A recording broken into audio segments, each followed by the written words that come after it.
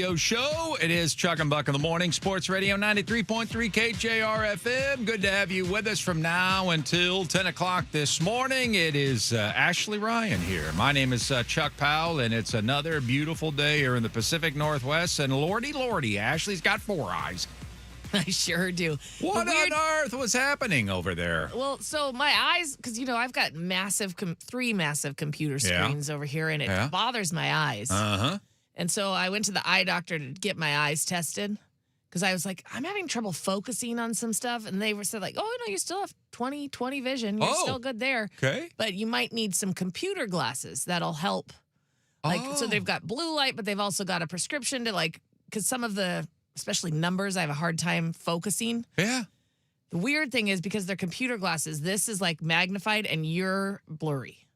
Oh, is that right? Yeah. So they said it's going to take a little while to get used to. I'm like, so this is brand new. Brand new. This just happened yesterday. I went to the eye doctor last week and picked him up yesterday. Okay. Yeah. Well, and believe me, my reaction was genuine because I kind of have a steadfast rule about doing our show. Bucky knew this too. We never talk before the show starts. Yeah. Because I don't want us to share anything that might be better shared on the air. I like that genuine reaction. So Ashley's getting ready in there. We haven't said a word to one another. That's by design. Yep. And then I look up and I see Ashley's got glasses for the first time. I do. So, yeah, that kind of caught me off guard for a little bit. I will say this, you look great in them. Oh, thank you. Yeah. It's funny because I had glasses starting when I was 8 years old. And I remember when I was younger, it was always oh my gosh, I want glasses that look like I don't have glasses, like clear frames or thin frames or something. And now it's cool to have glasses. It is cool to have glasses. And so I was like, I want some frames that look cool. Yeah. I have a pair because I need them to see at night. Mm-hmm. I have more of a night issue than anything else. But now I'm so rarely driving at night right. that they're tucked away somewhere. I don't even wear them, but I always enjoyed having it just fashionably. Yeah. It just gives you a different look every once in a while. And so that just kind of caught me off guard seeing Ashley wearing glasses here today. And I learned something new when I went to the eye doctor. What's that? Because we had a conversation. This was actually the day that we were having a conversation about insurance and how much going to the doctor costs. Yeah. I went to the eye doctor and found out our insurance for vision is awesome. Really? Yeah. Okay. Yeah. I think it's time for right. me to get some new glasses then. Exactly. Maybe tomorrow I'll show up and surprise you with some new glasses. I think you should. Mine are pretty scratched up. Well, there you go. Yeah. Take advantage. Make pretty sure outdated. if you signed up for the vision insurance. I don't know. I do. Okay. I have it. Take advantage of it. It's good. Okay. Well, I don't know. It's not very often that I will say that medical insurance of any kind is good. Well, the last time I went and tried to take advantage of my medical insurance, pretty much I just got asked, how much are you sleeping and how much are you drinking? That'll be $300. Yeah. That's pretty much what happened. So that kind of caught me off guard because I'm used to something different, a little different experience there when somebody just interviews me. Yeah. Yeah. Not having to then pay them. Yeah. I mean, anybody could have done that. Yeah. And I hear you. Yeah. I thought visits were like $20 or something like that. Oh gosh. Yeah. Yeah. But instead it was $300. So now I'm a little gun shy. I don't even know how it works anymore.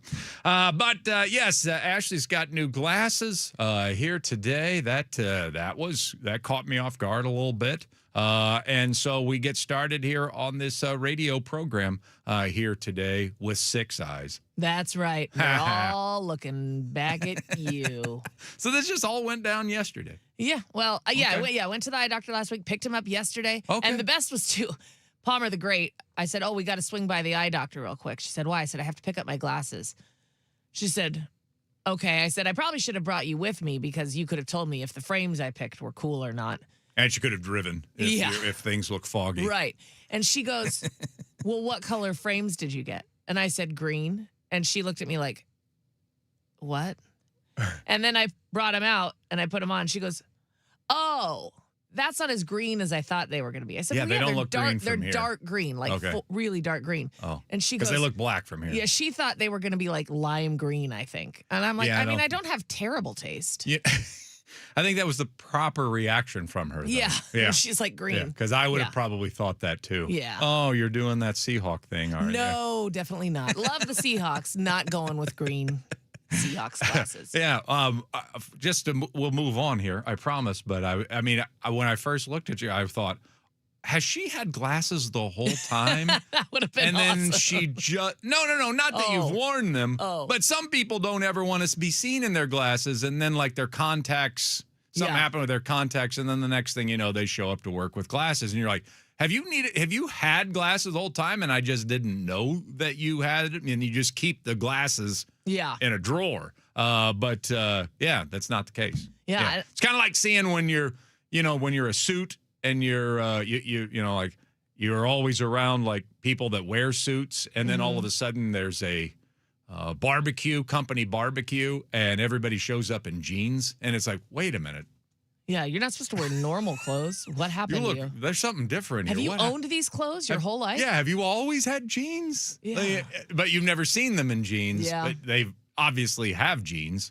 But you've just never seen them. Yeah. Kind of had that kind of experience. And I had to get the all the bells and whistles on the glasses too, because I had to get the non-reflective lenses so that when we're on YouTube, it doesn't just show light back at people. Yeah. And another thing, like people, you're on YouTube. Didn't even, Yeah, so you get a reaction. I was like, oh, I don't need that reflective thing. And then I was like, oh, wait. Yeah, I guess I probably do. Yeah. Well, maybe we can get some feedback. Do you want some feedback? Sure. Let me know what you think. All right. Well, good morning to you. We get things started here on this Thursday. A lot of different things to discuss on the radio program here today. I thought I was going to be able to provide you with some live sports updates here this morning. We don't get to do that very often, so I was looking forward to that. Got up early this morning, got the television ready for a little U.S. Open action, which, that's always a treat to actually get to watch a live sporting event when you get up at 3:30 in the morning. And, take my shower, 4 o'clock, I got live golf on. That just doesn't happen a lot. And so I turned it on. I saw some golfers somewhere in all the mist. And then about 2 minutes into it, the announcement was made, we're shutting it down. So they suspended play. And when they're starting at 7 a.m., because their first tee was at 7 a.m. this morning. When you're starting at 7 a.m., you know what that suggests? You've got a monstrous field that you've got to get through. And I realize that we have longer days, a lot more daylight that we're working with right now. But the truth of the matter is, when you have that many people, because it's a U.S. Open, and you're starting at 7 a.m., and the course is already, people are talking about how horrifyingly difficult it's going to be today. And then the weather, I mean, I believe I heard the word ominous used to describe how dark and wicked the weather was at that stage in the morning. So that's going to be a problem. I think some people are going to have some long days just to begin with. And now all of a sudden we're going to delay it, and it's now been 2 hours. So they're at least 2 hours on a delay right now. But good news, they just, as you started saying this, resumed play. Okay. But we'll see if they can keep it going. Well, yeah, number one, see if they can keep it going. And number two, the damage might have already been done. Yeah. I don't know if they're going to finish today. I mean, when you have that many players in a field and you've got that wicked of weather and there could be further delays, and you're starting 2 hours late, I mean, they're going to be playing catch-up at Shinnecock all day long here today. So really no one of note, sorry to those that are on the course, but no big names have even started today. I think they shoved all of those guys in there early that wouldn't normally be playing at majors. But it is underway. There was suspended play because of weather and mainly because of fog. The story was, man, we can deal with the rain and we can deal with the wind to a degree, but when you can't see your ball, right, where it lands or where it goes, that's not even fun. Yeah, no. It kind of, makes it more difficult. And I don't think they need to add the difficulty for this golf course. No, I don't think so at all. Sounds like, according to Ashley, that they're back playing at Shinnecock. So your TV viewing, if you're just getting up now, then you can act like you never even had a suspension of play. But yes, a 2-hour suspension this morning. We are going to provide live updates from Shinnecock starting at 8:20 and then 20 after the hour for the rest of our broadcast day. So it's going to be a long, long day at the U.S. Open for all of the participants. Well,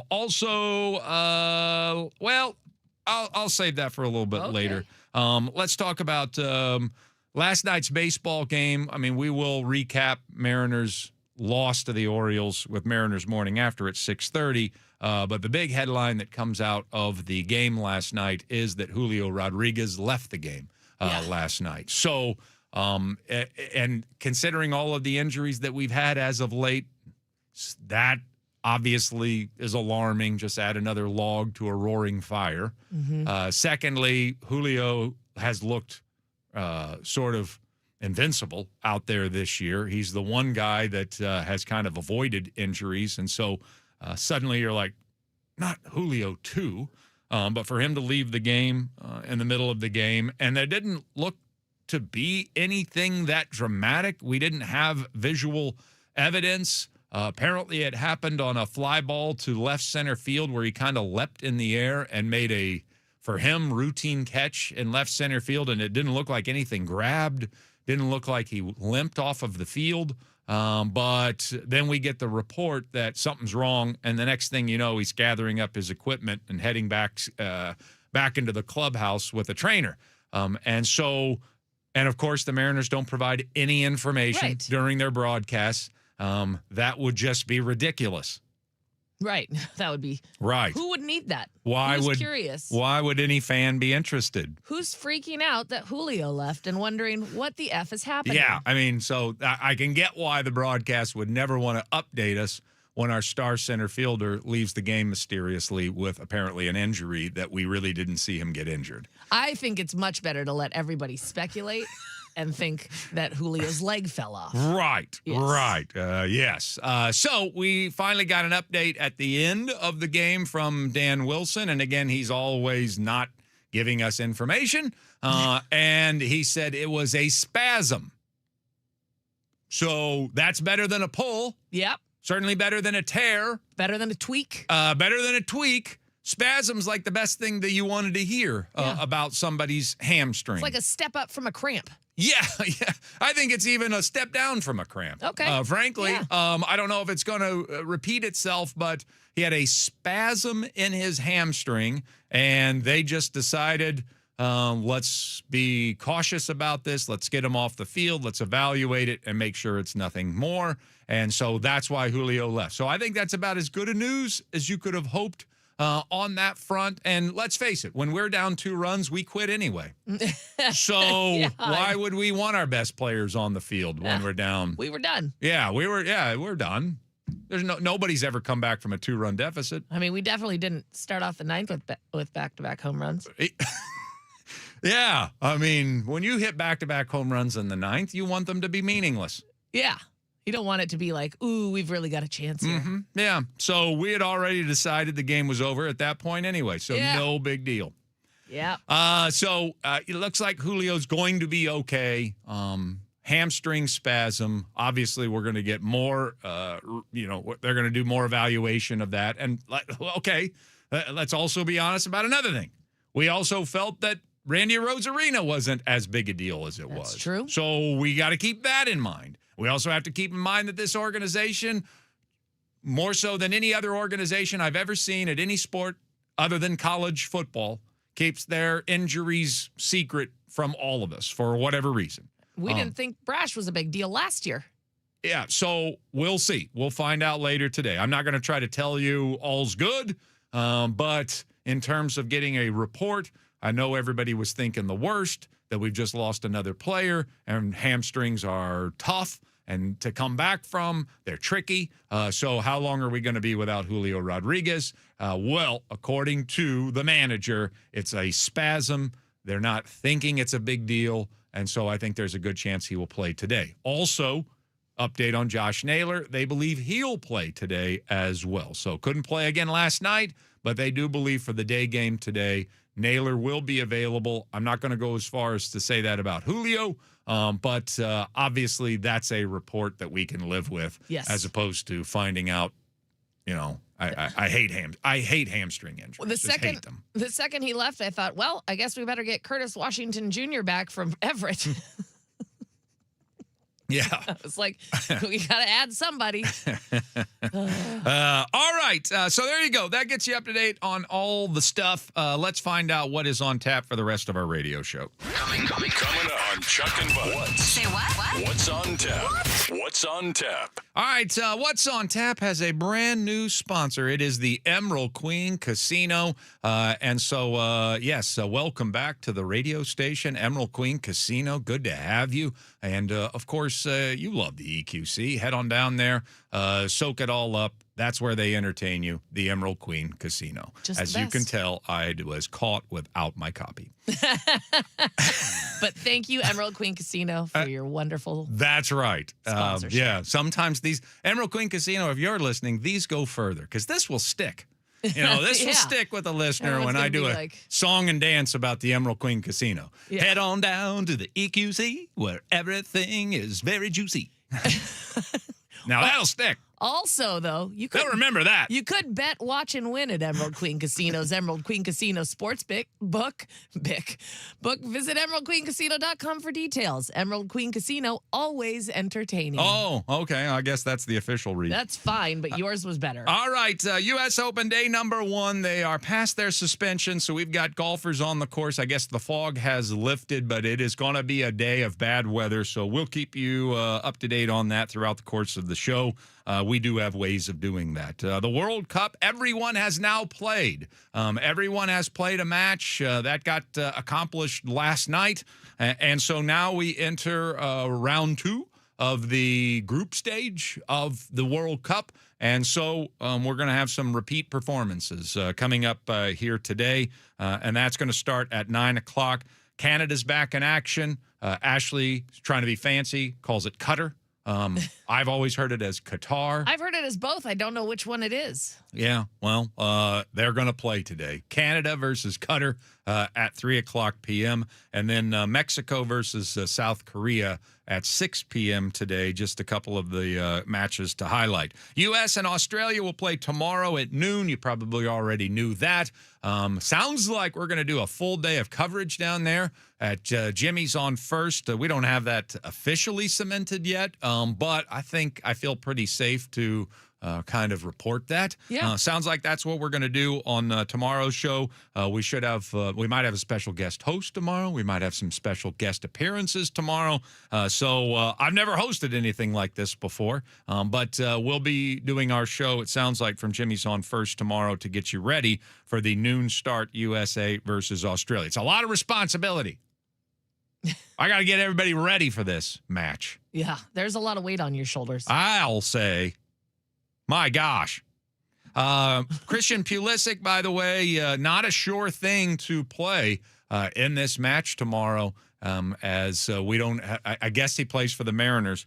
We don't have a lot of information on that injury, but I would think he's pretty important to the outcome. Could they call up Curtis Washington Jr.? They could call up Curtis Washington. Can they get somebody from Everett in time to suit up for Team USA? Short drive. Yeah. We will have Brad Evans on today at 8 o'clock. We will have Anders Hurst on today at 9:30. The Seahawks 1 series will continue today as well. Andy Avalos is going to join us. He is the defensive coordinator at TCU, and so he will talk about Bud Clark, one of the Seahawks draft picks, and Bud Clark expected to play a role for this upcoming season. The Knicks championship parade is happening here this morning. I guess it's quite the scene. Madhouse taking place in New York City. They've pretty much called in every police officer that has ever walked a beat in New York City to monitor things, and then the fans have shown up. So there might be some pretty interesting pictures that emerge from this day in New York City. Trae Young, also from the NBA, has decided, I don't want to play for the Wizards either. So he's opted out of a $45 million salary for next year, and he's going to enter free agency because he feels he can do better. The NBA draft is in 5 days. We're actually going to celebrate some Draftsgiving a little bit later on in the show. The WNBA has decided to extend its schedule. Things are going so well, we're going to play more games, and that could mean more revenue. And, of course, the reaction from WNBA players is this is awful. I don't know what to tell you, paid ladies. more, you better play more. Yeah, I don't know what to tell you. Like, you get more attention and you don't want it. You get more money and you find more problems. Yep. I don't understand. Well, they do say more money, more problems. Storm lost last night to the Fire, 94-89. The Golden Knights of Las Vegas in hockey have themselves a new head coach. Pretty interesting. I hope we have some time to talk about this, but they went from being eliminated 2 wins shy of winning a Stanley Cup to the next day telling their head coach that got them there, we don't want you back, to the next day hiring a minor league head coach to take over the organization. That is, I mean, they've obviously been thinking about that guy for a long time to be able to make that move that quickly. I mean, they didn't exactly do some search for a new head coach. They obviously had in mind who they were going to go with, and it wasn't John Tortorella, probably because Tortorella is an a-hole. So the Knights have a new head coach. Meanwhile, the Kraken still are sitting on all of their information and from their soul-searching expedition.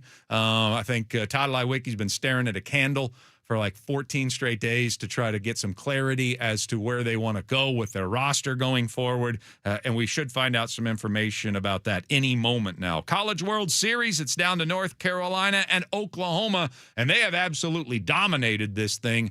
They will play a best 2 out of 3 to determine the champion of college baseball this year. And as I mentioned, the Mariners and Orioles played last night, with the Orioles winning over the Mariners 5-3. We'll recap it all next Mariners Morning After on Sports Radio 93.3 KJR FM.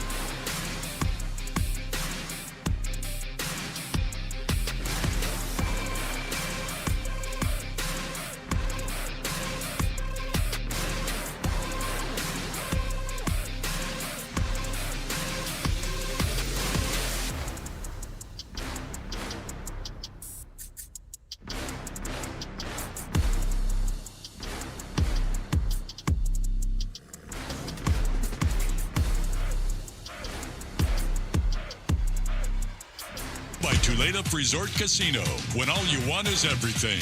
Everything Tulalip.com on Sports Radio 93.3 KJR FM.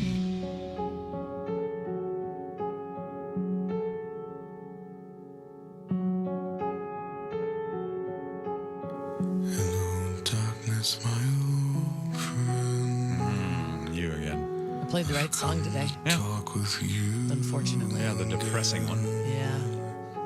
The sucky one. Yeah, the one we don't want to hear. Yeah. Good morning to you. It is a lovely Thursday here in Seattle, and so we dive into Mariners Morning After. It is our post-game show. We just do it the morning after. Mariners taking on the Baltimore Orioles last night right here at home, trying to make it 2 in a row with Cal Raleigh back in uniform for the team. George Kirby was on the mound, and when we're playing a highlight of a strange accomplishment / milestone by a player, and we're playing sad, depressing music, I think you know the end result to all of this. And so if there was one highlight, it's that Julio pulled off a really odd, rare feat. That's an Aussie flag. That's an Aussie flag. Again, I apologize. Apologies from the booth. Smoked out to right field and short hop in the wall. Julio into second base, and he stands up there with a double. A milestone double for Julio Rodriguez, who has just become the third fastest player in baseball history with 125 home runs, doubles, and stolen bases. Well, that's cute. There you go. That's very interesting. Something. It does speak to just how good he's been, despite the fact that, and we're guilty of it as well, on this show, on this station. I mean, been pretty hard on Julio at times. Hard not to be when he's one of your best players, and at one point we thought he was our best player, and he typically doesn't produce until the second half of the season. Even now, he's not having a great first half. I mean, he's been getting accolades for having had a great first half because it's looked better than some of his starts in the past, but he's not going to make the All-Star game at this pace. Right. And I think he's run into a lot of bad luck along the way, which we detailed twice yesterday. But he's not having, that breakthrough year again this year. He's not having that I'm one of the elite players in the game like we thought he was going to become, and I still think he will become. He's not having that kind of a campaign. But when you hear that highlight and those numbers, it really does illustrate for you, despite the criticisms, despite the slow starts, I mean, he is just from year to year putting up some pretty rare numbers for a young baseball player. Yeah, and it's funny to think that, I remember last year people saying he needs to go down to Tacoma and figure out how to hit again. But it's because, you get frustrated with him in his slow starts. But then I do think some of the stuff that he does goes under the radar, which is funny with, like, one of the biggest names on your team. That shouldn't happen. But clearly it does. Yeah. Well, we are just delaying what we need to discuss here today. And that is that the Mariners ended up losing this game by a final score of 5-3. Gunnar Henderson broke a scoreless tie in the third inning to make it 2-0. George Kirby got a run back, but then gave up one more in the sixth to make it 3-1. And yes, the decision was made after the sixth inning. Let's go to Alex Hoppe, Nick Davila, and Michael Rucker the rest of the way because 2-run deficits are impossible to overcome in this sport. Right. And so, I'm a little bit tongue-in-cheeking that, but nonetheless, it does seem to be a pattern. And from that point forward, the Mariners do give up 2 more runs over the course of those 3 innings.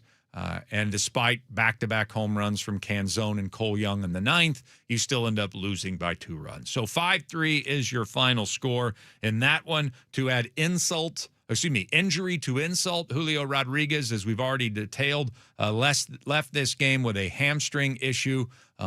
We did not find any information until after it was over. And then Dan Wilson did update us by telling us that it looks like it is just a hamstring spasm. For more, here is Dan Wilson after the game. You know, a tough one tonight. Really offensively had a tough time getting anything going against Bradish. You know, I thought the stuff that he brought tonight was pretty good, and just really didn't allow us to get much going offensively. Didn't get a lot of traffic. He was, you know, making it tough to find barrels, and you know, a couple times we did, and we were able to scratch a run there to kind of jump back into it, but you know, a lot of noise there in the ninth inning, which you know, again, it shows you these guys continue to play hard. Some good at bats there, and you know, bodes well for us and gives us a little momentum going into tomorrow. You know, I thought George actually threw the ball well again today. You know, gave us 6, got us deep enough again. You know, to give us a chance. But we just, you know, like I said, weren't able to get much going offensively, and you know, that was kind of the difference. What happened with Julio? Yeah, kind of a little bit of a spasm in his hamstring. So, you know, thought it best to give him what we got going on right now in terms of injuries. That was smart to get him out of there and you know, give it a little bit of a rest. Is this something that surfaced tonight? Yeah, no, I think just surfaced tonight, and something that, you know, we just wanted to be careful with, and we'll see how he is tomorrow. I'm assuming it's just a day-to-day thing.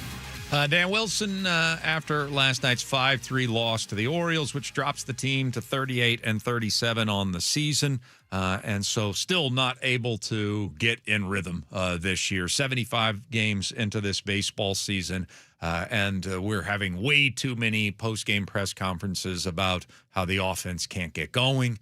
Kyle Bradish, who's very good, struck out 12 last night to keep the Mariners hitters at bay. And George Kirby was good last night, and no doubt continues to get more and more frustrated by the lack of run support that he seems to receive every time he goes out to the mound. So Orioles win by a final score of 5-3 over the Mariners. They will decide the series this afternoon. 1:10 start at T-Mobile, and you don't see these matchups a lot. Two really good, young, talented pitchers are going. You see that a lot. But what you don't really see a lot is 2 starting pitchers with a combined 6 letters in their last name. I don't think it's happened a lot. No, probably not. But it's Woo versus Boz today. So WOO versus BAZ. That's your pitching matchup tonight. Woo Boz. Yes. So should be I mean, it's a chance for Brian Woo, obviously, to get back on track at home, where he has pitched very well this year. His problem is succeeding on the road. Meanwhile, Shane Baz is very talented, but he's also kind of hit and miss. Like, sometimes he can be unhittable, and then sometimes he's the easiest guy to hit in the league. So Baz versus Woo should be a pretty interesting matchup to decide this series today at 1:10. We'll talk more Mariner baseball later on in the show. We do have the ABCs of the M's today that we'll get to in the 7 o'clock hour. But coming up next, oh, you dirty, dirty people. I know how you think, and you know, frankly, I feed you. You want to know what's going on with OPQ. Yeah, I know you. Gosh. I know you. Other people's quarterbacks fascinate you. We haven't had a episode of this in a couple of weeks, so it's time. Sports Radio 93.3 KJR FM.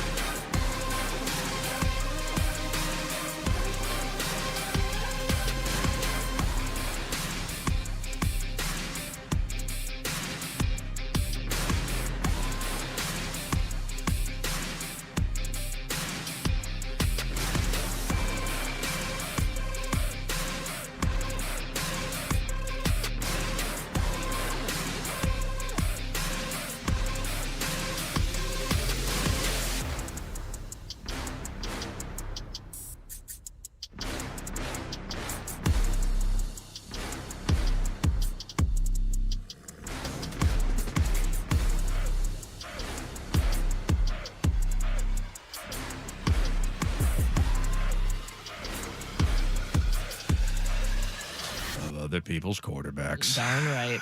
Can't get enough of it. You don't want to be interested, but you're interested. It's kind of hard not to be. Yeah, Am I know. I right? I know. Keeps you up at night sometimes, and yet you just keep coming back for more.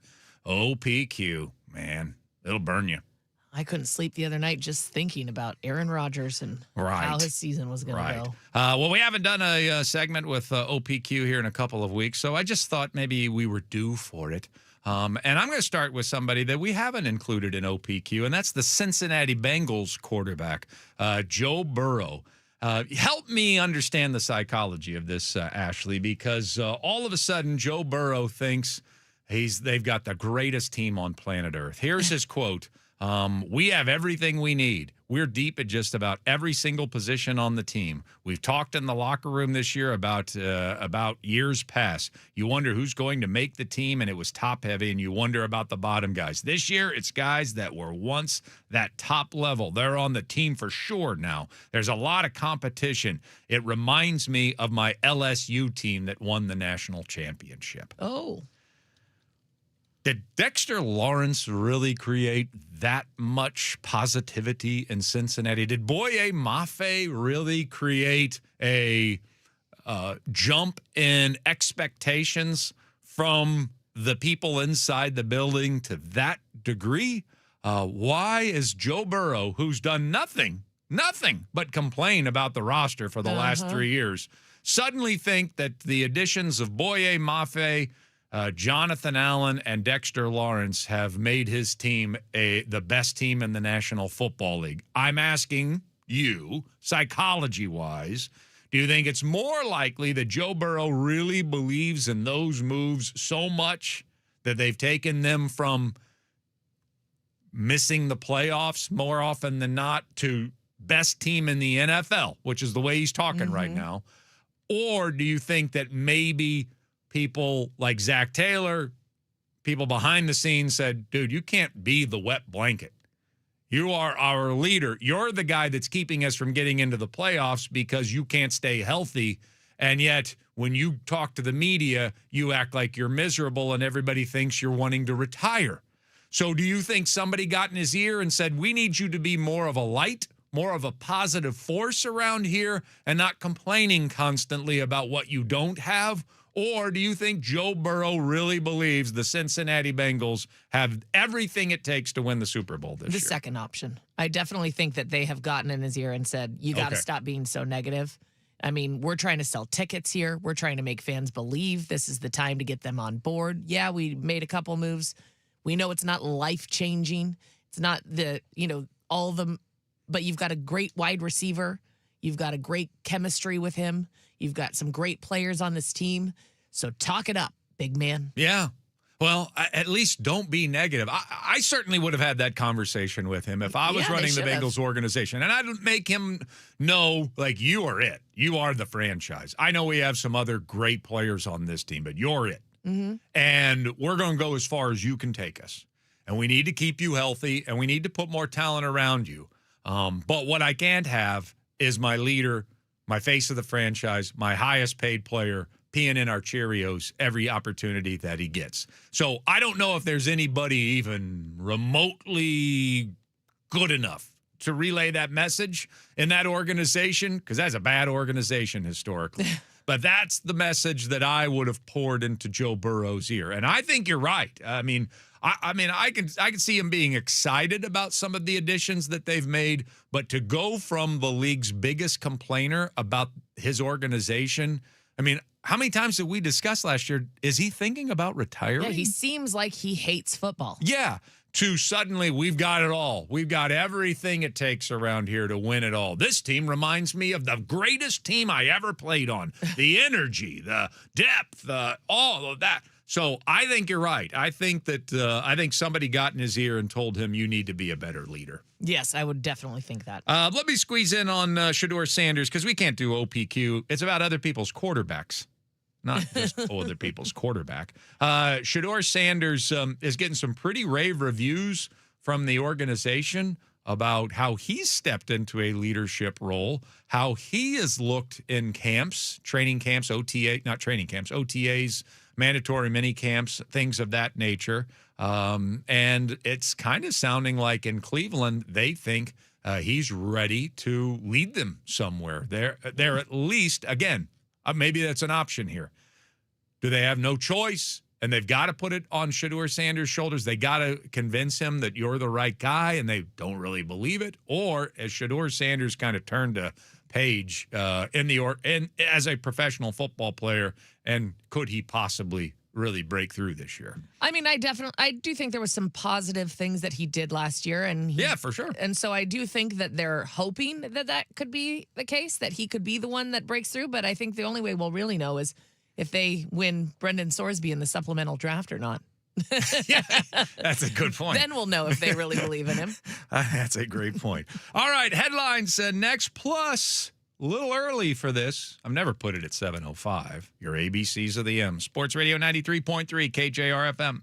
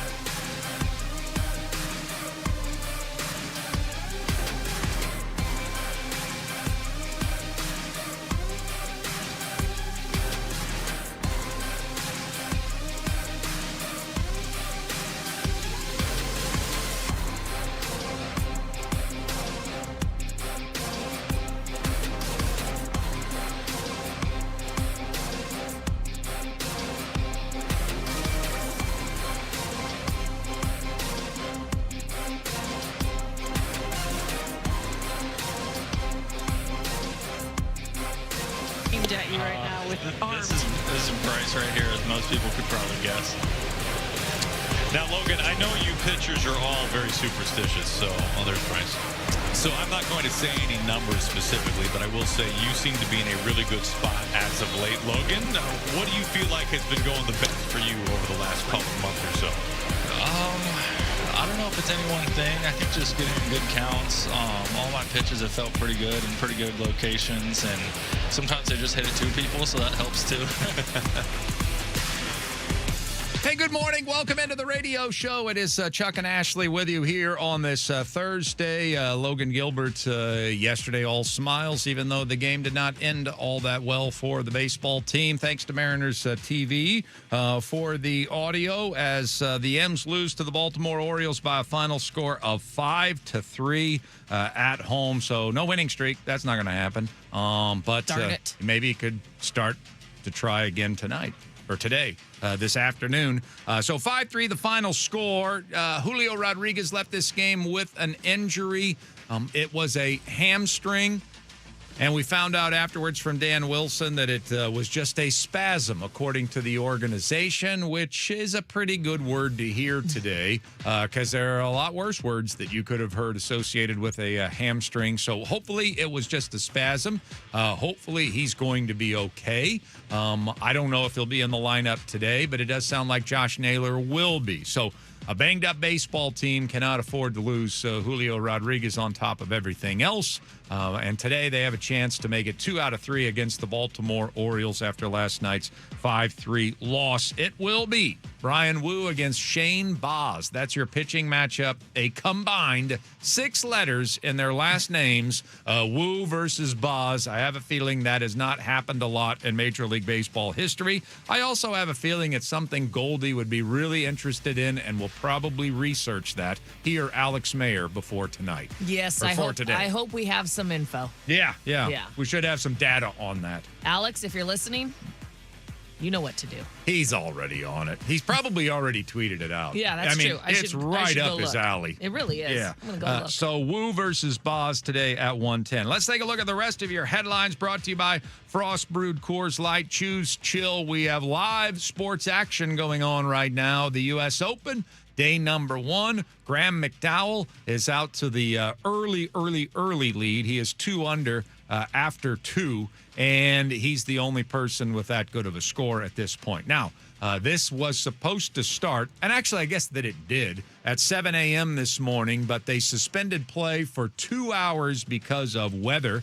And even though, and the word that was used to describe it was ominous, even though it was ominous around there, really the reason that they suspended play is because no one could see their hand in front of their face.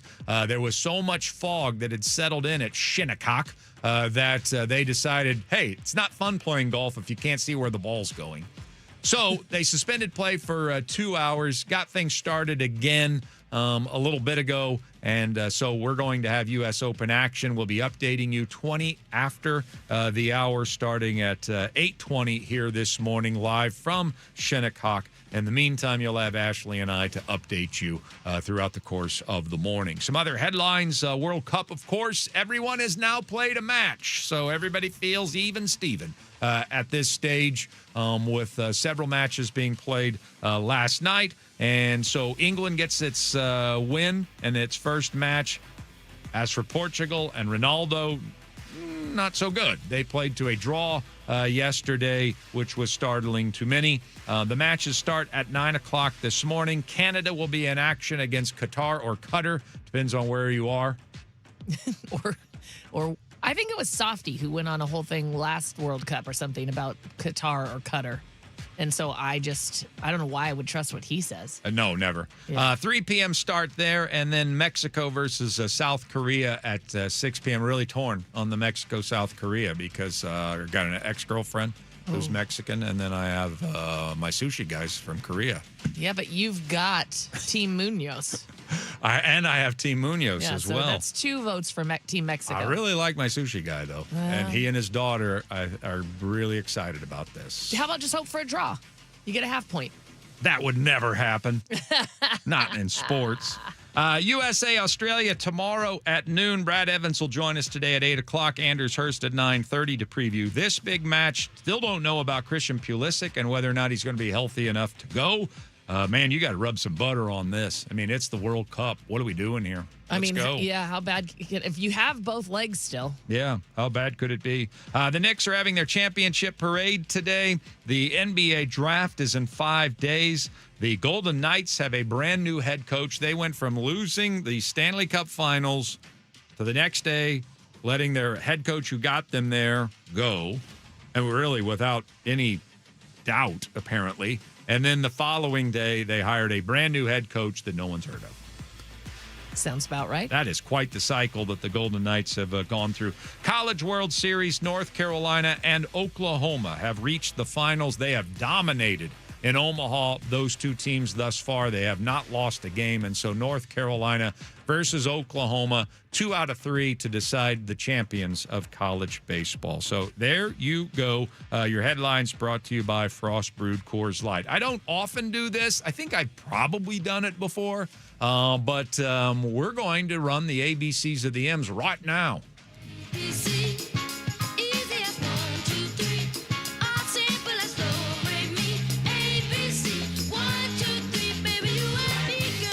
Yes, the ABCs of the M's, our daily Mariners segment. So we allow the alphabet to be our guide through a few topics, not necessarily last night's topics, but just some interesting places that the alphabet takes us when it comes to Mariner conversations. We left off yesterday at the letter G, and G is for gamesmanship. Man, do I like this story. So when Major League Baseball, when they went to analytics, and it took a little while, and we went through this phase of, man, you got to get a catcher who knows how to frame, okay? And so they were keeping framing statistics everywhere, and they were elevating guys who couldn't hit, couldn't throw, couldn't run, but, man, they are great at framing. Oh, look at that. Yeah, and so they really made a big deal, and certainly we highlighted a little trick, a little skill that catchers have always had, and that is the ability to make a ball look like a strike, okay, from the pitcher. Now, this was before, obviously, we had any sort of ABS challenge system, long before. And so we ended up, I think, personally, going too far with it, giving it too much credit for how valuable it was to the game. And I think it did blur the lines. Like, you know, I'd like to be able to have a catcher who can hit and throw. That'd be nice, too, and not just frame. But we obviously ran wild with it there for a while, that a catcher being able to steal strikes, be able to trick the umpire, in essence, into calling a strike when it really was a ball. And so the pitch framing era, and then it dissipated a little bit. We started to come to common sense on the statistic. But, man, you can't stop catchers from wanting to cheat a little bit, from wanting to trick people. So now we have ABS, and they can't do that. I mean, there's still a skill because you could still trick the umpire. And then if you trick the umpire, maybe the hitter won't want to challenge it. Right. Okay? So it still is there, but it feels like, according to a little thing that I saw yesterday on MLB Network, that catchers, that's kind of boring to us now. Tricking the umpire. Now that it can be overturned by technology, I think what would be more fun is now let's trick the hitters with pitch framing. So apparently what's happening in the sport is that catchers are trying to line up and catch balls in such awkward fashion that they're hoping that it tricks the hitter into challenging the ball strike call. Oh. And so they're trying to burn up their challenges. Leave it to baseball. They will always find a way. That's why it doesn't matter what you implement. There's going to be somebody that's going to try to figure out, well, how can we exploit this? And apparently the catchers, boy, those crafty catchers, they're the ones that have decided. I mean, to the degree that there's a rookie catcher in Miami, he's like lining up outside of the strike zone to throw off the hitter. So then they actually throw a strike over the middle and he crosses over his body. And then the hitter sees that out of the corner of his eye and says, no way was that a Yeah, strike. he just had to move out of the strike zone to catch it. Yes. And so then they challenge, and then it turns out, no, it was right down the middle. Man. So now catchers, now that they don't have that pitch framing over the umpire because technology can overrule that, now they're trying to trick the hitters into using the technology and burning up their allotment. And do you know who apparently is number one in the sport at this? Who? Cal Raleigh. Oh, love it. That's awesome. He has the number one statistic for hitters trying to overturn the call because of where it was being caught. Yeah. And now, whether or not he's intending to do that or it's just coincidence, we don't have a large enough sample size. But he has the number one rank for getting hitters to challenge calls, and they actually are strikes. That's really funny. Does that make sense? Yeah. Because this is really kind of hard to explain. No, that makes sense. Yeah. And so he's number one. And then Garver is apparently number one at actually challenging the umpires. Yeah, he's very good at that. So we have this combination of these two craftsmen Oh, my gosh. that are really working this new ABS system. Catchers are not going to be told what to do, apparently. They are in the game to try to fool umps or hitters, whatever's easier. And apparently we've got the two best at the two different types of line yeah. that catchers can do. So how about that? I think that's awesome. I love that. I just, especially for, I mean, we already knew Cal's a good catcher, right? Yeah. And you already know that he's kind of got that little devilish side to him, like where he's, because you hear him and, like, for example, you hear him and Logan talk and the sarcasm and you can tell he's kind of like a jokester and things like that. So I feel like this would be his on-field joking, like, I'm going to get these guys. Like, his little ways to mess with people, and it works. They just are always looking for, okay, you're going to do that to us? Well, then what can we try to overdo that? How overcome can we that? outsmart you? Yeah, how can we outsmart the rule that you've put in place? Yeah. So here we have this ABS challenge system, and we're all like, oh, good, finally we can overrule. And now we've actually made it a little bit of a game within a game because you might screw your whole team over because if you challenge at the right time and the whole time catchers are sitting there together in a room, how can we exploit this? What can we do? And apparently what they've come up with is, all right, since we can't outsmart the technology,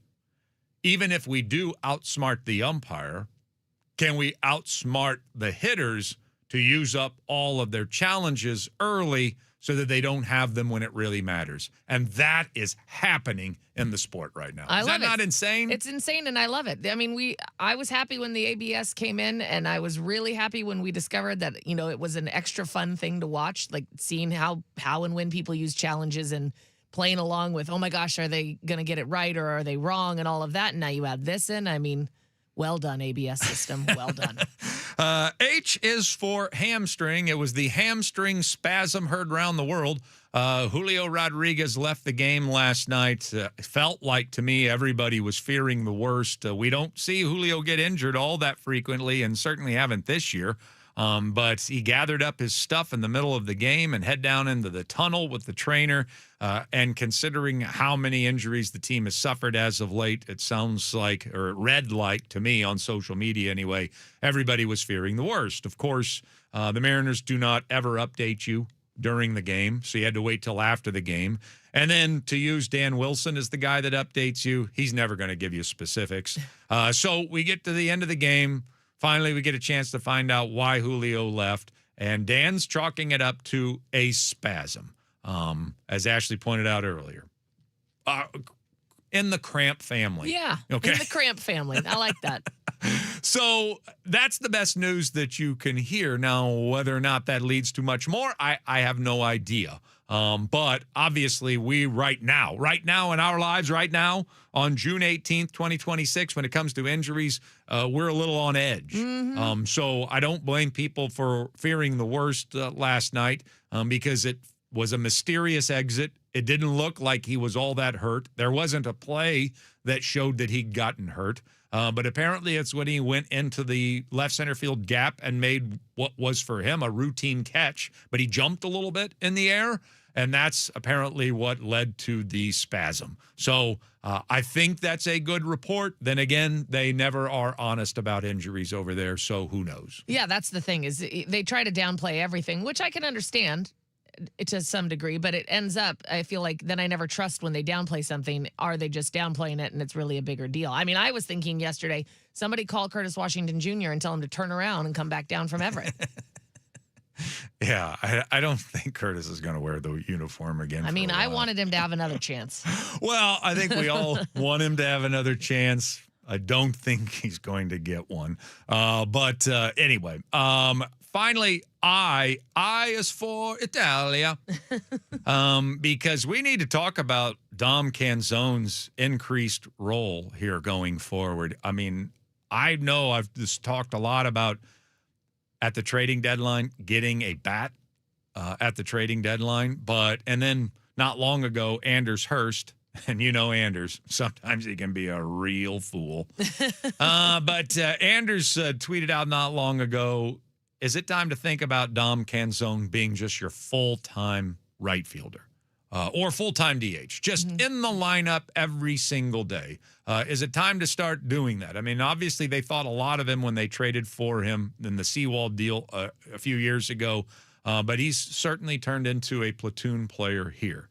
Well, all of a sudden, I mean, I saw that from Anders. I'm like, come on, man. No.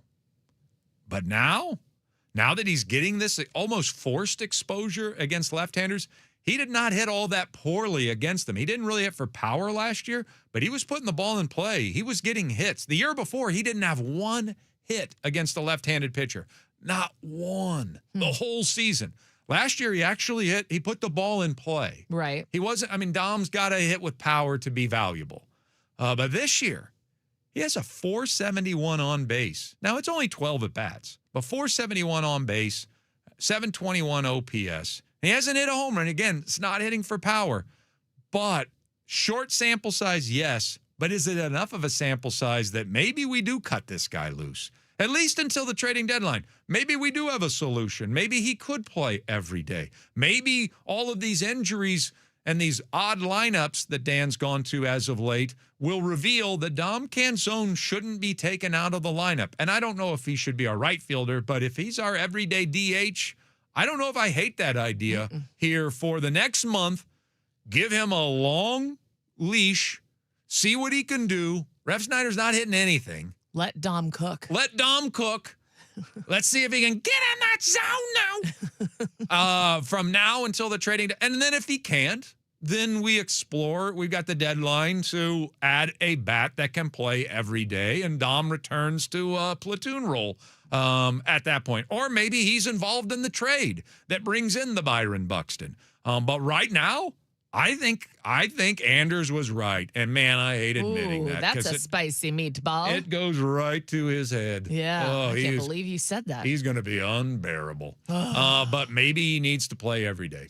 I mean, I would like to see it. I really would. I think that's a great idea. You've got right now is the time to do it. As you said, all these injuries, let's see it. All right, coming up next, the Seahawks won series. We're going to talk about Bud Clark, Sports Radio 93.3 KJR FM.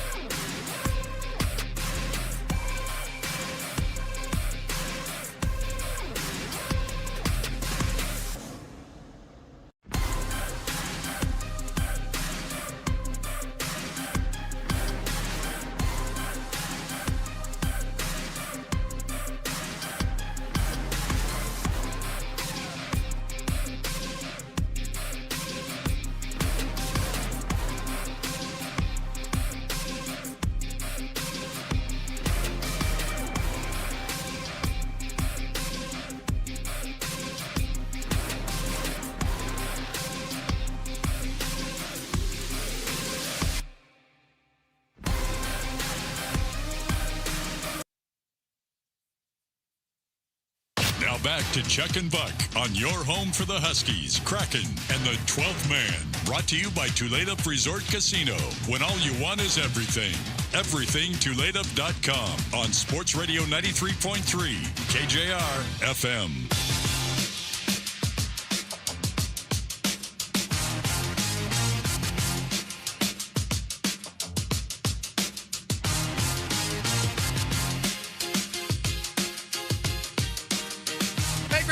To you throughout the month of June here on Chuck and Buck in the Morning. We always have our Seahawks One series. It's one analyst breaking down one key Seahawks player for one entire interview, and we've reached the portion of the show in which we're going to deliver today's Seahawks One series episode.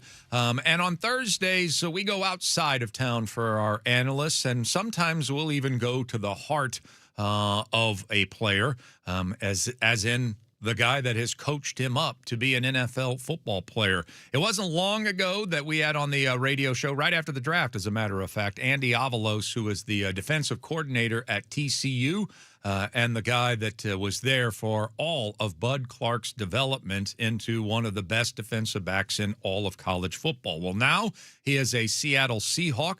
They took him most recently in the NFL draft and might end up playing a pretty significant role considering the pieces that we lost in our secondary this offseason. So today's Seahawks One series installment is our, in case you missed it, conversation with TCU DC Andy Avalos talking about Bud Clark. And we'll pick it up when I asked Coach Avalos if he was surprised or if he is surprised with how much interest Seahawks fans have in Bud Clark. No, not at all. Okay. I mean, and I'll tell you for all the reasons.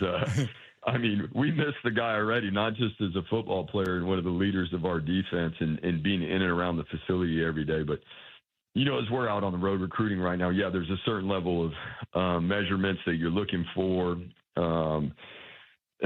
talent level that's going to fit a role and all the things that you can develop. But more importantly, you know, we're looking for the right people. Sorry, as you can hear the bell ring at the school I'm at right now.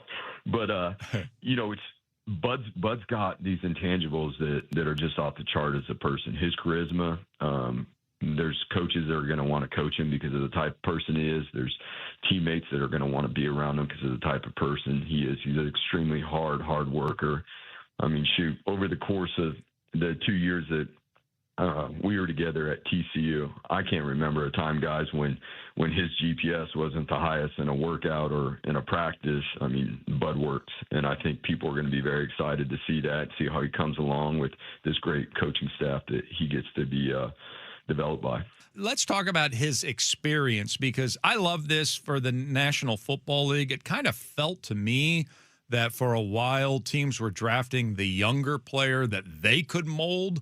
And maybe since COVID, Coach, we're seeing a trend toward, no, we want the guys that have racked up the most experience possible at the college football level. I know the Seahawks are leaning that way. I think it's a credit to you and the college coach today that we trust what you've taught them, what we're seeing on film, and we love the fact that Bud Clark has a lot of experience, even if he's a little older than our normal draft pick. What is your take on that? No, 100% experience wins, right? Like having guys that understand and know what to do, when to do it, have shown and proven, you know, through the course of years that they're capable of doing it. They have a skill set and a talent that the good Lord's blessed them with, but that they know how to use it. That goes a long way. You know, we've talked before, and we're looking for similar things in players here at TCU. We're looking for smart, tough guys that are going to be consistent with what the good Lord's given them day in and day out. And I think when you look at a guy that like Bud, who's played as many snaps as he has, and not only played, but played at a very, very high level, I know you know exactly what you're going to get going forward. And with Bud too, you know, he has the ability. He's got position flexibility. There's many people from the NFL that, you know, were inquiring about him playing corner, not just safety, because of his cover skills, his man-to-man cover ability, and obviously he plays all the zones already as a safety. And so we're just excited to see, you know, what Coach McDonald decides to do with him, and, you know, from afar, just being a fan of what he's always done and the defenses he's ran. And so, you know, us too down here in Texas are going to be watching from afar to see Bud progresses. Well, what's something about him that only somebody that's around him every day can know and appreciate? It doesn't show up on film that where a scout can study that, but as somebody that intimately has worked with him every single day for the last year or so, what's something about Bud Clark that the Seahawks are about to learn once they're around him every day? Well, I think you, myself, everybody, you want to go to work. The people you're going to be around every day, you want to go to work with. You want to be around them. You want to help them. You want them to help you. You want to work together as a team. And Bud just, again, has that charisma, not only with his coaches, but his teammates. There's going to be coaches around him that they're going to get a guy that's very passionate about what he, very passionate about this game and how he goes about preparing himself. And his teammates are going to see that as well, that, he's passionate about being the best he can in each and every day. And I'll tell you what, he's going to have that smile that's going to put a smile on your face too. You guys are going to love covering him, and he's just going to bring that joy to you. And even in times when, there's difficult tasks that need to get done, there's things that need to get sorted out, it's always fun to find your way through it with a guy like him. Andy Avalos is with us, defensive coordinator at Texas Christian. Used to be a defensive coach at Boise State, where he coached a guy by the name of DeMarcus Lawrence. Have you called DeMarcus to tell him, hey, take care of my boy Bud? No, that was one of the first things to do. That night when Bud got drafted by the Seahawks, that was one of the first things to do.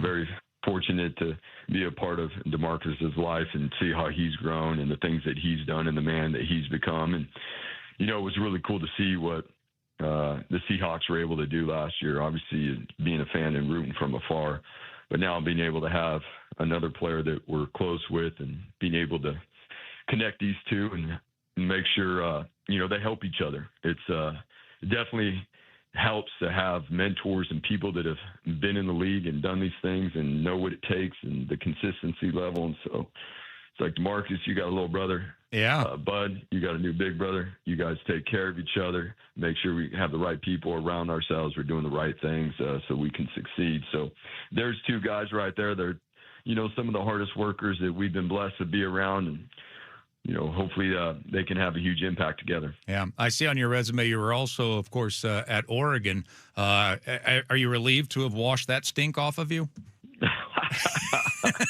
Well, I'll tell you what, I've been blessed to be at a few good places that I'm very grateful for. And to be honest with you, just the people that we've been around. And, and that goes, that's an even bigger blessing for these guys going, that they get to be around leaders in an organization like the Seahawks. I mean, John Schneider it's been pretty cool to see again from afar and how he's rebuilt the Seahawks over the last couple of years, and to bring it all together last year with the coaching staff that they brought in there. It's pretty cool to see. Well, let me ask you along those lines, as a defensive coordinator yourself, I mean, is everybody in the industry, college, pro, are you studying what Mike McDonald's doing defensively? Are you foolish if you're not trying to figure out what he's doing to change defense right now in the National Football League? Yes, of course. We have been for a few years. Yeah. We've had people that have worked with us that have worked with Coach before in the past, and we fortunate enough we have access to all NFL film and even some of the college stops that he's been at, and so we have been able to do that. We're coaches, we're pirates, we're always trying to pirate things that can fit us and that we can do well, and it's just it's the way the game goes. You're always trying to learn and grow, and definitely that's one coach that you keep your eyes on. All right. Well, you got any dirt you can give me on Bud before we let you go? Like some funny story that I can run past him to training camp when I get to meet him? Oh, man. Just ask him. He'll know. Just ask him if he's 195 pounds yet, because that was our ongoing joke.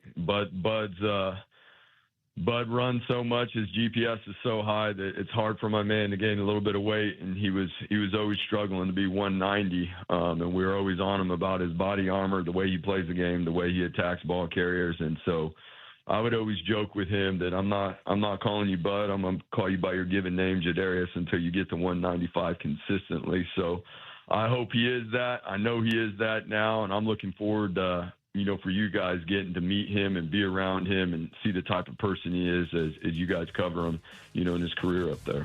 Some good stuff. Just listening back like everybody else. That was really good stuff. That was good stuff. Yeah, Coach knows what he's talking about. Yeah, knows himself some Bud Clark. Andy Avalos, we decided, hey, if we're going to go outside, are we going to find a better breakdown of Bud Clark than his own defensive coordinator? So Andy Avalos doesn't even know this today. Probably not even aware of it. Yeah, that he's just... Yeah, that he's being used in our Seahawks 1 series today. So we appreciate that. Our 1 series, one analyst breaking down one key Seahawks player for one entire interview. And today, TCU defensive coordinator Andy Avalos talking about the second-round pick of the Seattle Seahawks, 64th overall out of TCU, Bud Clark. We'll have our Seahawks 1 series recap coming up later today at 8:45. Coming up next, man, I really got to grow this holiday because they're really jamming a lot of stuff into Draftsgiving. We'll talk about it next. Sports Radio 93.3 KJR FM.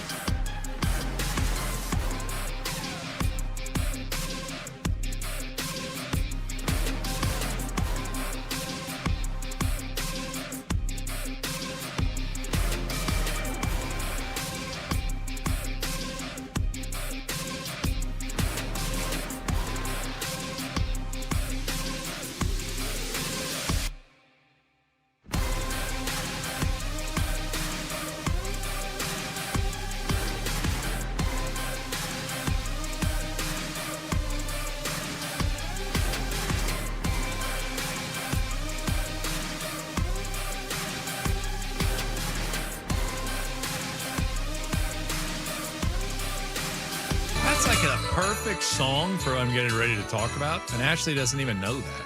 What? Yeah, that's perfect because it kind of sounds holiday-like, maybe a little Christmassy, little but bit. not quite Christmassy. It's like, what does that apply to? Mm-hmm. What kind of event would that song apply to? What magic? So you kind of captured that with that song. Good. Interesting. Because I'm a little bit, as everybody knows, I'm Father Draftmas. Obviously. Mom just slipped and referred to me as that the other day when I called her. Did she? Yeah. Father Draftmas, are you coming home? Son. Son, that's what she calls you instead. Yes. It's either Father Draftmas or son. Not Charles, not Chuck. Yeah. Not Chucky. And you know what? This ties in too, because you know when I'm going to go home next to see my mother? When? I decided to choose Halloween. Oh. And the reason I'm choosing Halloween is because the travel during Thanksgiving week is impossible. Yes. And PS doesn't like us to go on Thanksgiving week anyway. My mom's birthday is also in the first week of November. As an adult, I have never been home for my mother's birthday. Oh. That's sad, right? Yeah. So I have already warned everyone that I'm coming in for Halloween this year. Then we're going to have Thanksgiving dinner on so Halloween's Friday, Thanksgiving dinner on Saturday, and then we're having a birthday party for my mom and my sister the following week. Oh, so that sounds I'm perfect. going to celebrate a lot of holidays at once. Right? Yeah, I love that. Okay, good. So you are the person to help me with this because, I realize that all the other drafts combined in sports don't quite equal the NFL draft. All of them combined don't have the hype and pomp and circumstance that the NFL draft has. But they're all just as, or at least nearly as important as for laying the foundation for the talent within your organization. Mm-hmm. And so they've really clustered these together for us like never before. Like the NBA draft is Tuesday, not Tuesday a month from now. Like the next Tuesday we have will be the NBA draft. That's crazy. The NHL draft is that next Friday and Saturday. So just 2-3 days apart, the NBA and the NHL draft. And then the Major League Baseball draft, which used to always be in June, they've backed it up now, and so now it's in July. But that's 3 drafts that we're going to have to discuss and break down in the span of less than a month, in 3 weeks. So So where's the time in the calendar where we celebrate that many holidays that close together? It's usually Christmas. Right. But we can't use Christmas because that's already Draftmas. We're already using that. Right. So is there another? Because I've always called the NBA draft Draftsgiving. And yet Thanksgiving's only one day. That's right. So where's the pocket of the calendar where we're celebrating a bunch of holidays in a close period of time that is not Christmas? Oh, that is a tough one. You could go like smaller holidays and it would be like President's Day, Valentine's Day. Right. That's an option. That's an option. Draftuary. We just call it Draftuary? Yeah, you could do that. I feel like that's the only time where you have multiple within even a month aside from December where you get. Well, you have the little ones. We could do like Father's Day, Flag Day. Oh yeah, Father's Day, Flag Day, and you just had 4th of July. And you just had Memorial Day. That's true. So you get 4 within the span of a month. That might be it. Yeah, that might be it. That's what we're going to celebrate here. Droon. That's the winner. Welcome to Droon. Yeah. Starring Timothy Chalamet. Yeah, exactly. Yeah, that's it. So, I don't know if we've got to come up with a different concept here, but here we go. We're getting ready for draft season, really, because, the NFL draft's the biggest thing. Nothing's ever going to compare to it. All the rest of them combined don't even compare to it. But these are all significant moments on the calendar. They're very important dates to all of our teams, especially when the Sonics come back. And this year we have a UW Husky. It's going to be a lottery pick this year. So we're going to cover these. But I don't know. I don't even know what to call it. Yeah, I like Droon. Droon. Okay. But I also think, you know what? I have a feeling our listeners are going to come up with some good stuff. That's true. They'll send us some options, too, that might take that over. Yeah. All right. Coming up next here on our radio program, Brad Evans is going to join us. We will talk about tomorrow's big match between U.S. and Australia and whether or not Christian Pulisic is going to play. Sports Radio 93.3 KJR FM.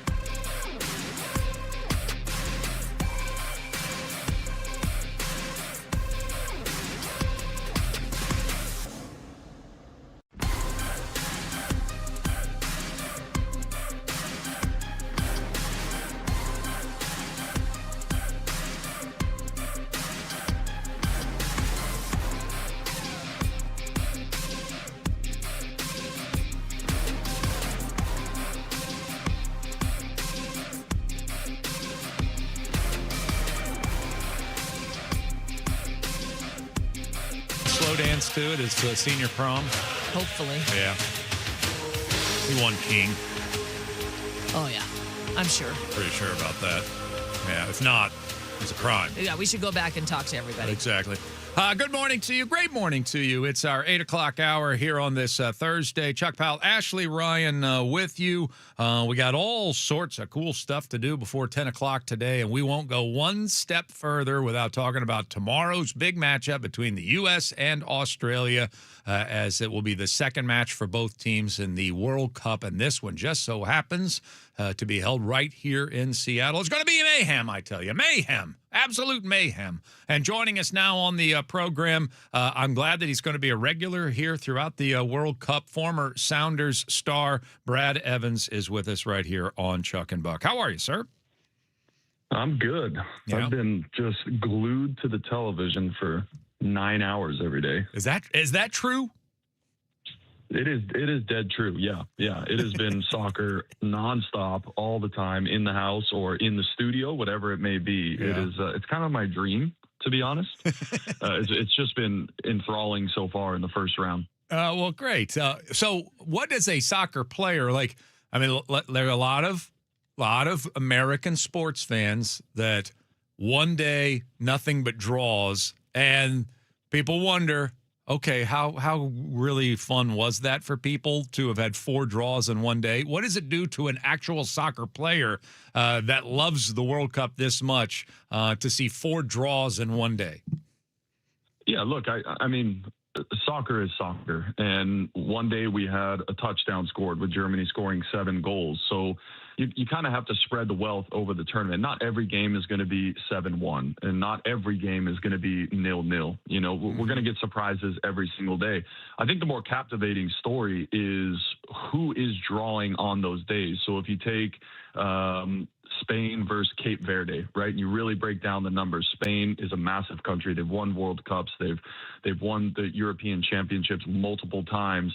And then they're going up against a country that has 500,000 people, and they get a result against them. There's more to the storyline than just these draws. And then obviously you have Messi 2 nights ago that scores a hat trick, who's arguably the best player ever. And then Cristiano Ronaldo's watching that at home saying, I got to go out and show up in this game for Portugal.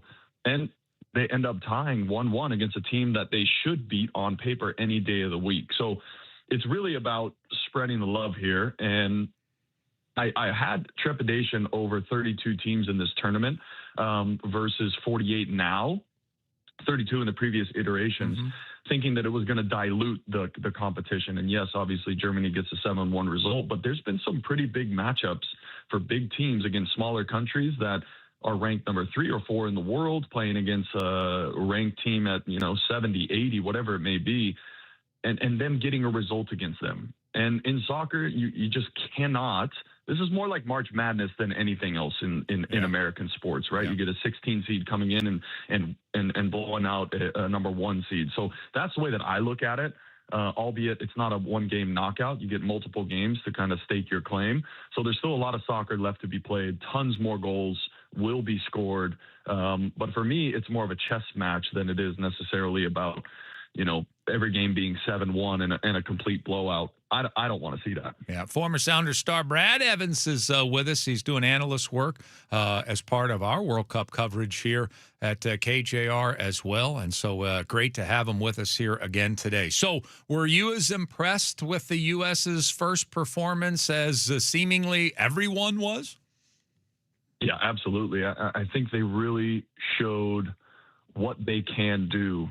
3 years ago, this sort of qualification kind of started, albeit the U.S. didn't have to qualify for this World Cup because they were hosting, but they still played a ton of games. And during that time, I asked a lot of questions of this team because I knew that they had the talent, playing at some of the best teams in the world, playing in the Champions League every single year. But it seemed like every time they came together, there wasn't really a team. I don't think they didn't really play as that unit. And you really can only have one guy that is going to be your playmaker, and the rest of the guys have to do the dirty work. That's what Argentina does. They let Messi do everything. Everyone else, every time they get the ball, looks for Messi. And what I saw in a home opener in a World Cup was a team that rose to the occasion, most importantly. Everyone showed up, and it wasn't about scoring the goals. It was on the defensive side of things for me. It was the sacrifice. It was the balls in the air. Every single 50-50 was a challenge. Every first and second ball they fought for to regain possession of the ball. And Paraguay's no slouch. This is a team that had to qualify in a region that had Brazil, Ecuador, Colombia, Argentina. They had to get results against those big teams, and they did. And then for the U.S. to put 4 goals on them, I was just more than impressed. The big question mark is going to be without Pulisic, which I don't think is going to start or play. I think they're going to have to save him for later in the tournament.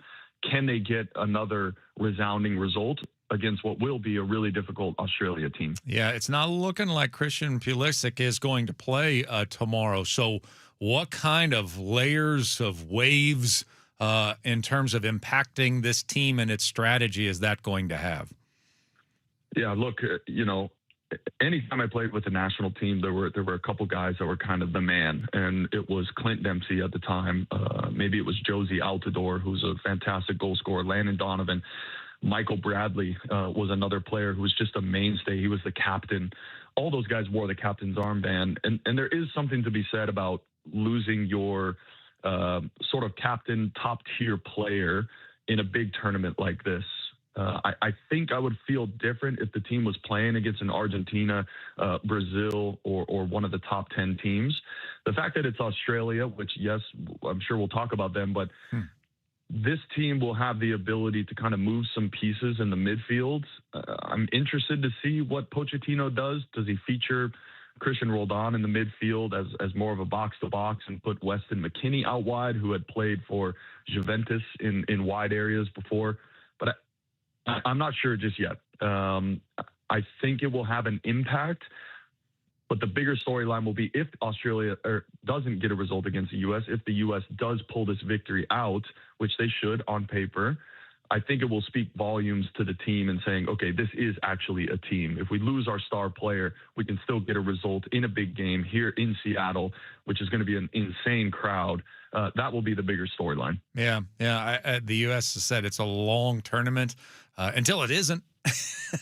Yeah. So it's going to be interesting to see if he's going to lace him up here tomorrow. All right, tell us about Australia. What kind of an opponent is this for the U.S. tomorrow?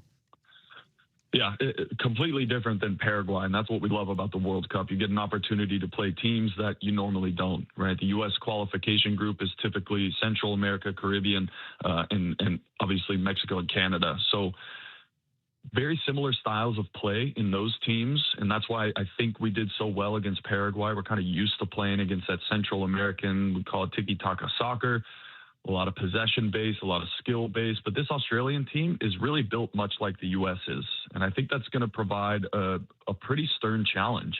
They're physical, they're fast, they are brutish, and they are on a mission to prove something. And you saw it in their home opener up in Vancouver, a sea of yellow. The Australian fans are going to show up and show out. The one question they asked was, are you going to have enough beer for us to drink here in Seattle? That's a real question that they asked, because they are, much like Scotland and the UK, they've got that in their blood, and they support their teams with a little bit of juice to help them. And they're going to bring, but they're such great people, right? And I think the challenges they're going to provide are defensively. They're big and strong. A lot of them play, obviously, in bigger teams in Europe, and especially England in the championship. But up top, they have some serious speed. And the U.S. back line, yes, athletic. I think that's going to provide the U.S. some challenges. It'll be a noon game. It'll be warmer, but not too hot. But the Australians know how to play in the heat. They're going to rise to the challenge, and it's going to be a fantastic game. Look, I got to play in a World Cup qualifier here against Panama about 10 years ago, and I've never experienced a atmosphere like that. The whole stadium in red, white, and blue. And I expect the USA fans to show up and show out, but there will be a mass amount of Australian fans that are going to spur their team on. Yeah, I mean, Brad Evans, professional soccer player. One of the great things about being a professional soccer player at your level, the level that you reached, is that you got to do a lot of international traveling. So since you brought up the subject, if this was the beer cup, who would be the country to beat? Who would be your number one seed in terms of beer consumption in the entire world? No, the Scottish. I mean, they already. I think Boston ran out of beer when Scotland played there. So no one expects these. It's just a different culture, and it doesn't matter. And I think Peter Tomazala kind of said the word. They asked him, well, does it have to be Foster's everywhere? Do we need to And they're like, no, beer is beer. We don't care. And I love that about the Australians. It doesn't matter. They're not picky. They're not choosy. Germans they're are. show up and show up. But the Germans are very picky. Yeah, we know that. I mean, the Scottish, it doesn't matter if it's warm or cold. They completely ran that city dry. That's awesome. Well, we'll have to put together a full ranking system for it then. All right, so every team's played a match now. Have you adjusted any of your long-term forecasts for this tournament? Did somebody look so good that you've now had to consider them as a contender, maybe even the U.S. and, a team like Spain that ends up in a tie with Cape Verde? Have you lowered your expectations for them or someone else? I think the first round, it's really tough to kind of gauge where a team is at. With the opening game in a World Cup, everyone is playing at level 1,000, like it's their last game they'll ever play. Cape Verde's thinking, if I put maximum effort into this game, play like I never have before, we have the potential to get a point, our first point in a World Cup ever. And they did that. I don't think a team like that can carry that on through the tournament. And like you said, Spain on the flip side, they're going to have a lot of adjustments to make, be more attacking. Spain is a team that likes to keep the ball 85% possession. What you have to do in soccer is the ball ultimately has to go wide, and you got to swing in a ball so that you unorganize an opposing's defense. And Spain didn't do that. They'll do that in the second, third game, and as they push on into this tournament. They have the ability to make those adjustments. Cape Verde will play the way that they play. I don't see them advancing out of the group, but possibly. And that's why the first round is a little bit iffy for me in the first game. I think the true test of these teams will be now in the second and third game as they get that stress and that high off of the first game and see if they can replicate it. Most teams can't. The U.S. has the opportunity to potentially, if they win this game, finish first in the group. And that's huge when you talk about seeding for the next rounds. That will set them up for success as we move on in this tournament. But you have to get the job done on Friday. Brad Evans is yeah, go ahead. I just don't think anybody's really jumped out. I think the biggest storyline for me so far has been Messi and his ability to step up on the biggest occasion and lead his team in what could have been a trap game, much like a couple other big top 5, top 7 teams in the world got into. Well, let me ask you about Messi. And look, Brad Evans, longtime player, soccer expert, genius, where I'm pretty ignorant when it comes to the sport. And so we were having, Ashley and I, this conversation the other day, and I have a feeling I'm not the only one that wonders about this. So you can spell it out for us. I see Messi dominate a game like that, get a hat trick, score all 3 of the goals. We already knew going in he is the best player in the world, arguably, maybe the greatest player of all time. And so I wondered aloud on the air, and neither one of us has an answer for it. You would. Why wouldn't you just triple team that guy? Why would you ever allow him to get loose if he can take over a game individually like that? I mean, there's a big pitch. There are a lot of human beings out on that field. So why isn't the strategy just to make sure he doesn't beat you?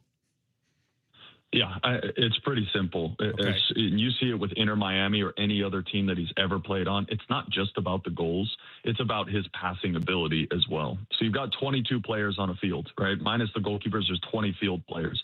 If you take 2 away or 3 away just to mark Messi, you're still talking about world-class players on the field for Argentina that can produce anything at any moment in the game. If you're talking about a competitive advantage and you take 3 or 2 and put them on Messi, you're down 2 guys on the field. You would really think you would want a one-on-one defender with Messi at all times, keeping an eye on him. But as soon as you take another player away from the defense and then another player away from the defense and just try to almost box him in, yeah, it's kind of like when Golden State was so good. They could literally just pass the ball around, and they had unbelievable shooters that were hot at all times. So, yeah, you double team Steph Curry. You don't let him shoot a three, but then it goes to Klay Thompson, and he drains a three. It's pretty similar in soccer. As soon as you start to think you can double team a player, it just doesn't work out in the game. And that's why you've seen Argentina, win the last World Cup. You've seen Inter Miami, win an MLS Cup here. You see Barcelona do it all the time. And I asked myself the same question. Messi pops up on the top of the box free. It's like, how do you let this happen? Or even England yesterday, you got Harry Kane, the world's best striker right now. Corner kick comes in, and he's completely free and unmarked. And I don't know the psyche of some of these teams. If it was my team and Chad Marshall was 6'4", 200 pounds, I'm always having him mark the best player offensively on the field. I don't care if you foul him on a corner kick. I don't care what it is, but you have to take that player out of the game. With a guy like Messi, his soccer IQ is just his role. He's able to go free anywhere on the field. He's not really beholden to a structure. That's what makes it really, really difficult. I love that England's best player is Harry Kane. I mean, they literally are just naming their athletes there after Guy Ritchie characters. He sounds like a Guy Ritchie character. Typical England. Yeah, exactly.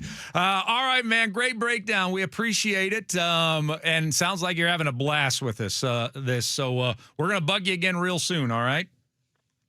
Yep. No problem, guys. Thanks for having me. All right. Brad Evans joining us right here on Chuck and Buck in the morning. Part of our coverage, World Cup coverage that you're hearing right here at Sports Radio 93.3 KJR FM. And yeah, that's what I need to hear. I need to hear that. Brad Evans breaking it down that simply for us here, for us that aren't diehards like so many others might be. But that's good stuff. I loved hearing him just say, like, I've been watching the TV 9 hours a day. Yeah. It's nice to hear because, yeah, like he's watching it like I watch Red Zone on Sunday. Yeah. And I love it. Yeah, because I don't think Charles Barkley does that. No. If he can watch 9 minutes of anything, of a basketball game, I think he feels accomplished. By the way, Tulalip Resort Casino is waiting for you if you don't want to come down and be a part of the action downtown. What a great alternative. Head on up to Tulalip Resort Casino. Go to the DraftKings Sportsbook. You can watch that. You can watch the big game tomorrow. You can watch all the soccer games tomorrow. You can watch all the baseball games while you're there tomorrow. You can watch pretty much anything you want. Plus, you got all sorts of restaurants and games at your fingertips if things do get a little dull for you. So Tulalip Resort Casino, it's never dull when all you want is everything. Tulalip Resort Casino. Also, your USA giveaway keyword today is America, used in a sentence. America is going to bloody Australia tomorrow on the pitch. So America, enter it at 93.3KJR.com for your shot at $2,500 in cash. Let's get an update from Shinnecock.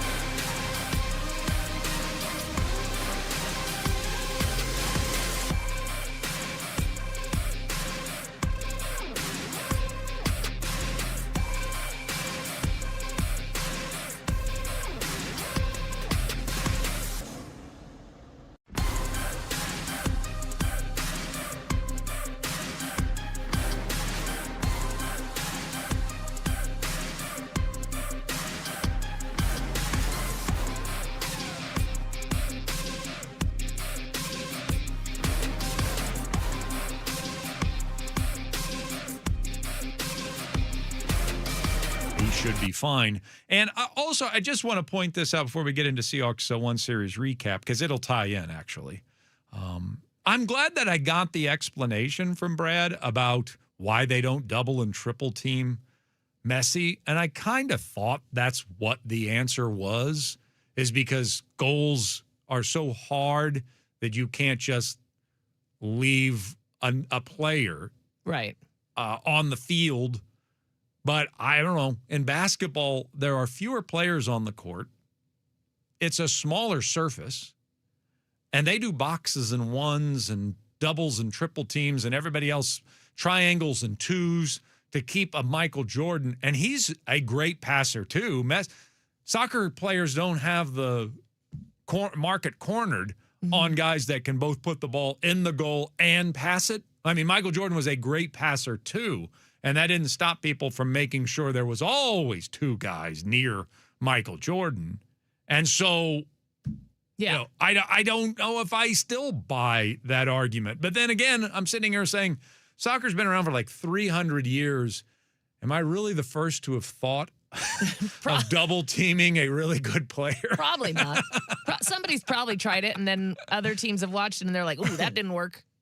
Because, yeah, you're not going to put, like, we were jokingly yesterday, like, why wouldn't you put 5 guys on Messi? Right. Well, obviously you're not really going to put 5 guys on Messi because now you're leaving too many people open. But a double team, I would think you're at least keeping someone at least in two. his vicinity. And then you zone up everybody else. I mean, if the others are so inferior in comparison to him, wouldn't you have the ability to recover with a zone mentality? Again, I'm speaking from a platform of ignorance. I admit it, but I don't know if I buy, no, that works in other sports, but it wouldn't work in ours. I don't know if I buy that. Yeah, but I think we need to go I'm play that. probably wrong. We need to go play that FIFA game on video game, and we'll test it out. Yeah, maybe. Although I'd have to learn how to play that, too. Yeah, same here, but baby steps. Yeah, baby steps. we got this. Well, this does tie into our Seahawks One Series recap. Yesterday, Mike Sando was our guest, our analyst, to break down one key Seahawks player. We talked about Cooper Kupp.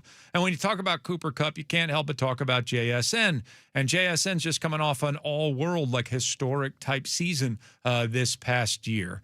And so, again, double teams, triple teams, you do wonder what defenses with an entire offseason might do to adjust to trying to control JSN. But we also have an NFL history that suggests that when you have a really special wide receiver, it doesn't matter. He's still going to get his catches, still going to get his touches, and you're still going to focus on him in your offense. And so Cooper Kupp, you wonder how many more catches he's going to get based on how teams plan to defend JSN. And I asked Mike Sando about whether or not he expects JSN to have the same success or if teams will scheme to try and take that away from him.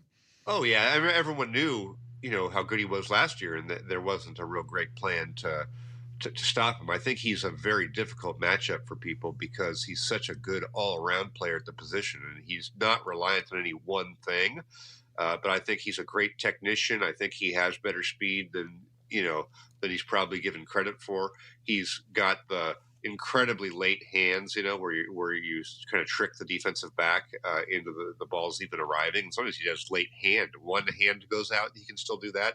And then I think in today's game, the offenses do a very good job of moving people around and getting matchups. You're not going to shut down JSN. Mm-hmm. Yeah, and I agree.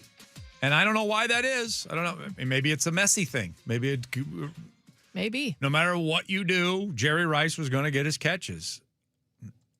Jamar Chase is going to get his catches. Mm-hmm. I mean, the defense knows they're trying to get the ball to Jamar Chase. I think there are just some special wide receivers that can't be taken away. And fortunately, we have one of those guys. And so my guess, I mean, even last year when we were having conversations about we need to spread the ball around a little bit more, we can't just be focused on JSN. And Sam Darnold was like, no. No, I like it this way. No. The answer is no. I'm throwing it to 11 whenever I get the opportunity. As he should. I'll say this. I mean, Cooper Kupp, in my opinion, is either near the wall or at the wall. And what he brings to this team has a lot more to do with the intangibles than anything else. But he can still catch the ball when thrown to, and he knows how to separate just by pure knowledge of how to play the position. I mean, he's crafty. And I love having him on this football team. And I think, number one, I love having JSN. That's the thing to love, because you have one of those, not just WR1s, you've got like historic Hall of Fame type Elite wide receiver. Yeah. And then everything else can play off of him. I think we're going to see more from A.J. Barner this year. I think you're going to see more double tight end this year. I think you're going to see more Robbie Oots this year. If he can stay healthy, they would have used him more last season. But what I really like about this receiving core, even if Cooper Kupp catches fewer balls and Rashid Shaheed doesn't take the step forward that's worthy of $17 million per year, in addition to his return skills, I really like the balance of the group that John's assembled. And to have the crafty Cooper Kupp, and then to have the speed demon Rashid Shaheed, who even if he doesn't catch the pass, you better respect him. Otherwise, he's going over the top for 6. To have Bobo, who might be the slowest receiver in the National Football League, and yet Great hands, and knows how to bring balls down, and especially in tight spots, and especially in the end zone. And then Torrey Horton, who also has a nose for the end zone. It's just a nice array. It's just they're all so different from one another. And I think you want that in your receiving core. Have the one superstar and then just have a bunch of unselfish, I can perform that specific role for you. Going to go back to Jordan, that's what the Bulls turned into. It was one superstar. And even Scottie Pippen was a bit of a role player. Maybe the greatest role player ever, but he was a bit of a role player off of Jordan. And then everybody else just had like a unique skill. Yeah. and they won 6 championships off of that template. Well, and you're making the other teams have to game plan for all of those specific people and their specific. You've got so many options. Yes, you've got your big superstar. You've got the person. Everybody's obviously, that's the priority for their game planning, right? Is to stop JSN. But you've got so many other options and things that you're forcing teams to work for in order to play you, in order to match up well with you, that it's just, they're just so smart in the way they put this team together. I guess it's the Brad Evans answer. Go ahead and focus all of your attention to the one shiny object, but we can beat you in other ways. We can cut you in other ways if you play it like that. Yeah, test us. Yeah, go ahead. All right, I think it's a good situation. Coming up next, sup? We get your questions at Sports Radio 93.3 KJR FM.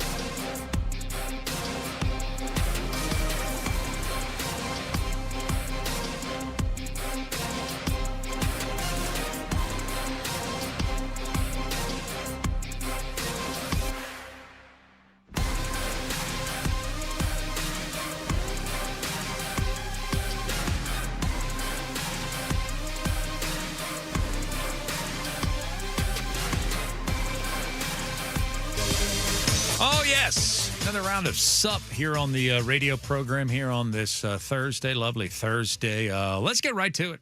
I don't need to set it up. People know what it is. People know what it is. Yeah. My glasses. Ashley's getting used to her new glasses. Trying to get She's used adjusting to these. them on her nose. Yeah, they're okay. Sup, Chuck? Have you talked to Hugh about how he said if anyone thinks the NBA lottery is rigged, they're just plain stupid? Yes, we have talked about it. Yes. Okay. He of course said that it wasn't directed at me. Okay, sure.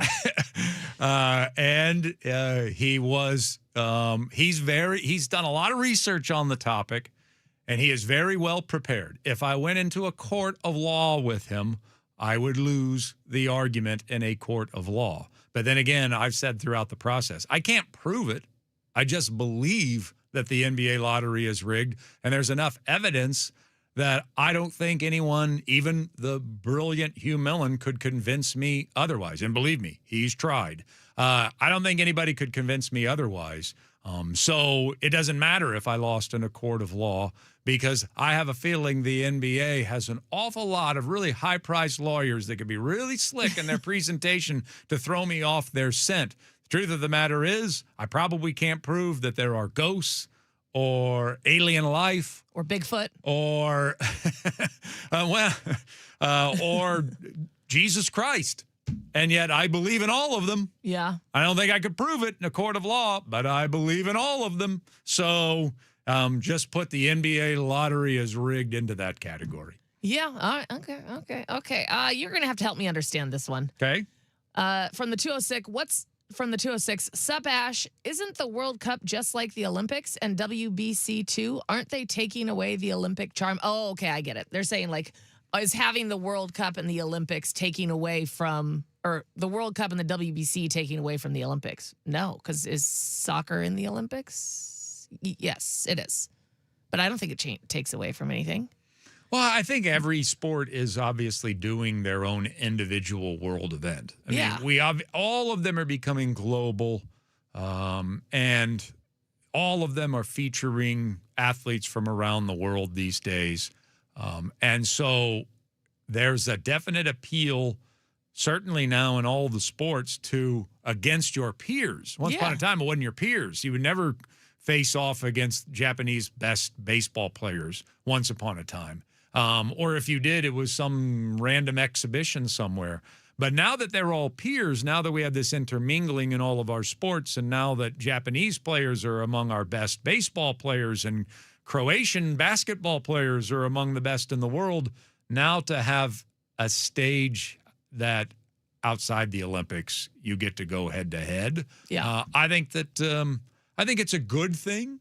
I won't go as far as a great thing. And I don't really care if the Olympics gets watered down anymore. I was going to say also, I feel like the Olympics have lost their own charm. It has nothing to do with the WBC or the World Cup. Yeah. Yeah. I think it's an Olympic problem. Sup show, what's up with networks canceling quality TV shows with a great cast and characters after one season? I hate investing 8 to 10 episodes and then some nerd in a suit is like, nah, fam, no more of this show. Let good characters live. That's from the 425. Is he saying killing the shows or killing the characters? Killing the shows. And I agree. It is very annoying. Now, there's been a couple shows where I thought they were great. I watched a season and then you just end. Manhunter comes to mind. Now, they had 2 seasons. And I'm like, and they left us with like a cliffhanger at the end of the second, and then they decided never to make another one. That's the worst. Now maybe they've gone back and made one. I think maybe I saw some stuff on the old Twitter about that, but I have not circled back. But I mean, I thought that show was going to be my favorite show. It's going to end up being my favorite show, and then just kept waiting for it and waiting for it and waiting for it. So it's all about the financial support. Yeah, there was one show that Five Iron and I watched that it was like the 2 seasons were 10 years apart. So clearly, and we watched it, just recently. So I can't imagine after the first season if I'd watched it and then been so annoyed that another one didn't come out, and then so excited 10 years later when another one came out. It was like Hugh Laurie and a guy with, oh my God, it was so good. And now I want to find the name of it because it's going to drive me crazy. Night Manager? Night Manager. Yeah, that was good. great. But was yeah, really those good. were actually filmed 10 years apart. I haven't even seen the second one. I didn't even know they did the There second you one. go. They come did a out. second one. Okay. See? All now right. I've just made your day. Yeah. Okay. Yeah, that's worth seeing again. But there's no accounting for taste, like the masses' taste. Like Arrested Development is considered one of the greatest comedies of all time, and yet it didn't connect with a large fan base. So they got rid of it. And then they brought it back years later because really Ron Howard was like, there's no way this show's not good. Right. I'm bringing it back to prove that it's good. And then it didn't come back nearly as good as what it was before. Oh, that's a bummer. But yeah, there's no accounting for the taste of all of the masses, why some shows are still on that are awful, and then why some of our favorite shows are on for one season and get canceled. I don't know. I don't know. I don't know how either. to explain No that. rhyme or reason. Yeah. We did get some clarification, by the way, on our soccer question there with the Olympics. Olympic soccer is either U21 or U23. We got two different answers, but you have a different player pool than World Cup. So it's a different team. Yeah. Yeah. I don't watch a lot of soccer, and I don't really watch a lot of the Olympics anymore. Yeah. There you go. Yeah, so. Sup, Chuck? This is Jeremy asking you, did you ever go to T-Bone Steakhouse? T-Bone Steakhouse. Couldn't No. tell you where it is or what. No. Yeah. Okay. But that is ringing a bell. Did he give me that advice at one point? Told me to go there? Oh, maybe. I wonder where. Jeremy, you got to text us back and tell us where it is. Seems like somebody did give me the advice to do that. No, I have not done that yet. All right. Yeah. And thank you to the 253 who says they like my new glasses. Oh, good. I do too, by the way. I Yes. think they look really sharp I on you. appreciate it. All right, coming back on the other side, we got a little World Cup update for you. We got a U.S. Open update we got to get to at 9:20. And, of course, we've got some Mariners things to discuss, not just Julio and his availability, but also the piggy bank. Sports Radio 93.3 KJR FM.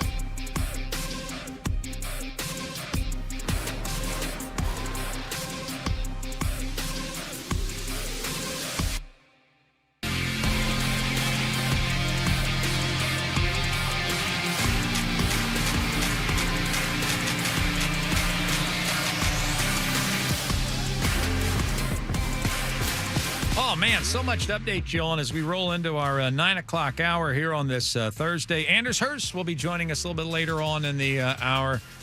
He's turned into a soccer expert right before our eyes, so we'll chat with him. He's all grown up. I know. We'll chat with him at 9:30. We got a U.S. Open day one. You probably woke up long after the delay, the suspension of play because of fog earlier this morning. If you're listening right now, they stopped play for 2 hours. They started, stopped. Fog was too thick. Nobody could see their ball. Couldn't see where it was going. How fun would golf be? Yeah, nobody could see their ball singular, by the way. Should just point that out. No, Ashley, the fog was so thick that players were complaining, I can't see my balls. Oh, that is thick fog. Yes. It's really thick. Really, really thick. I went out into the woods. Took a look. Took a long, extended look. And the fog was so thick, gathered around my waistline, I could not see my balls. Nada.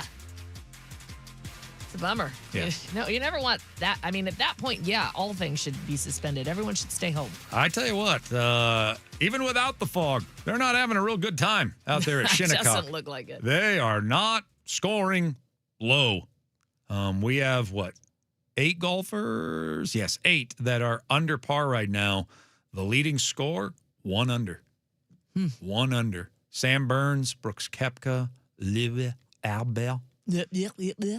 Patrick Reed is in that group. So a lot of recognizable names, big names in the sport, but it's been quite the challenge so far there at Shinnecock. We're going to get you a live update coming up at 9:20.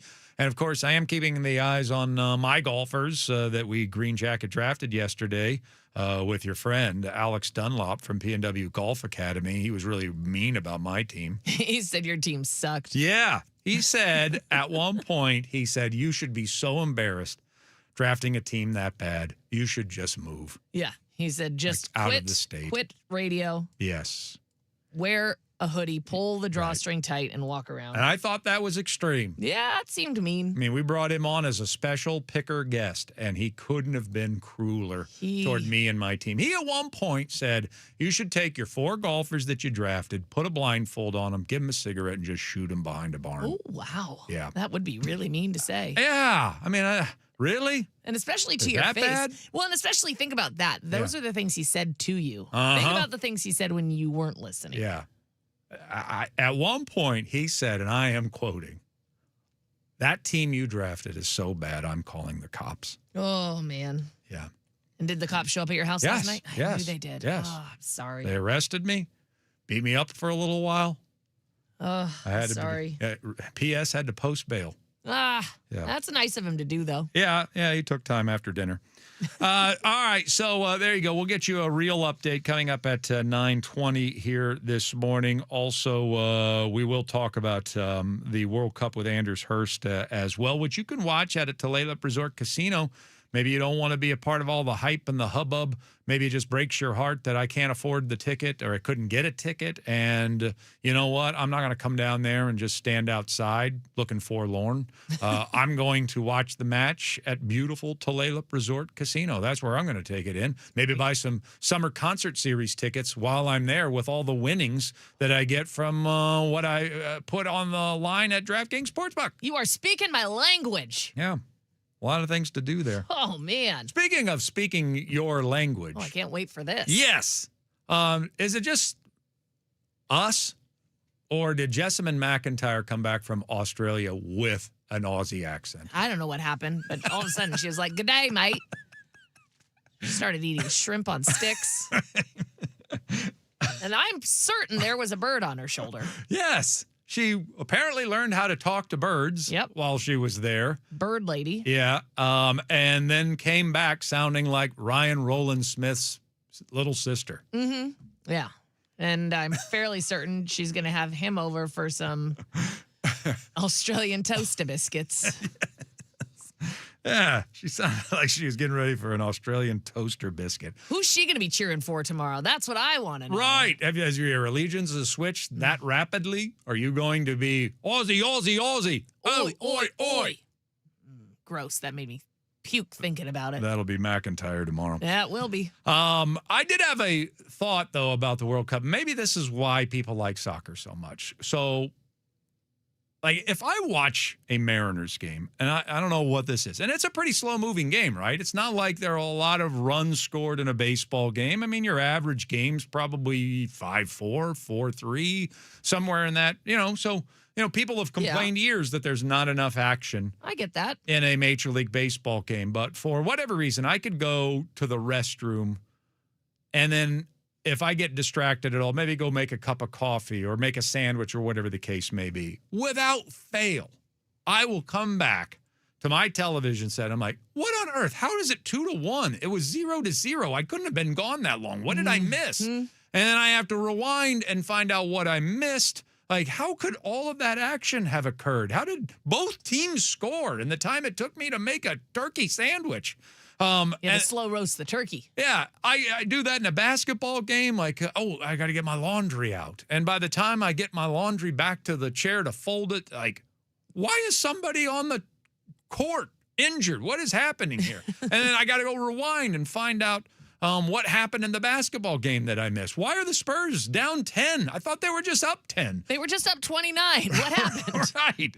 Without fail. It doesn't matter. Like, football's pretty good. You kind of get your timing down. You need to go, yes. Yeah, you get your timing down, and you know that they're going to be away for a little while. And, halftime's a great time to get things done. A lot of timeouts, stuff like that you can get some stuff done. But I guess maybe this is why soccer is so popular, because you can leave a soccer match for like 30 minutes, come back, and nothing has changed. Yeah, and you could look at it and be like, did I accidentally pause the game? No, the clock's moving. Yeah. What's happening? You could go, I could go finish my novel. Come back like, okay, didn't miss anything.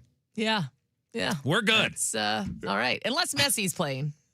Apparently. Well, I'm not saying it applies to every match. No, I'm just saying there are a lot of them. More often than not. There were some that you could have left for 90 minutes. Yeah.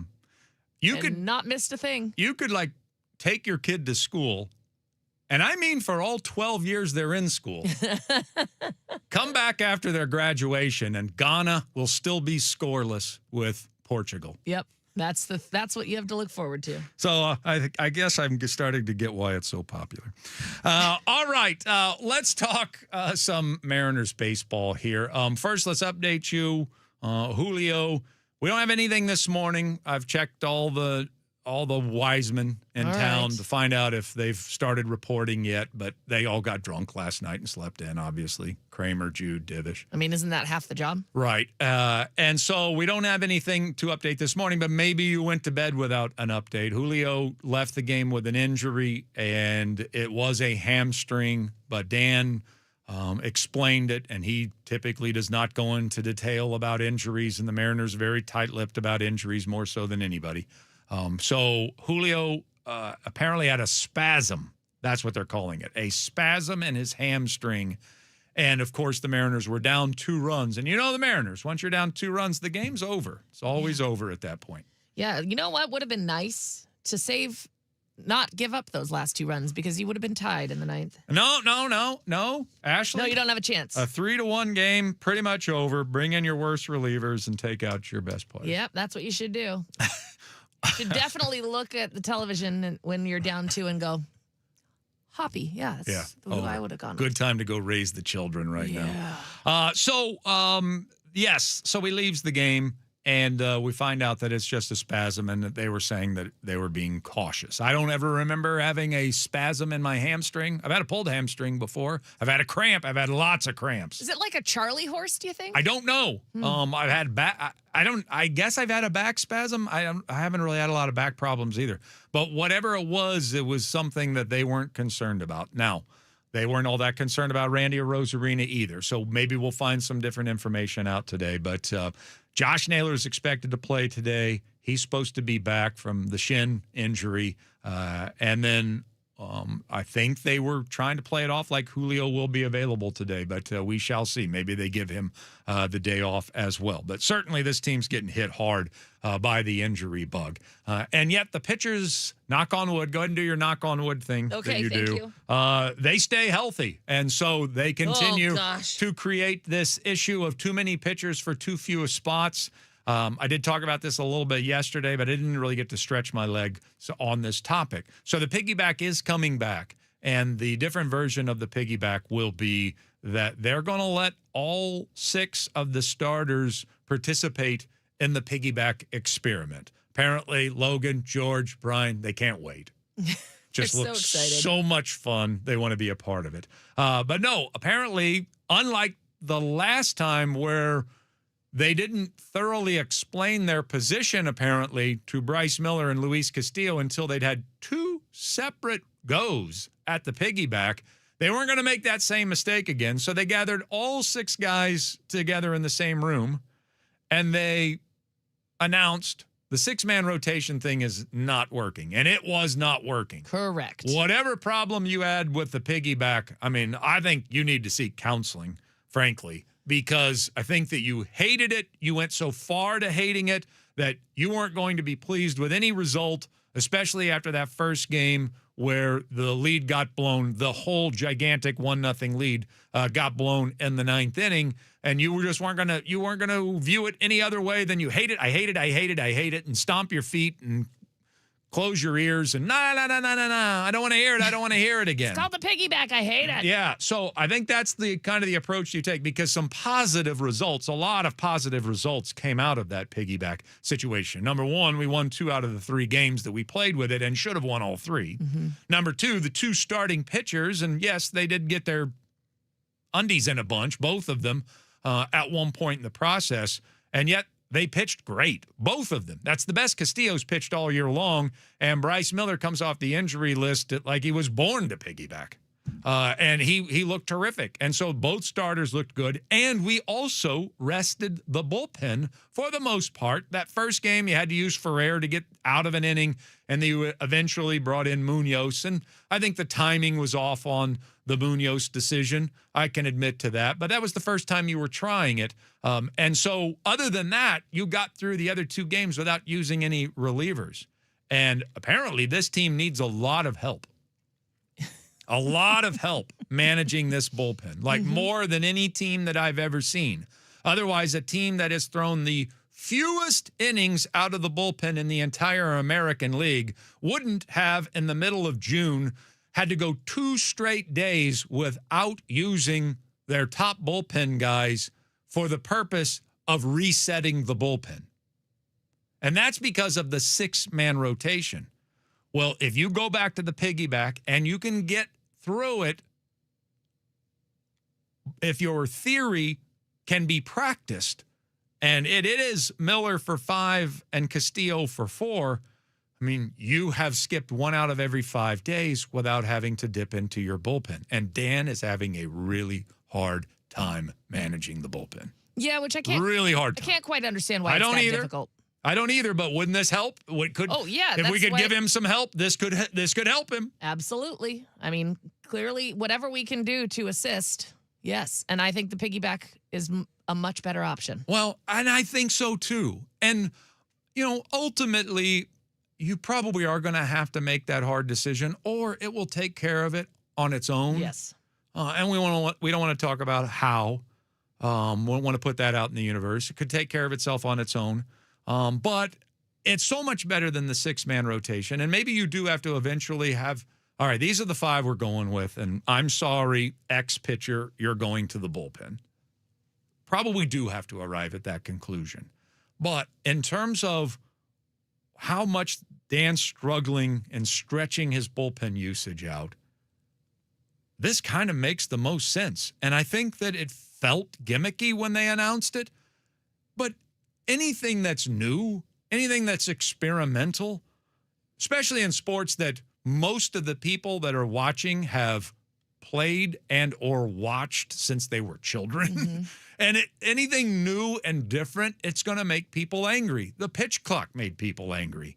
The 2 throws to first base made people angry. The DH made people angry. Yeah. And they got Ghost over runner, that. angry. The ghost running. Yeah. The extra innings made people angry. I mean, anytime you try something that the fan base has not seen before, and especially when it blows up so spectacularly at the very end of the first experiment, I think it taints people's perception of it.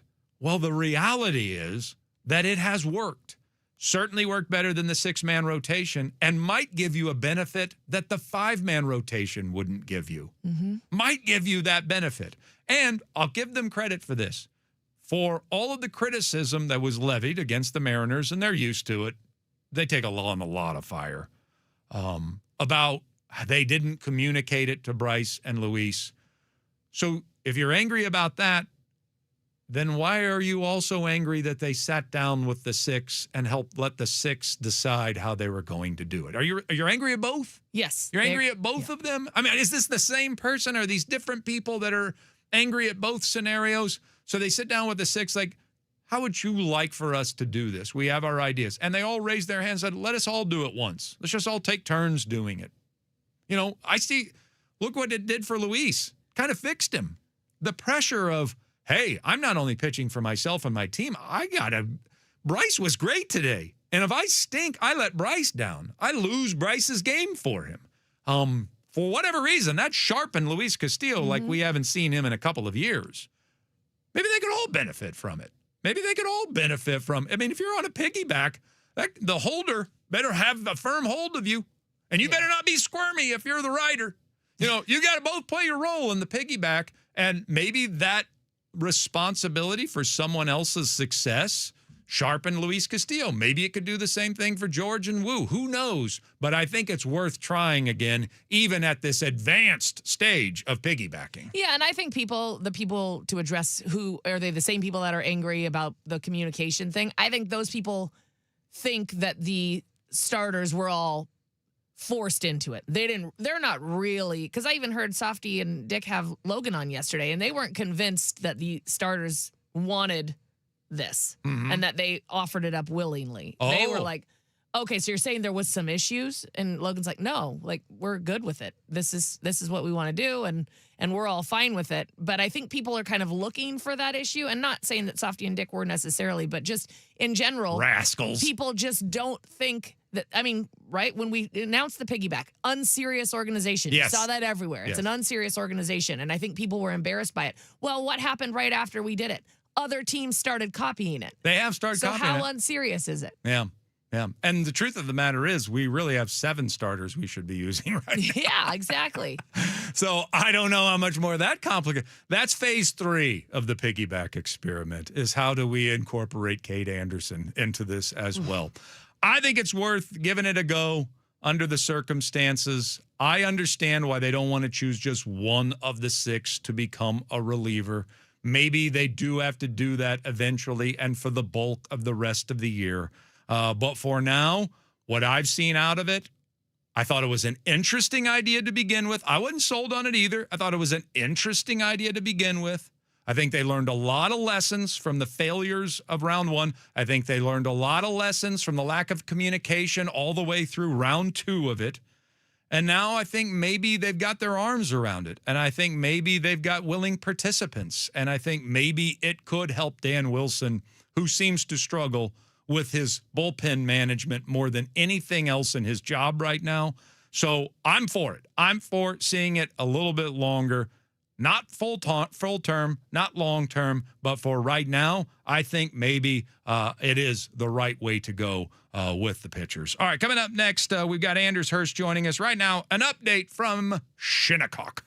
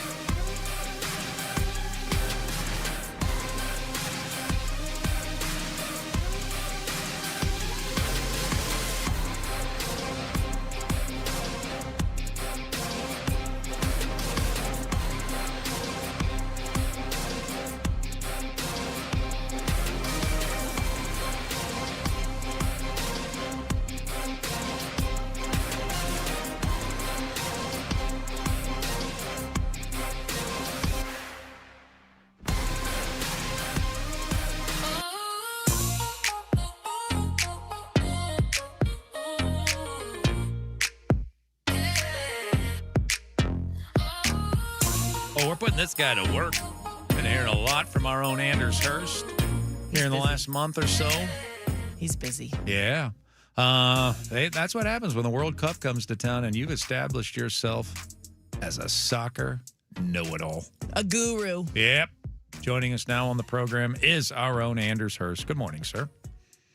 Good morning, Chuck. How are you today? We're doing great, Guru. Thanks for being with us. We appreciate it. I don't know about guru, but it's always a fun time. This is like one of those where you wait 4 years for a big moment like this, and then it finally comes, and then it's even better than you expected. Just what a guru would say. By the way, did you hear Ashley's got glasses? She's got glasses now, and they look great on her. Wow. Yeah, All right. yeah. I need to come check it out then. Yeah. Call me Four Eyes. Yeah. She looks smarter and better. And I feel smarter. That's all that matters, though, right? Yeah, exactly. All right, well, let's see how smart you are there, Guru. And let's talk about this U.S. soccer team that's getting ready to play Australia tomorrow. They've given us one taste of World Cup U.S. action, and they were very impressive. Have you had to adjust maybe your expectations for the U.S. team this World Cup? Well, it's funny because I've asked a few of my analysts that same question, and I think maybe I'm a little bit positive in looking back on my own takes before the World Cup, but I feel like I was a little bit higher on this U.S. team than a lot of people were. I think I'm on record saying that I think there's a chance they could make a semifinal run, which, a lot of people kind of not scoff at, but maybe were surprised in my good looks out for the U.S. men's national team. But I don't think I have to change my expectations because I still believe that's kind of their ceiling at this point. If they were to go out and dominate Australia, who's a completely different type of opponent than Paraguay provided to be, then I think that might change my expectation a little bit, not just because of the quality of opponent, because I think Paraguay is probably still a better team than Australia. But Australia is the type of team that can frustrate those more talented teams. Coming with a very plan of just kind of sitting back a little bit, using their size. They have two giant center backs, you'll see, who look like tree trunks. And then they just kind of frustrate the kind of more talented teams. And if the U.S. were able to deal with that, then I think that kind of proves that they're able to kind of adjust tactically, and that would definitely maybe have my sights set a little bit higher. Tyler Adams from the U.S. Roster said in an interview just this morning that Christian Pulisic will be ready and everybody needs to relax. And I am paraphrasing. I'm not reading that anyone's that sure about Pulisic's availability, but what would that do to the U.S.'s chances if he's not available? Yeah, definitely would be a big blow. He's what makes them tick. I think you noticed a slight drop off when he came off at halftime in that Paraguay game, because what he does is when he gets the ball, he's able to isolate defenders one-on-one and take them on. There's a few other players that can do that, not to the level of Christian Pulisic, though. So having someone who can do that kind of makes everything else go, right? Otherwise, you're going to find yourself kind of in the situation that Spain was when they drew 0-0, where you dominate games, but you aren't able to break down defenses and create scoring opportunities very often. It's been individuals, and we've seen that in the last few days of this tournament with the likes of Kylian Mbappe, Erling Haaland, Harry Kane, and, of course, Lionel Messi scoring a hat-trick yesterday or a couple days ago. So when you have those players making big-time plays, that's when teams kind of take that next step. So having him not be available would be a huge blow for the U.S. I got to say, Chuck, maybe I've been kind of focusing on the tournament as a whole and maybe not zoned in that much on the ability, question marks of Christian Pulisic. But right after it happened, Mauricio Pochettino said it was a precaution, that we just wanted to be careful. We felt pretty good in the game, the way it was going. So I haven't seen anything to suggest that there would be any question that he would be available. But maybe that's me, and like I said, focusing on the other games with our coverage. Yeah, it's not reading very well. I mean, I'm going to various sites, and maybe they're just downplaying it. Maybe they want Australia to not be aware. I don't know, but Tyler Adams had a different song that he was singing today. All right, help us with this. If he's out, I mean, does somebody come into the Pulisic position? I mean, is there a backup Pulisic on the U.S. squad that steps into his role?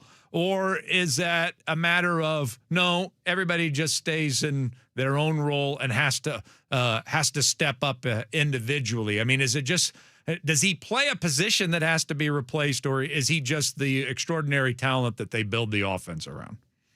Well, one of the things and one of the reasons why I was so positive about this U.S. men's national team, and because this tournament specifically has an extra game with there being 48 teams instead of just 32 in previous iterations of the World Cup, depth is huge, right? And one of the reasons I was so positive about this U.S. team is I feel like there's a lot of really good options coming off the bench. You saw Gio Reyna, the guy who scored the fourth goal, how much he had. If you were looking for a straight like-for-like swap with Christian Pulisic, who can do a lot of the same things that he can, maybe not to his level, but he can unlock games. He has the talent to kind of take guys on one-on-one and kind of open up defenses in that way. I think Gio Reyna would be the guy to step right into that spot and be a very similar style of player as Christian Pulisic. Now, that may not be what they do. They switch things up a little bit, have Malik Tillman, who started the last game as well, kind of play the position of Christian Pulisic, but in a different way. And then they bring on a second striker. And then you kind of have a different look for what you're doing. You have more of a playmaker in Malik Tillman in the Pulisic position. And then you have two strikers like Balogun, who got 2 goals in the Paraguay, and maybe either a Ricardo Pepi or a Haji Wright, kind of to play off of each other with the playmaker underneath. So there's different ways they can go about this, and that's one of the reasons why I think it's pretty well, even if their best player isn't available. And I trust Mauricio Pochettino to make the right decision. All right, last thing, 30 seconds, a minute left. I'm going to take U.S. winning off the board. I'm going to take Argentina winning off the board, and I'm going to take Messi because he's your favorite player, scoring 3 goals off the board. What's been your favorite thing about the World Cup so far? Ooh, I'm going to say more of a general thought. I'm surprised and, pleasantly surprised by how well the small teams have done against the big teams, whether it's the Democratic Republic of Congo in their first World Cup appearance since 1974, had never scored a goal in the World Cup, never gotten a point even. They got blanked the only time they've ever been to the World Cup. They get their first goal and they get their first point against one of the favorites in Portugal. Stuff like that, whether it's Cape Verde playing the absolute tournament favorites, Spain, to a scoreless draw. I think it shows how much talent is really around the world right now, and it's not just focused on 5, 6, 7 countries. You're starting to see these big time players kind of represent their home countries a little bit more often, and I love to see it. This is the best case scenario when you were thinking about expanding the tournament. I'm on record saying I wasn't a huge fan of it, but I've been proven wrong by how these smaller countries have fared in these first week or so of the tournament. Big of you to admit. A guru would admit that when he was wrong, and you've done just that. All right, anything we need to promote before we let you go? You got 13 different shows today? What do we need to promote in Anders Hurst's life? Well, we do have, I think, the best game of the day. We're broadcasting this evening, Mexico versus South Korea. Of course, and kicked off the World Cup last week. But it wasn't necessarily a convincing performance against the struggling South Africa side. South Korea also won, and they looked really good. This is a big test for one of the host countries here tonight. I think this is a great game. Myself, Danny Jackson on the call, or on the pregame, halftime, postgame, I should say, starting at 5:30, and then we have a triple header tomorrow. So it should be a fun couple days of World Cup soccer. Awesome, man. Keep up the great work. We'll bug you soon. Thanks so much. Appreciate it. Anders Hurst joining us right here on Chuck and Buck in the morning. All right, one last thing next. Sports Radio 93.3 KJR FM.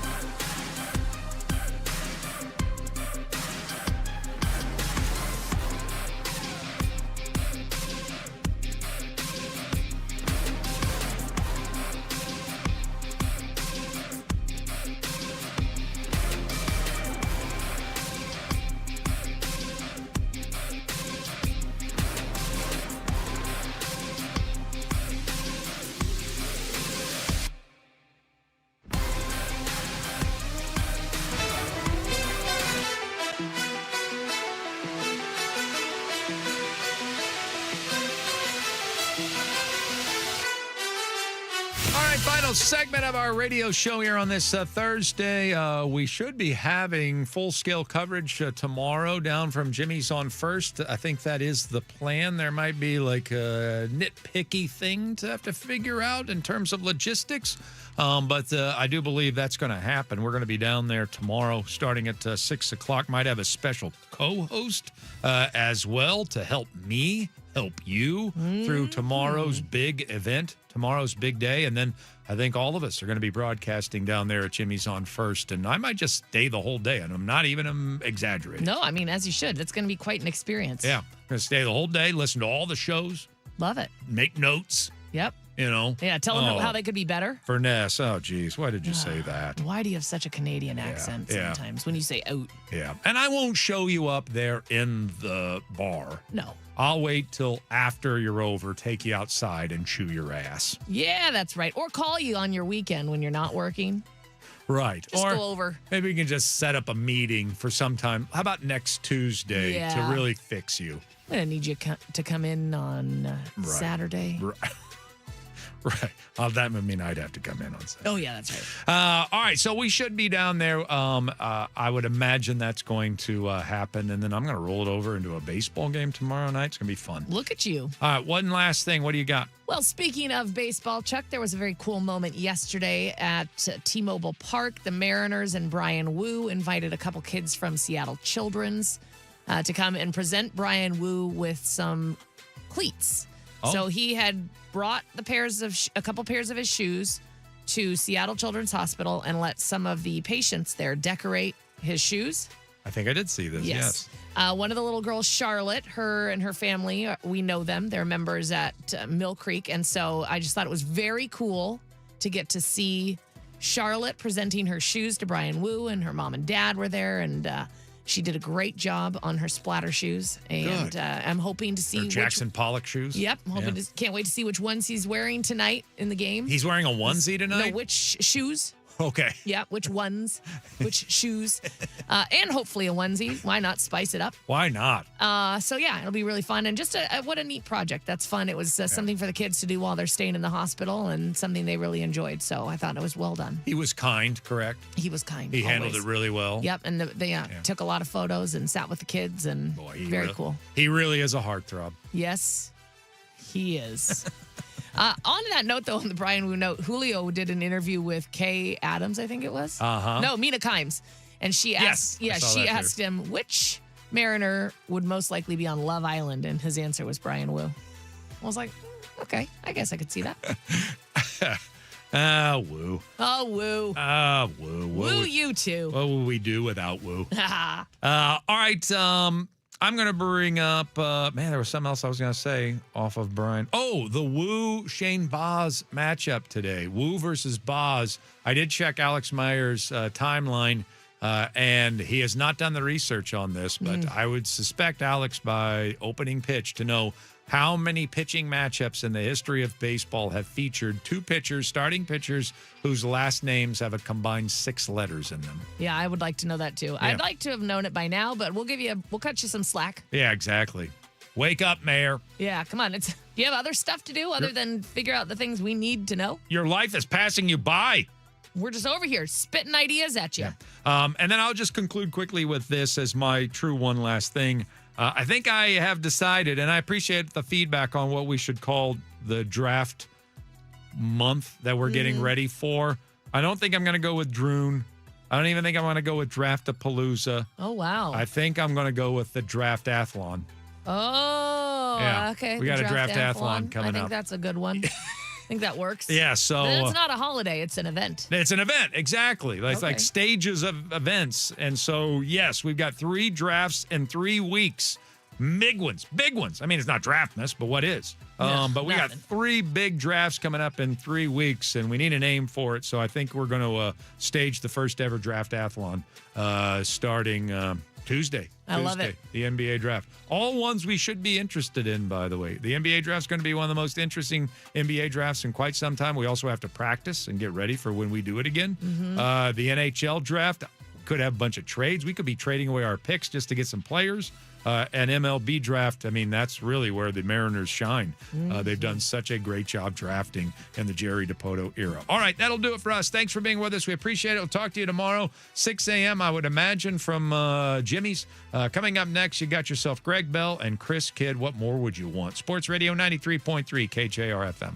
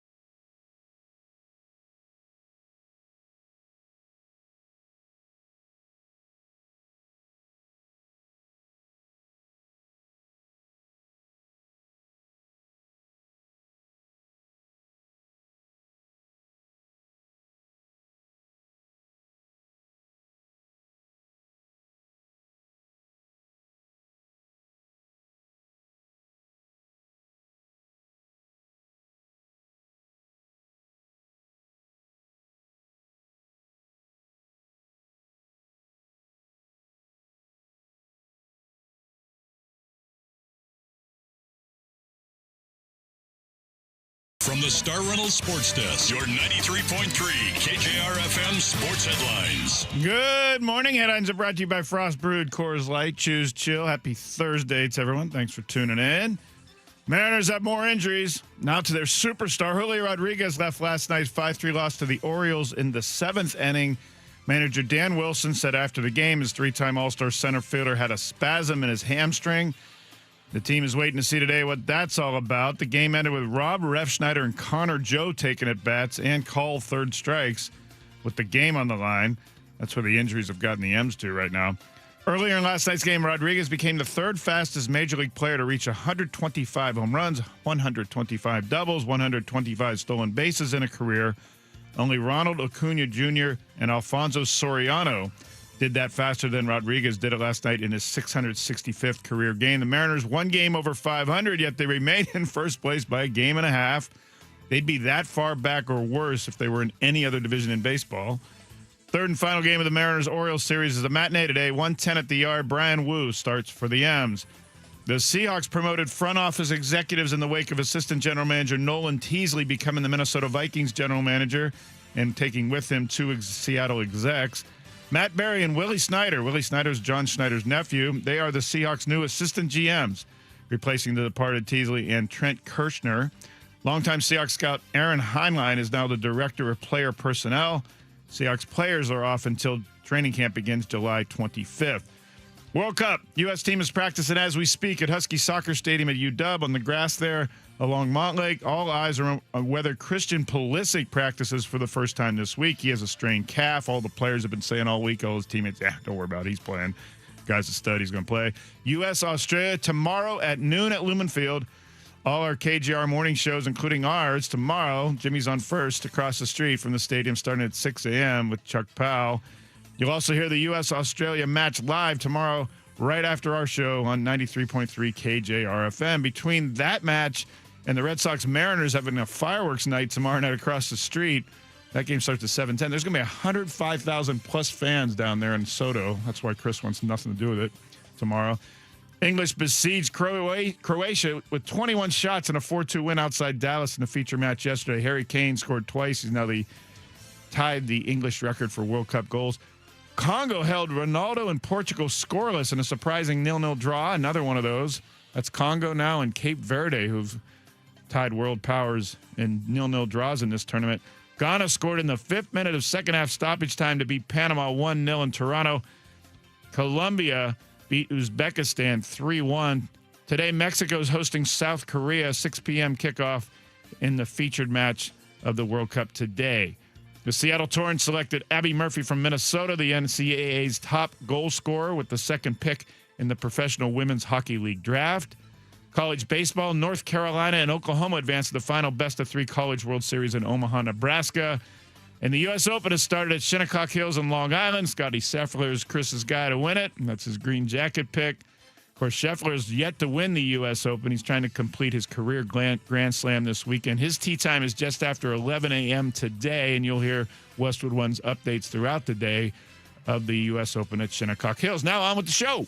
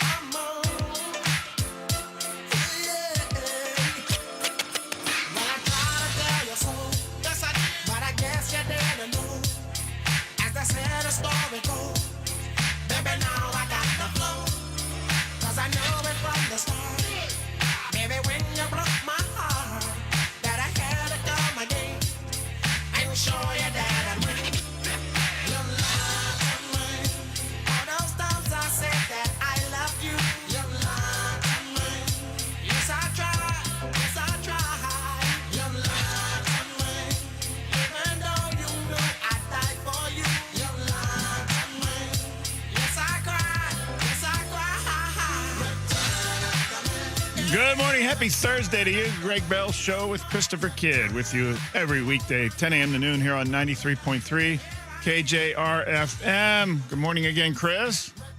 Good morning, Greg. Happy Thursday, Friday Eve in Seattle. I solved your Paseo dilemma that we had on the show yesterday. There's no excuse now. No excuse now. None. I handed Christopher Kidd a Paseo gift card because I went there last night on our way into the yard. I was with my wife and 2 kids at a Mariner game for the first time in I don't know how long. We had them all together. I'll talk about the play that it appeared Julio Rodriguez got hurt. I could talk about the Paseo press sandwich I had in the 4th inning. That was pretty good, behind third base, and people again looking at me going, where did you get that? What concession stand has that? Now, you can bring it in. Apparently, you can't bring it in its own bag. It has to be unbagged. If you're a fan going in. So I don't want the Mariners to be, hey, why are you sending people down here with full picnic baskets? You can't do that. They have to be individually wrapped and, I guess, carried in. Not quite sure what the ruling on that. I don't know how much we'll talk about this, but we'll talk about this supplemental draft that everyone's presuming is going to happen for Brendan Sorsby. I still don't think that's a done deal. The NFL has to approve it. We'll talk to you about when they have to approve it by. He's having a pro day in a high school field in Texas. There are a lot of suppositions going on with Brendan Sorsby in the NFL, and I'm not quite sold that all of it's going to go down as he and his agent are trying to purport in national stories coming out. 11 o'clock, I have a keyword for you to enter a chance to win $2,500 in our national 250K USA giveaway. We do it every weekday at 11 a.m., at 2 p.m., and at 5 p.m., and Chuck does it at 8 a.m. on our website, 93.3KJR.com. We're celebrating the U.S. Open beginning today by having local golf stars in our studio today. At 11 o'clock, Roosevelt High School senior Quinn Burwell and Roosevelt junior Carson Church are going to be here with their coach, Max Rose, Roosevelt High School golf coach. Both Quinn and Carson have qualified for the 78th U.S. Junior Amateur Championship in Bethlehem, Pennsylvania. That's going to be at the end of July. That's a really cool deal. There's only 264 qualifiers worldwide that get in to the U.S. Junior Amateur, and 2 of them are from the same high school. And when I found this out, I was like, hey, you guys want to come in and talk about it on the radio? But 11 o'clock is school time, right? Well, Roosevelt graduated last night. So Quinn might be a little tired, the senior. A little? He's exhausted. He's probably asleep right now. Yeah, I bet Coach Rose is going and waking him up somewhere, picking him up to bring him down here to Elliott Bay. But thank the guys. I will thank him again for coming, especially Quinn, for coming in the morning after his graduation from Roosevelt High School. He's heading to Santa Clara. He's committed to golf for them. As Ian and I joked yesterday, that's not going to be too hard to golf in Santa Clara, California while going to school at a beautiful campus in Santa Clara. The junior Carson Church is uncommitted so far, but having qualified for the junior amateur, I bet he might get some golf offers if he doesn't already have it. We'll talk to them at 11 o'clock. It's part of our, Chris and I have a mission here, or at least we have this idea that we want to really grow into something about high school sports on Fridays in the fall, mainly centered around high school football. And perhaps coaches being a centerpiece of that, maybe a game of the week we highlight on a Friday as part of our Football Friday we do here on KJR. And just to give some exposure to these programs and these coaches and these players in a market that, let's face it, is dominated by the Seahawks and the Huskies. And during the fall, there are many, many, many people that listen to us who are into high school football, but because we live in an NFL and a major Big Ten school town, don't quite get the recognition and exposure that you would in some other town. I mean, it's a big deal. I officiate high school football games, and there are events. I mean, I've gone to some and covered and officiated some really top-notch games. Skyline Bellevue last year was one of the better games. I've been officiating since I was in the Bay Area 25 years ago. And that Skyline Bellevue game I officiated at Skyline last October was one of the best games I've ever officiated. It was awesome. It ended on the final play. But we're going to try to do that in the fall. And I've got some coaching friends and people who have connections with coaches that we're hoping to get on the show. But today, not just football, we can highlight 2 golfers from the same high school golf program here in Seattle who are in the U.S. Junior Am, 2 of only 264 junior golfers in the world that qualified for this tournament. So that's what we're going to get the opportunity to do. 11:30, the Tacoma Dodge text line 49451, as we do every day at that time. Chris and I were talking about this subject, and Chris goes, yeah, we should probably talk about this, about Brendan Sorsby having a pro day.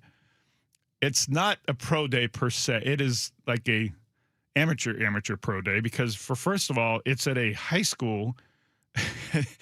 Texas Tech doesn't want to have anything to do with a pro day for a guy who never played for him, and they just sent away and said your college career is over. So he's going to have a pro day scheduled for South Lake, Texas, a high school in South Lake, Texas, and it's July the 10th. And so Pete Thamel was on ESPN yesterday on national television with that Pat McAfee Worldwide Wrestling show he has at whatever time of the day. I come in here sometimes and that's on the television. I'm like, who, what? The TV doesn't have to be on. I'm certainly not watching that guy. But Pete Thamel was on there yesterday saying that he's talked to a few NFL teams and that Pete Thamel, believes that all 32 teams will be at this pro day at a high school in Texas on July 10th. There's a ton of suppositions here for that even to be a story. One is, will there even be a supplemental draft? The NFL does not have to approve this. And in fact, there has not been an NFL supplemental draft since 2023. I think they are going to have one because the league doesn't want to get sued by denying Sorsby the opportunity for employment. But that 2023, the last supplemental draft, no one got picked in it. Just because we have a supplemental draft in the NFL, if we do, which is one supposition if we do, doesn't mean anyone's going to pick them. Chris, what's going to stop a team from saying, you know what, I'm not going to give up a pick in one of my draft picks in any round of next year's draft. No one's going to draft him. We'll just pick him up as a street free agent off the street and sign him for whatever deal we want to without losing any draft pick compensation. That's probably the likely response. But then again, I don't know. I can't think of a team that would, but there's probably a team out there that's like 7th round. Yeah. Pick 240. Why not? It's not going to cost me much if he doesn't make the roster. Right. And I know it's cheaper to just go undrafted. You don't have to worry about anything, but there might be a team that's like, he's a quarterback. As you told me, teams need quarterbacks. Like, that's kind of the position that you want to take a risk. 7th round? Sure. What the hell? Had a little gambling issue. We'll bring him in. Maybe it's fixed. He's gone through therapy, say all the right catchphrases, words that means, oh, he's done the work.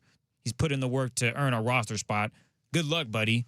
There could be a team that might do that. Yeah. I am probably saying no, but I honestly have never talked to an executive and gauged their opinions on what they look at or an owner and how they want to view players and what player fits their.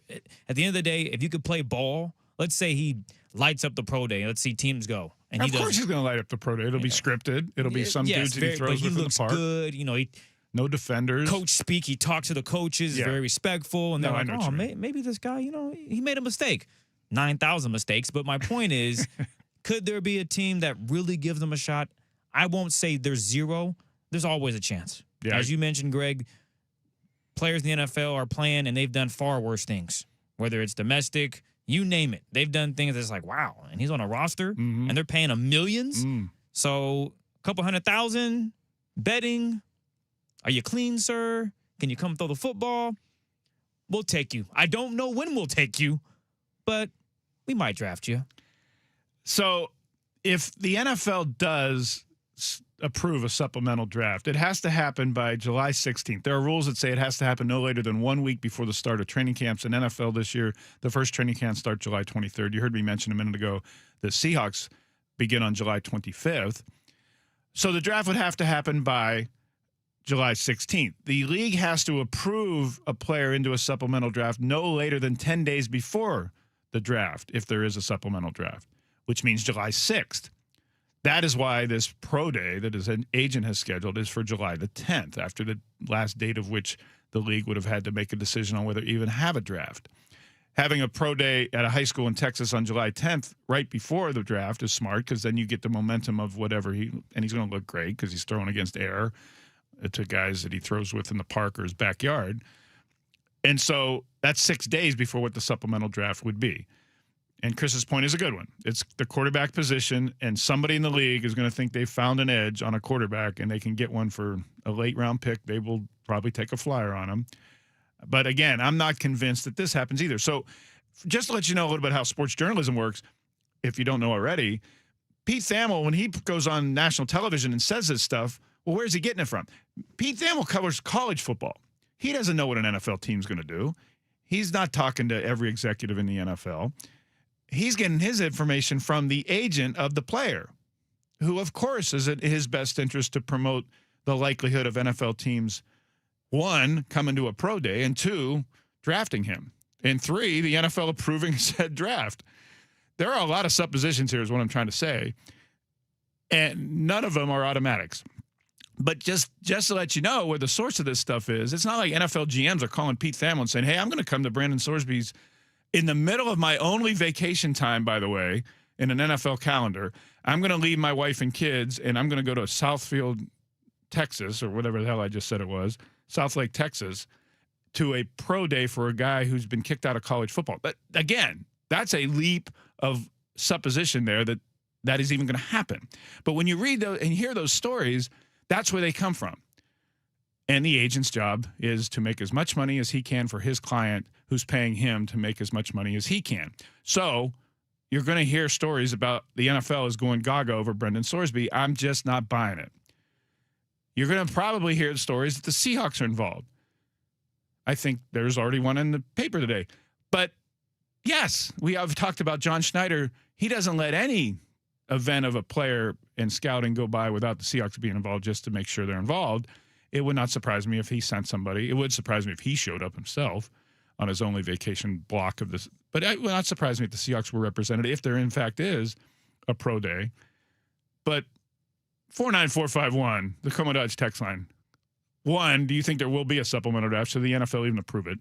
2, do you think any NFL team will use a draft pick that'll have to cost them a pick in the regular draft next spring? Remember, we talked about the rules of the supplemental draft the other day.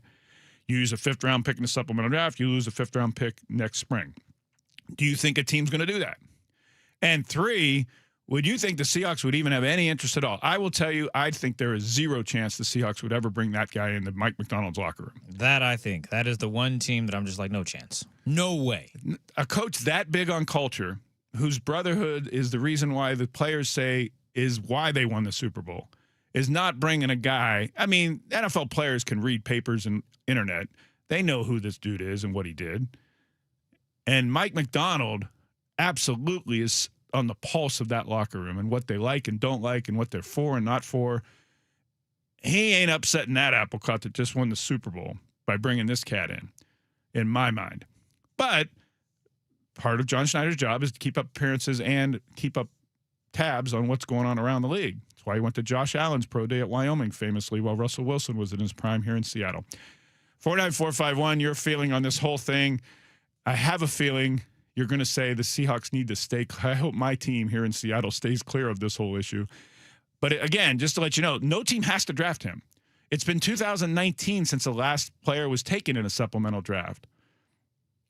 Jalen Thompson, a safety Chris said that he remembers from Washington State, went to the Arizona Cardinals and has become a good player for them. A player cannot just bypass a regular draft and get into a supplemental draft. There have to be extenuating reasons why he couldn't qualify for the regular draft. It's often eligibility issues with the NCAA, as it is in this case. When Sorsby decided he's not playing college football after all, that came after the regular draft declaring period. So here we are. 49451, your opinions on that. Your opinions on the Mariners and what they do next, because we're going to talk about what I saw at the Yard last night. You can't go to a Mariner game these days without something happening. I mean, something out of the ordinary, and something that unusual happened last night when I saw Julio Rodriguez race right in front of me to catch a fly ball. I'll talk about that. And at 11 o'clock, we'll talk golf. We'll have 2 Roosevelt high school golfers here in Seattle who have qualified for the U.S. Junior Amateur, and their coach will be in here in the studio. Up next, U.S. Open Golf Update on 93.3 KJR FM.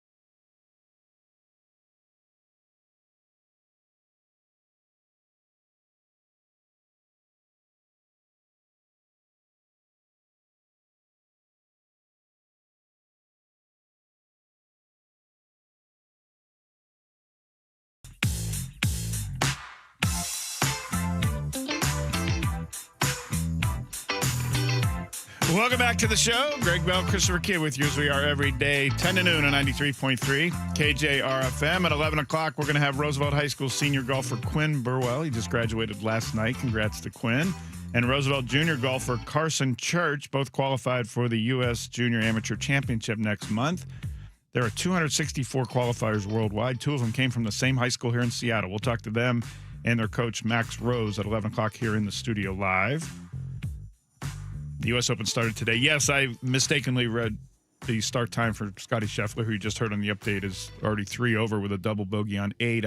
He's teed off after 7 o'clock this morning. I was reading his tee time for Friday, tomorrow, after 11 o'clock Seattle time. So thank you. The text line lets you know, don't they?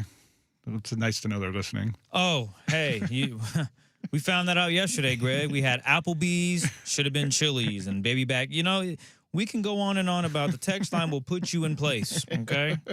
So thank you for being vigilant. I want to be accurate in my information, so thank you for that. As of the Mariners game last night, we're sitting right behind third base. Perfect night at the yard. There were 28,000 people there. The weather was just idyllic. Chris had gone the night before. Got the same deal with about the same number of people there. Although Chris got to see a win. I got to see a loss. Greg. I didn't want to rub that in, but you brought it up. Not me. So with that being said, tough luck, Greg. Next time, though. Next time. We both got to see injuries.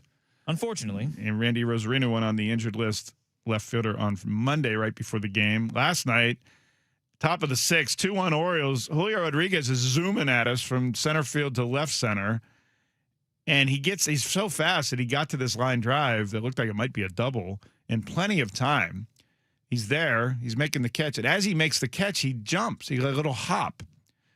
And all of us said, well, that was kind of showy and kind of unnecessary, actually, because he was already there. And even my daughter, 23, the ensign from the Coast Guard, doesn't know a ton about baseball. College rower and hockey player said, why did he jump? He was already there. Looked pretty, though. They had smoke come out of behind the walls and celebrate the catch, and it did look fancy, but it was peculiar. It turns out that's the play. It appears that he injured his hamstring. He came out of the game at the top. That was the top of the 6th. He struck out feebly in the bottom of the 6th and just waved. He struck out earlier in the game, his first at bat, the same way. Sandwiched around the double that we talked about at the headlines, he had 2 really weak-looking strikeouts. The second one was after this jump where he apparently hurt himself. So you're in the yard, and we didn't know. It was peculiar that number 10 was in center field in the 7th inning. But I didn't think much of it. It was during the warm-ups between innings, and we're talking and hanging out and whatever. Well, 10, of course, is Victor Robles, who had started in right field. But I noticed he was in center, and I kind of did a double take, but I didn't think anything more of it. And then in the 8th inning, with the game on the line, Rob Refschneider comes up. And I'm like, whoa. He's in the 3rd spot for Rodriguez. When you're at the yard, they don't announce the injuries. They don't say Rodriguez out of the game, calf, like they do in the press box. So all of us in section 142 are like, what the hell is going on? Is this handedness again? Is this analytics? Is this iPad? What? Refschneider, 144 batting average, is in the game with the game on the line. What are we doing here? Why is he? Well, it turns out he had been in the game the previous inning because he went into right field when Robles moved to center when they took Rodriguez out. But we didn't see that, didn't notice that. And nobody in section 142 noticed it either. We were all aghast. Of course, Refschneider struck out looking because that's what his 140 batting average said he's probably going to do. And then, thankfully, my man, great friend of mine for a long time since I covered the Mariners day-to-day 20 years ago, Tim Hevley, the PR director and vice president for the Mariners, sent me a note saying Rodriguez had left the game an inning earlier. Basically, he was being nice to say, why don't you wake up and watch the game? I'm with my family and my daughter and my son, and we were having a good time. But, yes, that's why. Because Rodriguez had left the game. And all of you on television saw that he was talking to a trainer in the dugout and then was escorted into the clubhouse, and then they make the defensive switch for that inning. So, yeah, I was totally unaware. And Refschneider. But if you got Refschneider and Connor Joe, the 4A player with 2 first names, you're relying on them to win your game, you're going to get a 5-3 loss, get back-to-back home runs on consecutive pitches in the 9th. Notwithstanding, Connor Joe struck out twice looking. The one time he hit the ball last night, it was a single to center field. The center fielder misplayed it, almost all the way to the wall. And then Connor Joe has an easy double, and he's running through second and going to third. And he was out from me to you, as Vince Scully used to say all the time. It looked like he was pulling a tractor trailer behind him when he got past second base, and he was out by a mile. That was the one time Connor Joe did do anything. My son and I are big Pirates fans. I grew up and born just west of Three River Stadium, so he's become a Pirate fan by birth. And Connor Joe is infamous in Pittsburgh because he played for many years and on many bad teams and didn't do really great doing it. And my son was just like, yeah, Pittsburgh loves you, yelling at him because he was in left field. Anyway, the Connor Joe is in the game because he had started when he just got off a plane from Salt Lake. He was with the AAA Rainiers who were in Salt Lake City.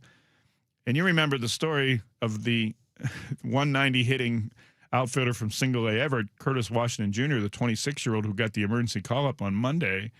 By the end of the game, my son was yelling, they should have kept Washington, kept the guy and have him make another $4,500 to go another day.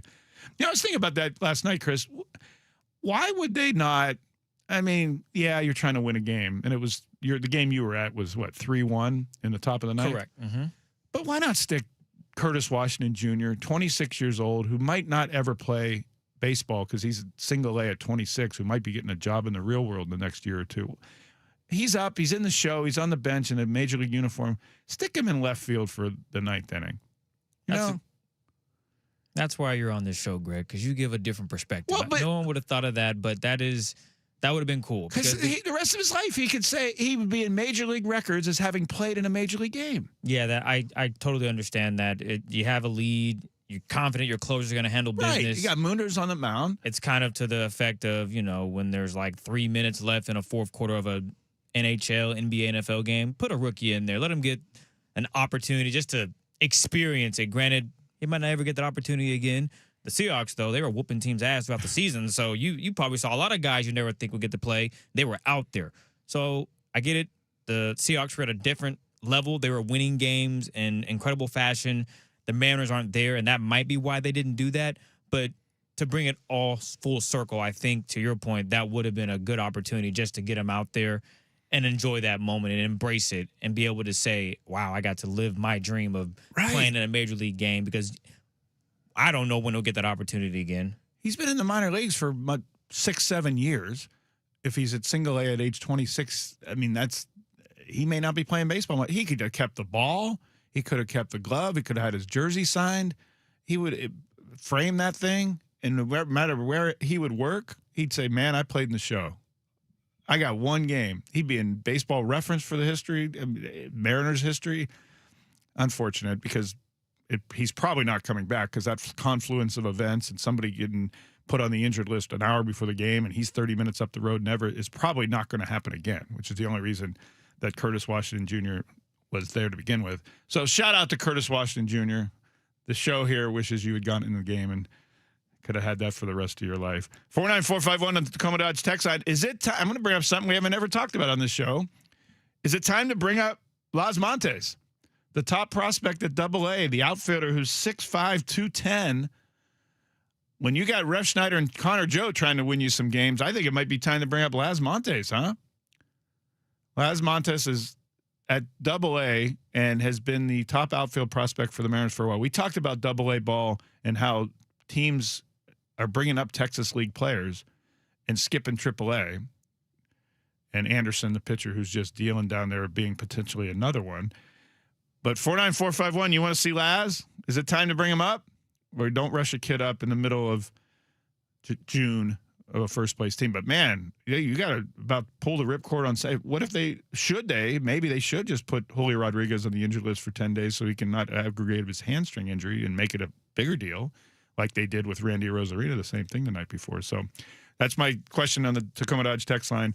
If you want to see Laz, is it time to bring him up from AA? 6'5", 210. That would be an interesting presence. Yeah, you don't teach that. Right. That would be different in the Mariners outfield. Or we can see Connor Joe. There's options. There's options. His hair slowed him down between second and third last night. He's got long, long hair. Up next, World Cup ticket prices. Guess what, Chris? They're dropping for the U.S.-Australia match tomorrow. That's something of a joke. Explain that next. 11 o'clock, we're going to have 2 Roosevelt High School golfers from Seattle and their coach, Max Rose, who qualified for the U.S. Junior Amateur Championship. Only 264 people in the world can qualify for that, and 2 of them came from the same high school in Seattle. That's coming up on 93.3 KJR FM.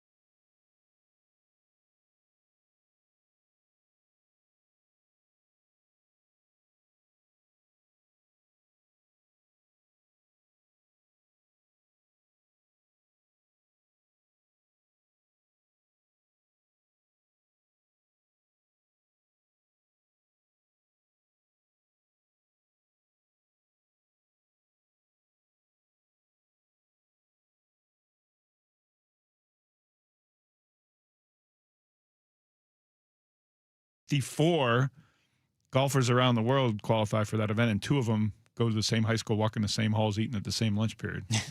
That's pretty cool. And it happens to be that school that's right next to my house that my kids graduated from in 2021, too. You'll hear from them at 11 o'clock. They're in the studio here. I got to get them headphones because they're just staring at me because they can't hear really what I'm saying. The World Cup, everything about the World Cup in the U.S. comes tomorrow to Seattle. They're actually here today. They're at the University of Washington practicing on Husky soccer pitch on the grass field this morning. All eyes on whether Christian Pulisic is practicing. He's got a calf strain and hasn't practiced all week. His teammates think, yeah, he's practicing. I mean, he's playing tomorrow. Don't worry about that. But all of the soccerdom for the United States has now descended on Seattle in preparation for tomorrow at noon. We're going to be down there tomorrow. Jimmy's on first before the game, 10 a.m. to noon. Chuck Powell is going to be down there from 6 to 10 at Jimmy's, right across the street from the stadium. The Socceroos are massing at Victory Hall right across this First Avenue from the Mariners Park, and they're going to march into the stadium. And if it's anything like Vancouver Saturday night, that's going to be a scene. The Socceroos, the Australians and their fans, it's going to be a scene down in Soto tomorrow morning in advance of that noon kickoff. If you want to go, Chris, the ticket prices have dropped. $2,400. It's not quite that. Oh, okay. It went from remember yesterday I said on Softy's Vivid Seats, it's $2,087 to get in yesterday. Mm-hmm. What a bargain. Now it's down to $1,575. Oh, that's even better. I mean, why pay more? Huh? That's for a group stage match. Yeah. If you want to bring your significant other, you're going to have 3 bands at minimum. He or she better be very significant at that price. You know, that's what happens when the World Cup comes to Seattle. The site, vividseats.com, the $1,575 seat that's in the third deck corner, they call it a 10 out of 10 fantastic deal. Those are true soccer fans. This is for a group stage match. Remember, we said if the United States beats Australia tomorrow, they will have the inside track to winning their group. If they win their group, they'll have a favorable matchup against a third-place team in the round of 32 knockout stage. Yeah. And then if they win the round of 32 by winning the group, that team from that group that wins would be tracked to play the round of 16 knockout game in Seattle, July the 6th. So all of you that are thinking about, well, should I put $1,500 down on this? Wait. If you're American and has faith in your team, wait. And spend your money on July 6th, right? Greg is giving you bettors, you gamblers, some advice. I would listen. Greg doesn't do this often. I think this is your second time giving out. You're turning this into betting advice, Chris. Sorry, I was not giving my apologies. Don't let me jump the gun. Continue what you were saying, G-Bill. I'm just saying, my son and I have had this discussion. My son's the richest 23-year-old I know in terms of saved money. He doesn't spend any money. He keeps making it, but he doesn't save it. I mean, he doesn't spend it. He just saves it. If ever a 23-year-old has the cash to throw down $1,500 on a World Cup match, he does. I said, well, wait a minute, though. They may be coming back. Yeah.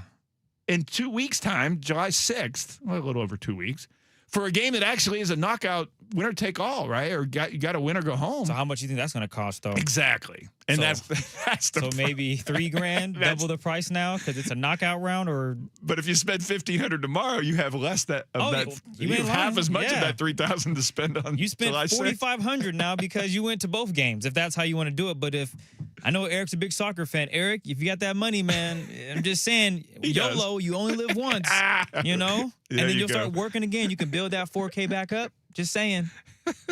As long as mom and dad have him as landlords, he'll probably come out ahead. Could he take out a Greg Bell loan? He could. Dad, let me hold $2,000. I'll pay you with interest. See, I was going to try to get him in a ticket to the Super Bowl. He wasn't down there with me. My wife and I were down in Santa Clara, San Francisco, and we were looking for tickets for him, and he didn't want to pay that. And that was, at the time, I found him a ticket for about $3,500. Dang. And that, where are you sitting there, Greg? Yeah, exactly. Exactly. So if you don't want to pay $1,500, that means you just have some common sense, and I'm not blaming you at all. You can go to Seattle Center tomorrow is opening a outdoor viewing party place that they have not yet used. We've talked about Pier 62 down in the waterfront park, a beautiful setting, but it's jam-packed and it's hard to get in. And in fact, for tomorrow's game, you have to be on a wait list. And I don't know how a wait list is going to work because who's not going to use their ticket to get into that game? And the tickets don't even get you in anyway because you got to get there by a certain on and on. Anyway, in Seattle Center, you can go to the Mural Amphitheater. I don't know if you guys have gone to concerts or Bumbershoot at the Mural Amphitheater. It's right under the Space Needle. It's in a big open green space, and they've got a little stage. It's a fairly big size stage. I've seen concerts from there during Bumbershoot. And you can go there for free tomorrow starting at 10 a.m., games at noon, and they're going to have a giant outdoor screen in Seattle Center. They're going to do it for other matches in the tournament, but tomorrow's is the first one. They've been doing it inside at the Armory, but not at Seattle Center, but not outside. So tomorrow outside, that's one of your options. And now that we keep promoting it, it'll probably be packed with people too. I still can't get Chris to go he just wants to go home and are you going to watch the game? We'll talk about that off here. How about that? That's a no. Well, he's got to go down to the youth center with the teenagers that he works with in Renton. Fun fact, it's closure week, so your boy, I just had a meeting yesterday, so I'm kind of chilling. I'm enjoying, I'm running more, so, I'm enjoying my time away. Oh, that's right. We talked about yesterday. You're going running instead of watching the game. We heard about that. The hill training. We got two young men in the studio training. With their coach. We do. Yes. We do. Roosevelt High School senior Quinn Burwell and junior Carson Church are with me with Coach Max Rose. They are qualifying for the U.S. Junior Amateur Championships. We'll talk about that feat, about Quinn graduating last night, and then coming in to talk to you today. They're up next on 93.3 KJR FM.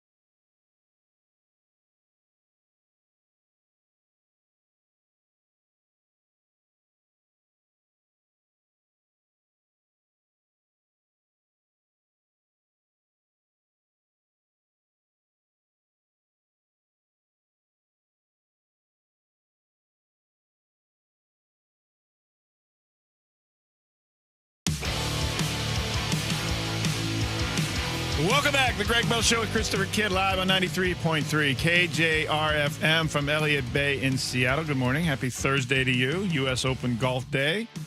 We got golf coming up right in a second here in our own studios. First, I'm going to give you a chance to win $2,500 in our Sports Radio 93.3 KJR FM 250K USA giveaway. Happens every weekday, 8 a.m., 11 a.m., 2 p.m., 5 p.m. Go to the 933kjr.com and enter a nationwide keyword. The keyword to enter this hour is TRIP, T-R-I-P, TRIP. On what the two guys in front of me are about to take. TRIP. Enter that now at 933kjr.com for your chance to win $2,500. Ian Furness will have another word for you at 2 o'clock.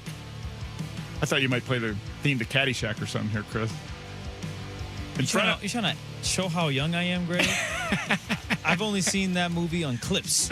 And you want me to come back with Caddyshack music. My apologies. That's true. That movie came out before you were born of 10 years or so. The three guys in front of me have seen Caddyshack, I'm sure.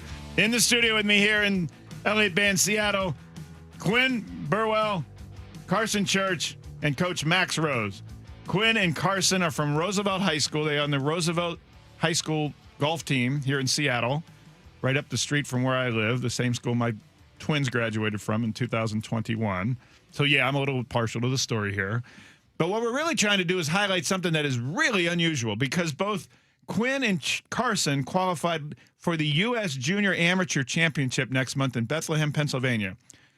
How unusual is that? Worldwide, people try to qualify for this, and only 264 do. And we have two of them from the same high school that walked the same halls on the same golf team that qualified. And that's pretty cool. And that's why Quinn and Carson are here. Thanks to Coach Max Rose for bringing this to our attention. And here they are. Hi, guys. Hi there. How are you? We are great. And especially Quinn, thank you for showing up a morning after your graduation last night. What time did you get in and what time did you get up? We had senior spree, so I got home at 6:10 a.m. this morning and got a couple hours of sleep and right here. I'm sorry, but thank you. I know that was tough. Well, I'm super excited. Thanks for having me. Oh, you're welcome. Thank you, Quinn. Where did you go last night? Or at least on the record. You don't have to tell us the off the record version. It was a school organized event. We took some buses down to Soda, went to a warehouse, had some non-money gambling, and then drove up to Everett and went to Flying Squirrel at 2 a.m. Flying Squirrel. Pizza spot, right? No, the trampoline park. Oh, at 2 a.m. Yeah, Excuse me. 2 to 5:30. We're at a trampoline park. They go crazy, Greg. What'd you do all day? We went. Oh, Matt, the hypnotist. We went a bunch of different places, but we were at the Seattle Center, and I got hypnotized. So that was kind of like my hoorah moment, being under hypnosis. Quinn Burwell is not only a national world caliber golfer who's going to golf at Santa Clara next year. He is also a trampolinist in the middle of the night after graduating. Congratulations. Thank you. On many fronts on that. Guys, first of all, let's tell the story. First Quinn, then Carson, because seniority. We'll go with Quinn first, the senior, on how you qualified for the U.S. Junior Amateur Championship. Yeah, so I earned an exemption from the Washington State Junior Amateur event. I was down in Yakima. Yeah, just shot 12 under after 3 days and won it. That's all. 12 under. Yeah. Yeah. That wasn't on a mini golf course, right? No. I'm sorry. Go ahead. No, so that win earned me exemption into the tournament, which is awesome. And Carson, you had an even more harrowing route, it sounds like. Well, yeah, I played in the usual route, which is the one-round qualifier, and I think it was like 85 people for 3 spots, and I shot 3 under, which was able to get me into a playoff, a 2-for-1 playoff, and I parred the first hole, and the guy I played with missed a short putt, so I got through.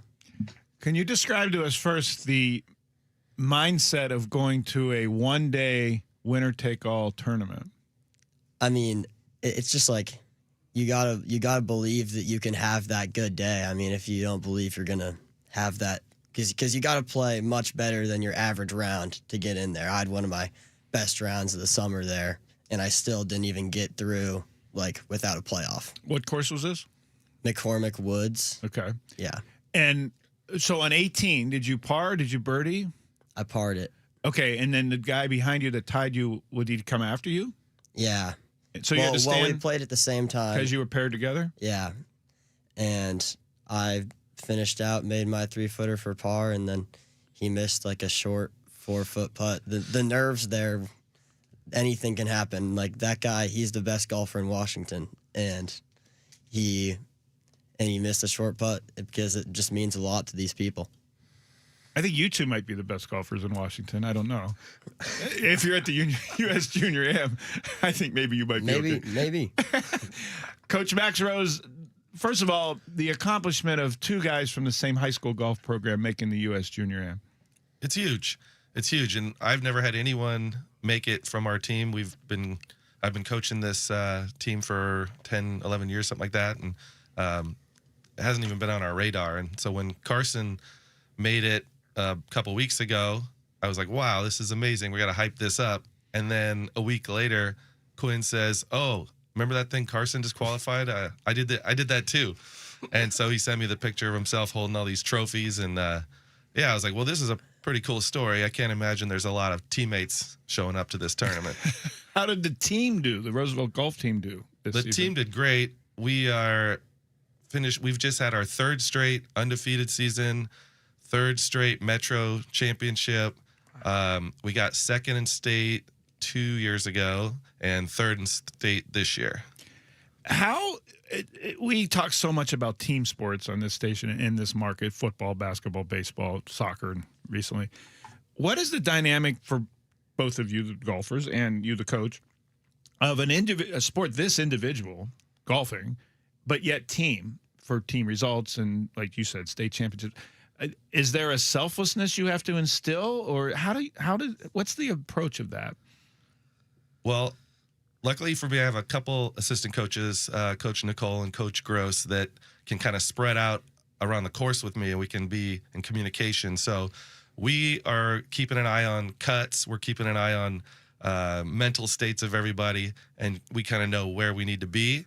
And so I can walk up to Quinn and be like, hey, our team is doing good right now. We don't need to do anything crazy. Just keep playing your game, play smart. And that's kind of our plan. And we qualified the first day at state, and it was pretty intense. One of our juniors, Henry, sunk a 12-foot downhill putt that if he missed would have gone, I don't know, another 10, 15 feet. Yeah, but it was a 12-foot downhill birdie putt. Birdie putt, yeah. To really seal it. And so we're all sitting there on the hill watching. This is in Spokane, and we just needed a 2-putt for the team. Oh. And he just tapped it, and it went right in for birdie, and it was huge for the team. It was great. Quinn and Carson, how do you do the team approach in an individual sport like that? Do you like to know, like your coach has said, where the team is at, and how does that change you? Do you then not do you lay up instead of going for the green, or in those situations? How do you incorporate a team mentality into this individual sport?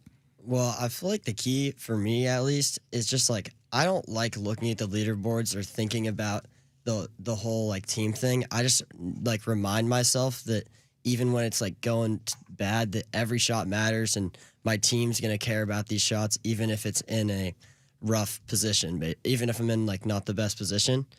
But I don't like to check the leaderboards or see exactly where I'm at. Like in our district championship, I was doing pretty good, and I didn't check the leaderboard once until the very end because I just wanted to stick to my plan because I knew that that's what would probably make the best results.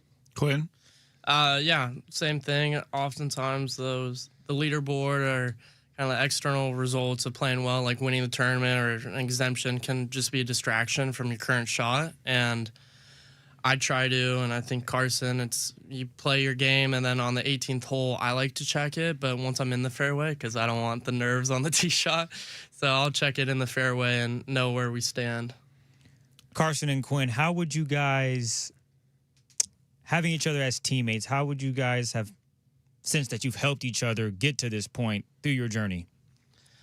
Yeah, it's been awesome having Carson as a teammate since when I was a sophomore. He joined the team as a freshman, and yeah, he just balled out in tryouts and played really well, and it's just motivating. I mean, he's a great person, great friend, and it's awesome to have that person on your team and who's also really good at golf to just motivate you every day to work harder, be able to play with him outside of school golf, and just compete with each other and push each other to do better.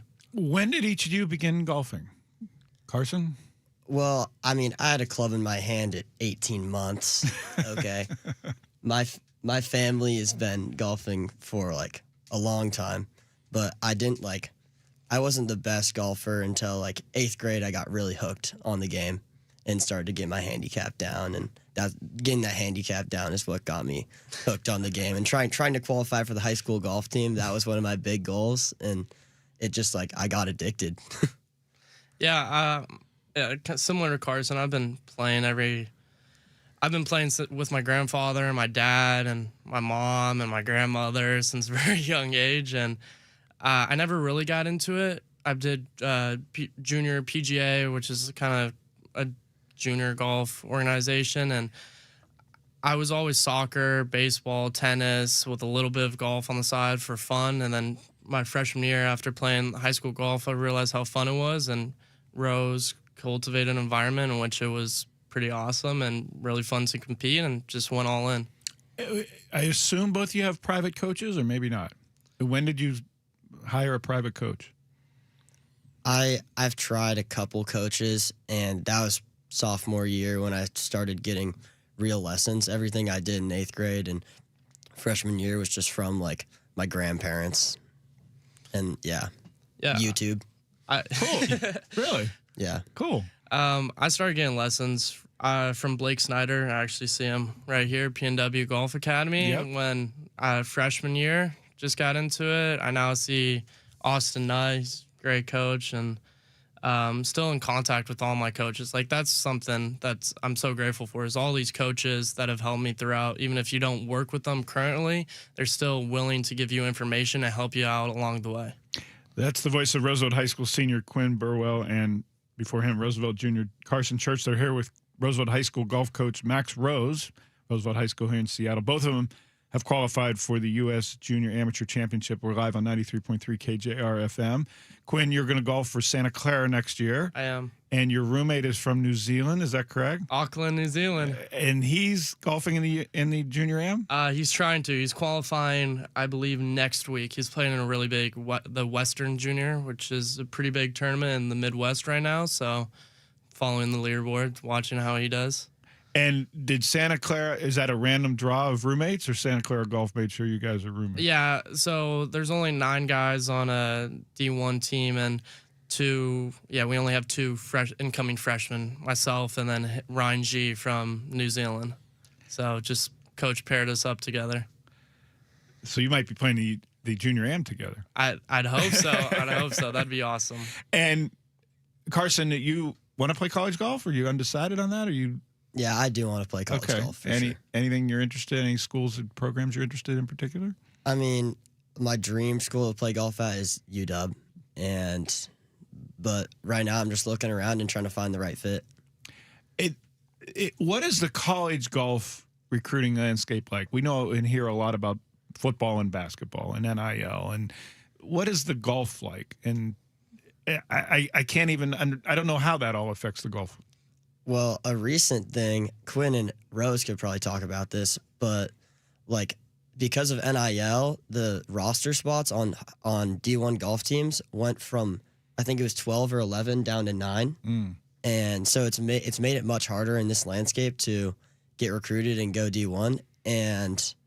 But I think it's just, it's cool if you all want to expand on that. Yeah, so the NCAA changed their Division I and I believe Division II rules about roster limits. So it used to be unlimited, but you could only give 5 scholarships per team, and they changed it down to 9, which some teams would have to cut. The SEC went down to 8, and which puts more scholarships available. However, there's a lot less spots for Division I golfers now, and that's been a struggle for our class, and it's going to get passed on to Carson because coaches have been scrambling last minute trying to meet these new roster standards. And are they filling in with transfers and a wide open transfer portal just like other sports? Yeah, because there are less spots, a coach is more preferable to take a transfer that they know can play well and handle the pressures and distractions of collegiate golf. So I definitely think the transfer portal has increased, like all the other D1 sports, increased with golf. Coach Rose, how do you handle that part of it for a Roosevelt High School golfer who wants to be in college? For me, I'm trying to talk to coaches that show up to the big tournaments. Like for Carson, we were talking with the Seattle U coach together for a couple holes, and he just kind of fills me in on what he's looking at. He loves local guys too. And, you know, I just tell these guys, you got to spam everybody. Just don't give up. Just keep sending emails. And that's just what I've been told by other coaches. What they have their kids do is just, you got to be that nagging person and try to get a response from somebody. And with the spots going down, a lot of the D1 players that were D1 are now getting cut from those rosters, and that they're trickling down into, you know, the smaller schools, D2 schools, D3 schools. So there's a lot of really good golfers out playing all different levels of college sports, college golf. Quinn, for those golfers out there listening, maybe youth golfers, they're out of high school, school's out now for most schools. You made it. You got a scholarship, a coveted scholarship to Santa Clara Division I. How'd you do it? Did you pester them with emails? Do you send your scores? Do you send videos? What succeeded for you? What way? Yeah, so you typically send out emails with kind of your golf score resume and your ranking and just recent tournament highlights. And I added swing videos and yeah, you just got to pester them. Like Rose said, you got to just keep emailing them. And originally, Santa Clara coach was like kind of unsure. Like all these coaches, they might not see you in person. They might have like a just a judgment of, like, the Santa Clara coach thought I was a very small person, and then he saw me in person and was like, "Oh, you're not small," and that, I guess, turned the corner on my recruiting process. So there's a lot of factors that are out of your control. But just emailing them, even calling them. Not many players call. And just picking up the phone, calling a coach, "Hey, coach." And they don't get many. They get 25, maybe hundreds of emails per day. They don't get calls. So I would say calling coaches is the biggest key. I'm stomping my foot in the studio here. I tell my graduate students at the University of Washington the same thing. You want to stand out, they're going to get hundreds and thousands of emails, but they only get one or two calls. And they'll always remember the one who called, because no one 30 and below uses a phone anymore other than to text and to watch videos. No one calls. No. It worked. Yeah. Do you guys have a chance to stick around beyond the break? Or do you got to get back for, like, you got to go to sleep probably? I'm good. Yeah, we can stick around. All right. We'll talk a little bit more with two of Roosevelt High School's golfers who are in the U.S. Junior Amateur Championships and their coach, Max Rose, coming up on 93.3 KJR FM.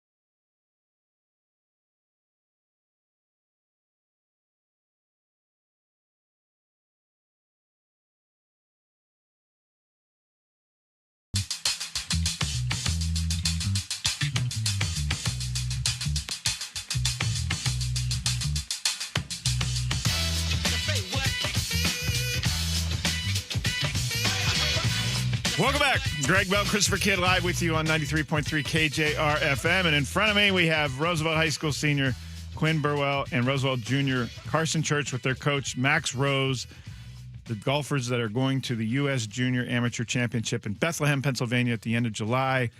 Only 264 dudes in the entire world get to go into this tournament, and 2 of them are golfing at Roosevelt High School in Seattle.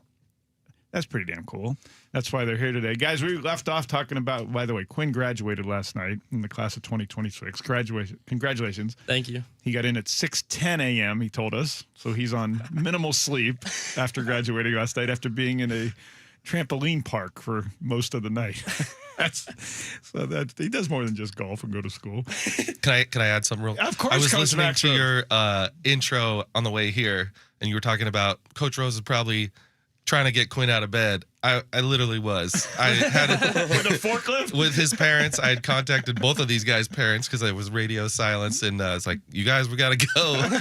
And I don't know if your mom my mom was came and woke you up. He's like, oh, we gotta go. Yeah, like So I it was- hear Rose's voice on the phone being like, is he up? And my mom's So it waking was me up. exactly as you described. I have 23-year-old twins. I know that 23, they can't get them up. So when they have jobs now and I can't get them up. You guys, the mental side of golf, there are a lot of listeners who play golf and know, at least have a familiarization with the mental side. The importance of that and the importance of what you guys both told me you do, visualization and how that works.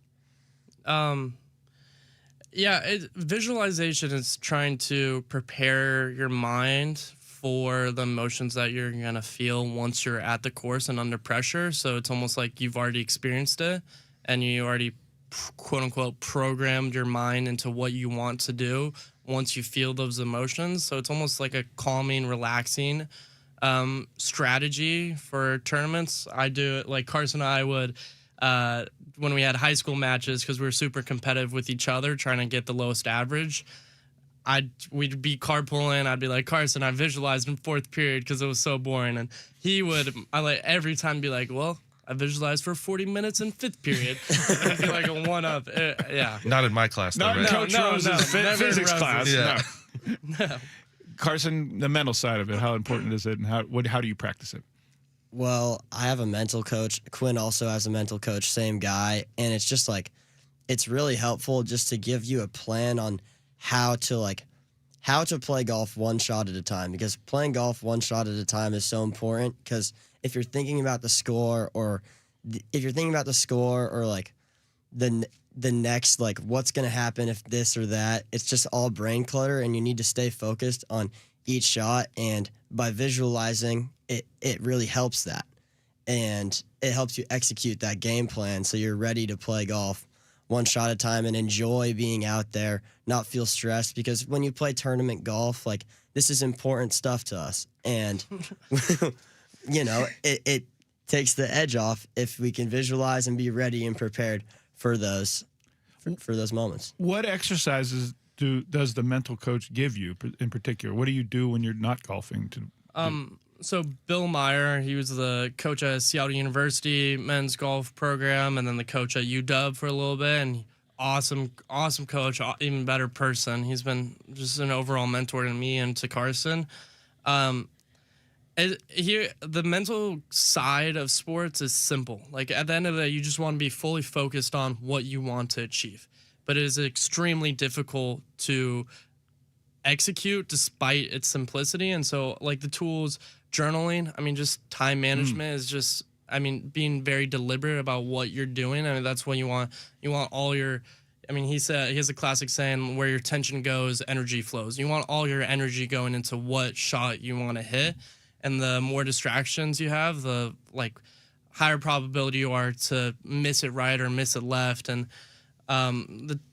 journaling. I do a lot of journaling. At Carson, we both do visualization, and then just developing a process. You'll hear from all the pros, and Carson and I talk about it all the time. Just developing a process and sticking to it on every shot, trying to get a mental routine. Not only a physical routine is important, but the mental routine is almost more important. Just keep it consistent.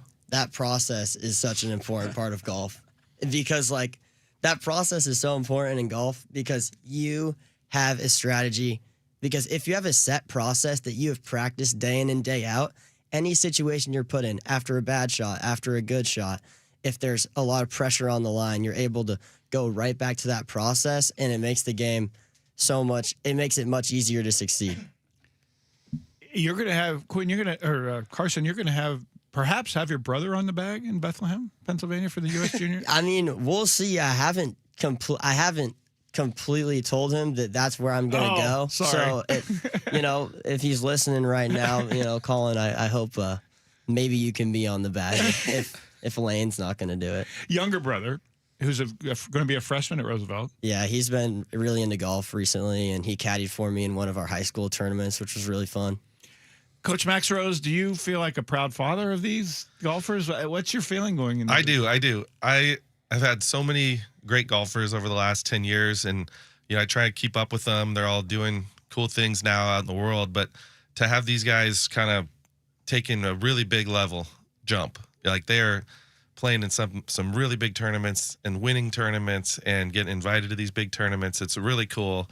I love, I'm very proud of, the Roosevelt team, and I'm an alumni of Roosevelt, and I've been teaching there for a while. The Rough Riders? My wife's an alum. My kids are going to be both at the school next year, and just having these guys represent our school and the team and the team culture that I've tried to build over the last 10 years. I mean, it just shows that everything's working, and these guys are super motivated.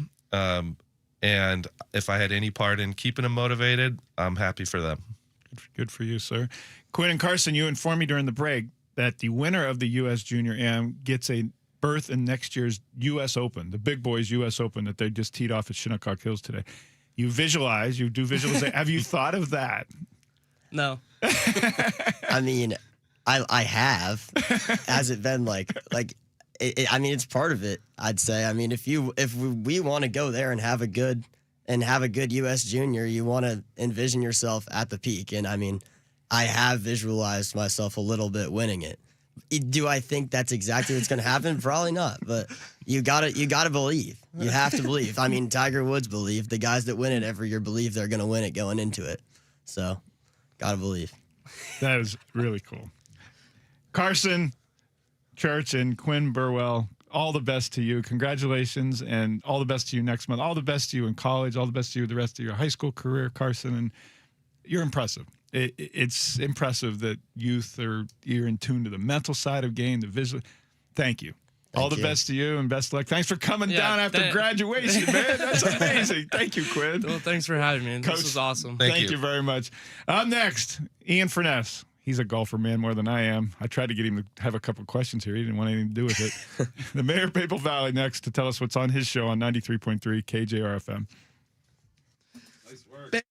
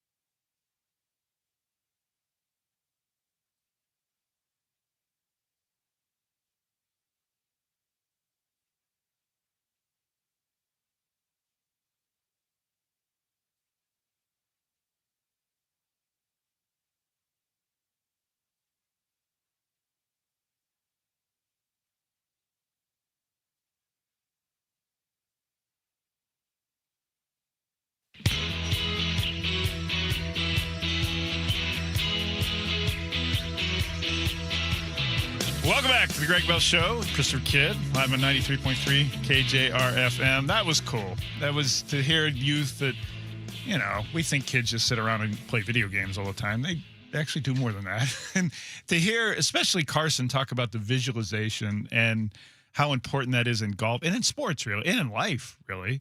But in sports, and in that sport in particular, how important visualization is. And it was cool that the junior, Carson, Quinn's like, I said, have you visualized winning the U.S. Open or getting to go to the U.S. Open by winning this junior am? And he's like, yeah, I don't think.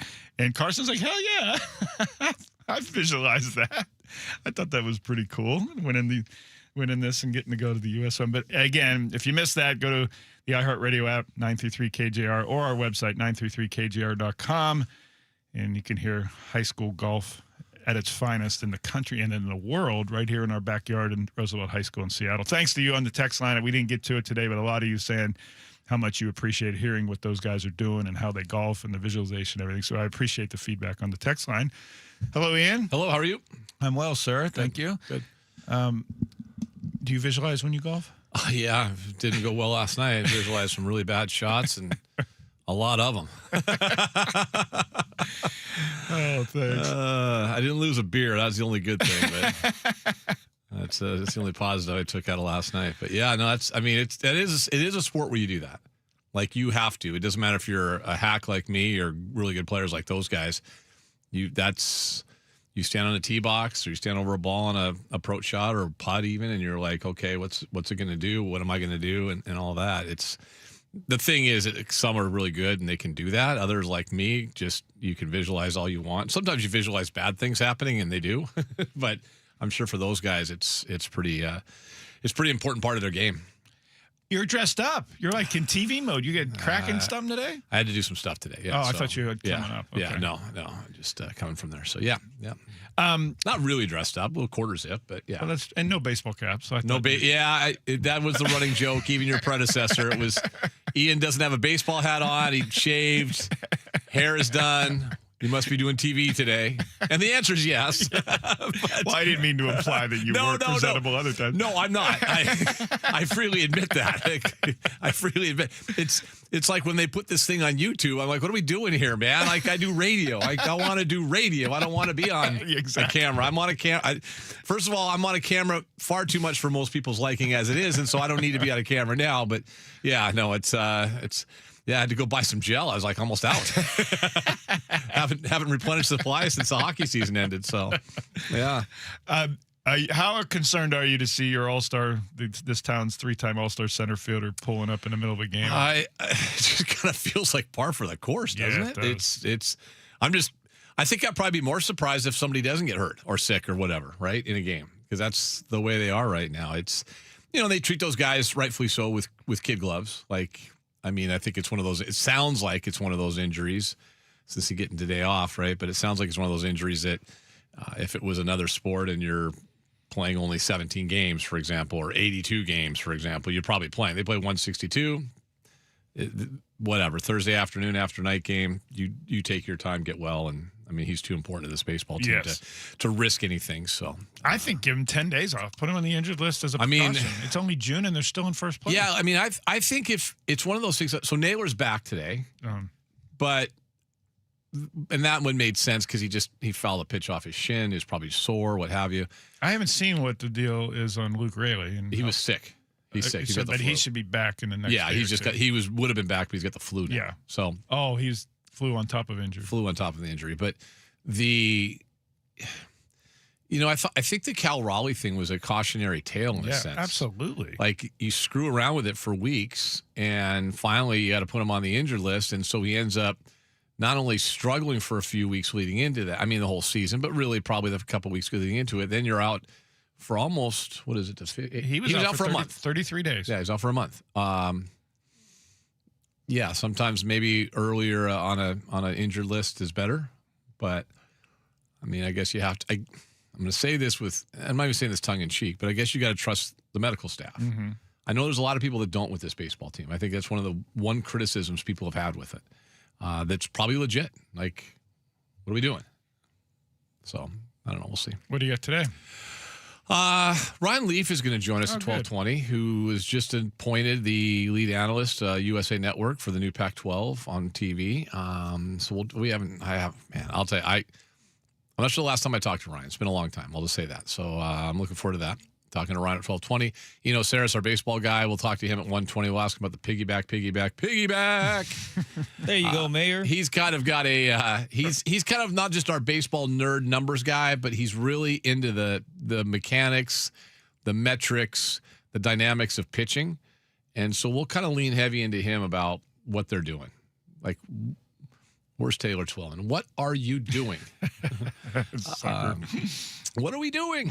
So we'll get to him. And then Danny O'Neill, since we're off tomorrow for the World Cup, Danny O'Neill's normally Friday. He's going to join us at 2 o'clock today. That's the U.S. and Australia World Cup match. It That's starts what I at hear. noon. That's tomorrow, right? I have heard that. Okay, I'm just confirming. That's the rumor. I asked Chris, and he said, I don't know. Yes, he would. Chris is like, shaked his head and said, I don't know.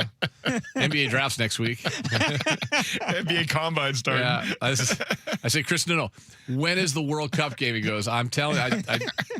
I think Washington's got the number 1 pick. I said, no, buddy, I'm asking you when the World Cup game is. And C-Kid 206 is just like looking at me like I had 2 heads. It's a soccer match, sir. When is that? He's not exaggerating. That's pretty accurate, by the way. Well, I liked your question. Chris, you go, no. I goes, we'll talk about it off the air. That's a no, by the way. Just say no.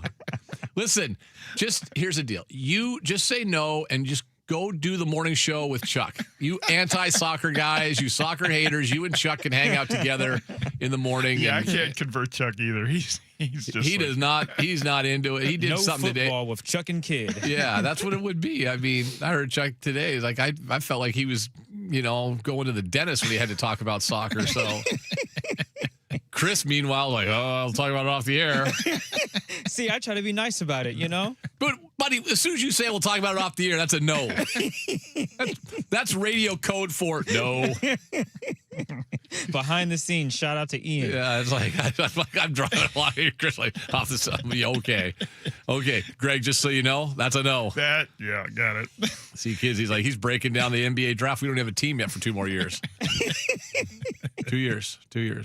The Ian Furness Show without Christopher Kidd. What would next. this be? Wait, 26, 27. I think this is the second to last, probably the second to last draft without us. Oh, wow. If you think about it. That is true. Okay. There you go. How about me brighten up your day? You're getting nostalgic over there. Go get him, Chris. Our thanks to Quinn Burwell and Carson Church, the Roosevelt High School golfers who are going to the U.S. Junior Am. 2 from the same high school, and only 264 go in the entire world. That's next month in July that they're going to be teeing off at that in Bethlehem, Pennsylvania. Our thanks to Roosevelt golf coach Max Rose, who's built a powerhouse there. They haven't lost a match as a team in 3 years at Roosevelt High School Golf. If you missed that, go to 93.3KJR.com momentarily, and it'll be up there. Also, the YouTube page. You can watch a replay of that as well. Ian's up next with, I guess it's Jessamine McIntyre on 93.3 KJR FM.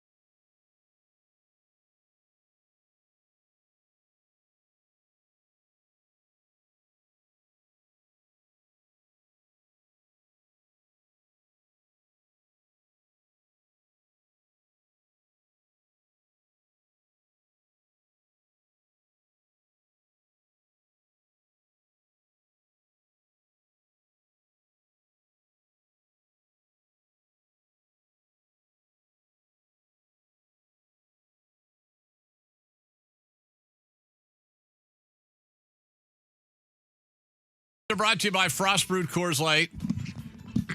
Choose chill. You got me okay? You hear me okay? Do you hear you? I don't know.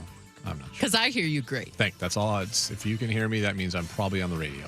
You are on the radio. And that's my job. I'm supposed to be on the radio. Okay. Mariners fell to the Orioles last night, 5-3 final. Cal Raleigh, JP returned this week, but Julio is out today, left the game in the sixth, hamstring spasm. I think baseball just makes up stuff. I really do. Like, do you just make up injuries? I've had a hamstring spasm. A spasm? Yes. I've had back spasms. Whatever. Well, it's a knot. I mean, I used to call it a knot. Okay. I think we can relate to that. And I think that from a professional athletic trainer perspective, you would say spasm rather than knot. Okay. Yeah, that probably sounds a little better than he's got a knot in his hamstring. Right. It makes sense. That is what a knot is. That is very true. They are finishing a 3-game series with Baltimore this afternoon. Red Sox are here this weekend. Seahawks announced front office restructure yesterday. Matt Berry, Willie Schneider, both promoted to assistant GM. Willie, by the way, is the nephew, not the son of John Schneider. Matt Berry has been their director of college and amateur scouting. I forgot they lost Trent Kirchner, too, which is a big loss for them. Aaron Heinlein, promoted. These are names you don't know, but let's just say this. Schneider promoted 4 guys from within. All 4 guys we've known for a while, have been with the organization for a while, just business as usual. His guys are getting promoted and getting bigger jobs, and he's promoting guys within. That's what good organizations do. World Cup. Czechia took on South Africa this morning. Do we have a score in that game? We do. Wait, hang on. I got it. Hang on. They tied at 1. Czechia and South Africa. Got that one. Full time? That one's done. That is in full. It just went to full time. There we go.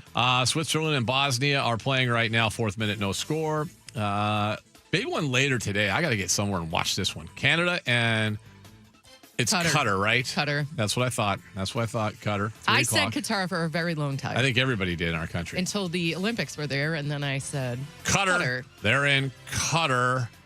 Anyway, they're in Qatar. That's a 3:00 game in Vancouver, British Columbia, Canada. It is going to be rocking up there, man. It is going to be.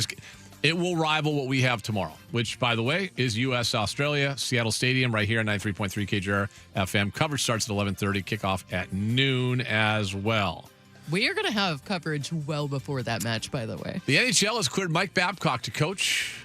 The Oilers are interested. People say he was abusive. Okay. Abby Murphy picked number 1 by the Seattle Torrent yesterday. 2nd overall in the PWHL draft. Apparently there's people in town that are upset about her political views and beliefs. Solid start. Welcome to Seattle, Abby. God help us. All right, let's go. We will go. I promise. The Ian Furness Show is presented by Snoqualmie Casino. Text us at 49451 and hit the talkback mic on the iHeartRadio app. This is the new Sports Radio 93.3 KJR FM. All righty then. Here we are on a Thursday afternoon. It's our Friday. Woo, baby. Happy Friday, Jess. Might be your Friday. Well, you're but marching. I just had like 3 weeks of Fridays. So. You did. Are you sort of working tomorrow? What are you doing? I'm going down actually at 7 a.m. to. Is that work or is it fun? Both, actually, because I enjoy my job, Ian. I am going down to just, see the sights and capture it for everyone who can't be down there. I'm really excited. I'll join Greg Bell in the top of his show, kind of scene set for everybody who is working and listening and following along. And then you can follow all our social medias, and I'll have everything out there for you. Have fun. That'll be good. That'll be fun. I think it'll be really cool. And then I'm going over to Mariners for pregame. If I didn't just absolutely despise all things traffic this week. Oh, yeah. And I do. Well, boy, do I. I think rightfully so. I've spent more time in the car this week. And honestly, the weirdest thing is the easiest travel I had this week, and it wasn't coming here. I had some other stuff I was doing that I had to leave the house early Tuesday and today. And I just despise the traffic in this area.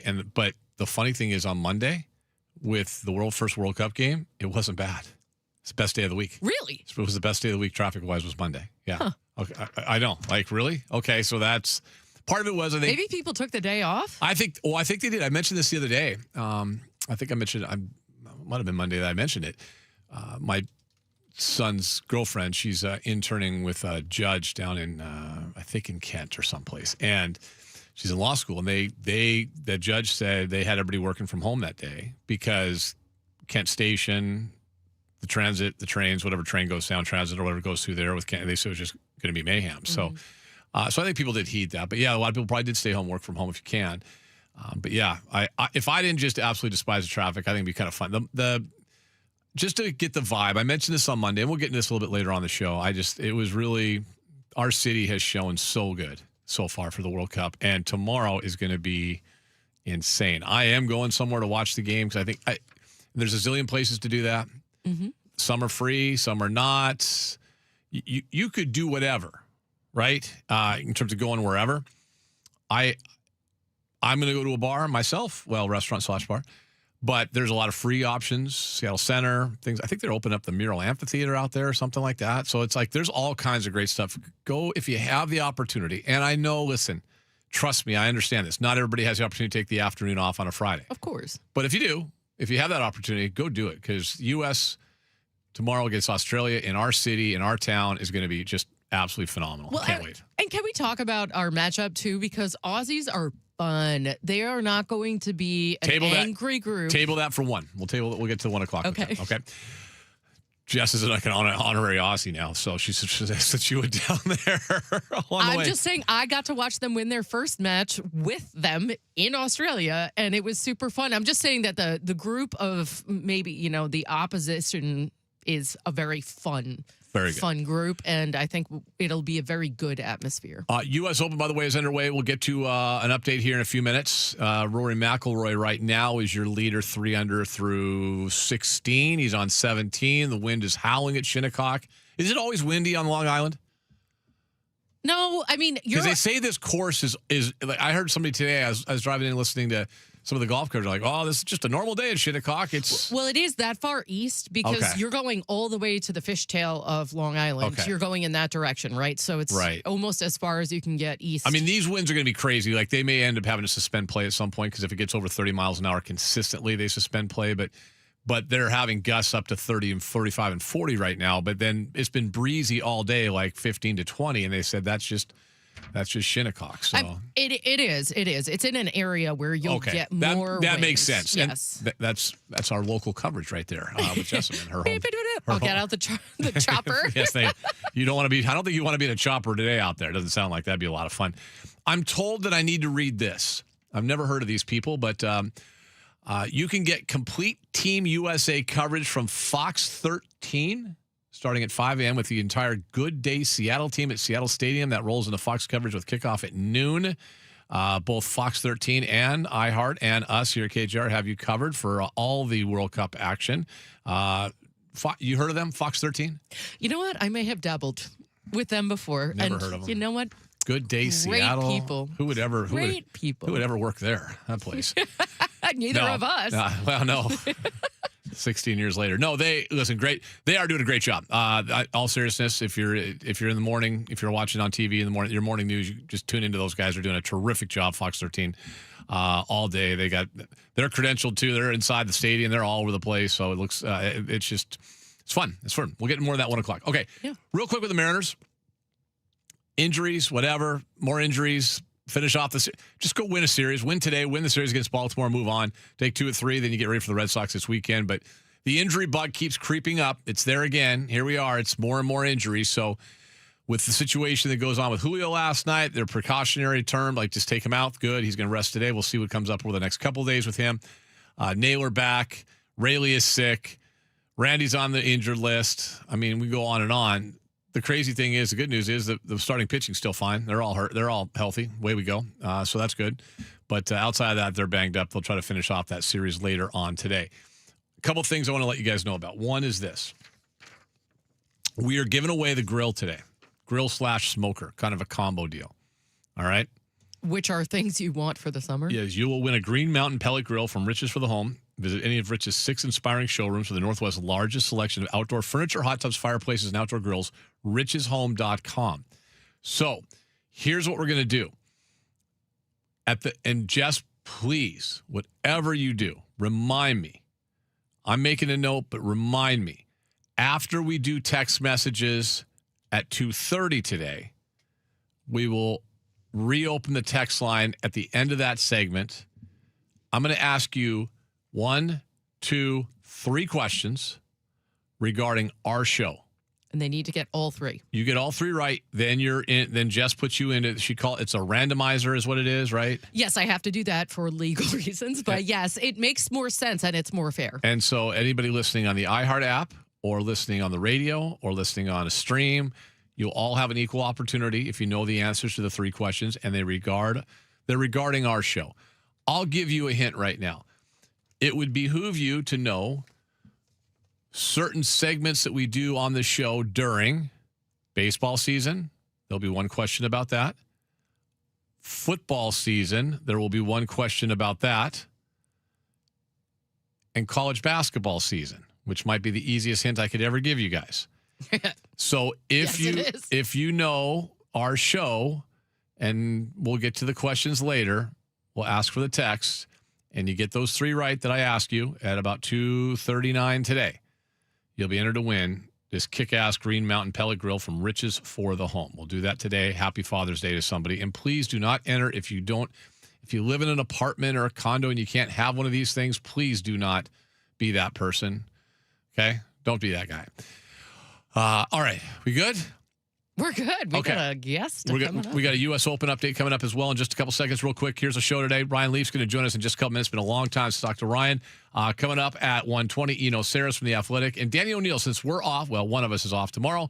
That would be me. No show because we're carrying the U.S.-Australia game. Danny O'Neill's kind enough to jump on a day early. He'll be with us coming up at 2 p.m. today on 93.3 KJR FM.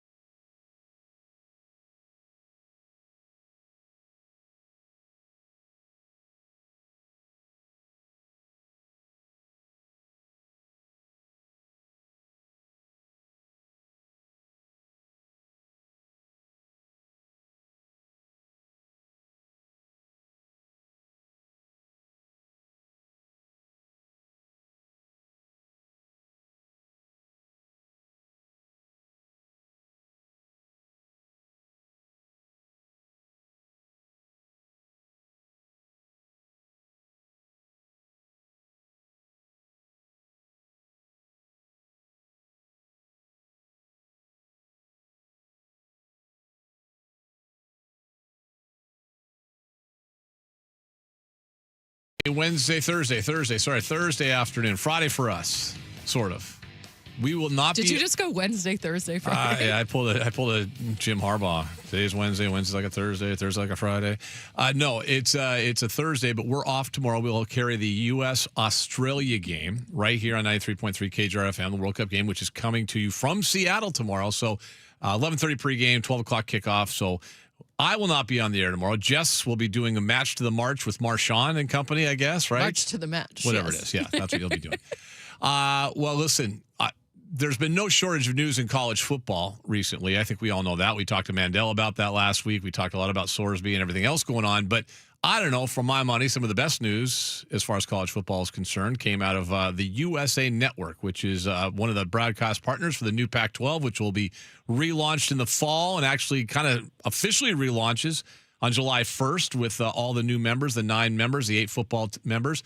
But that news is this guy, Ryan Leaf, is the lead analyst on USA Network's Pac-12 coverage this year. He has signed on not just football, but another thing he's doing on that network too. And he joins us right now on the Beacon Plumbing Hotline. It has been a while since you and I have spoke.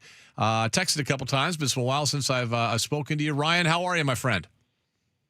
I'm lovely, man. Thanks for having me. Yeah, I hadn't talked to you in a while. Excited when Jessamine reached out yesterday and knew I was going to get a chance to chat with you a little bit. Well, first of all, are you in a golf tournament? Are you in Shinnecock? Are you playing in the U.S. Open? What are you doing? I heard you're playing golf today. Yeah, I'm in a tournament of my own here. John Smoltz started a golf tour for professional athletes, former professional athletes, and last year, and he got an investor in Texaco. Natural gas and oil guy out of Houston has been really, really supporting it. And this is the 6th tournament of this year. And it was a good day. We're in Minnesota today. Tony Romo was leading today. He went out and shot a 369. Oh, sure. Why not? God. I had a 4 birdie 74, 2 over today. So I'm nice. After my 2 under 70 yesterday, I'm even par for the tournament. So I'm feeling pretty good about it heading into tomorrow's final round. Nice. So it's just an awesome way. It's Major League Baseball, NHL, NFL, NBA, tennis, soccer, everybody who's a former professional athlete has an opportunity to be invited to these tournaments, and then we get to go out and compete against each other, which is a lot of fun. Well, yeah, because you guys are athletes, you still want to compete, which is cool. I know Romo's got game. We've heard about Tony Romo's game.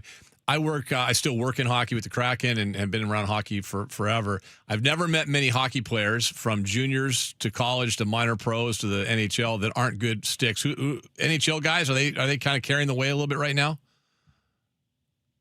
They're doing a pretty good job. I played with Kyle Quincy today. He played for the Detroit Red Wings for years and some other squads.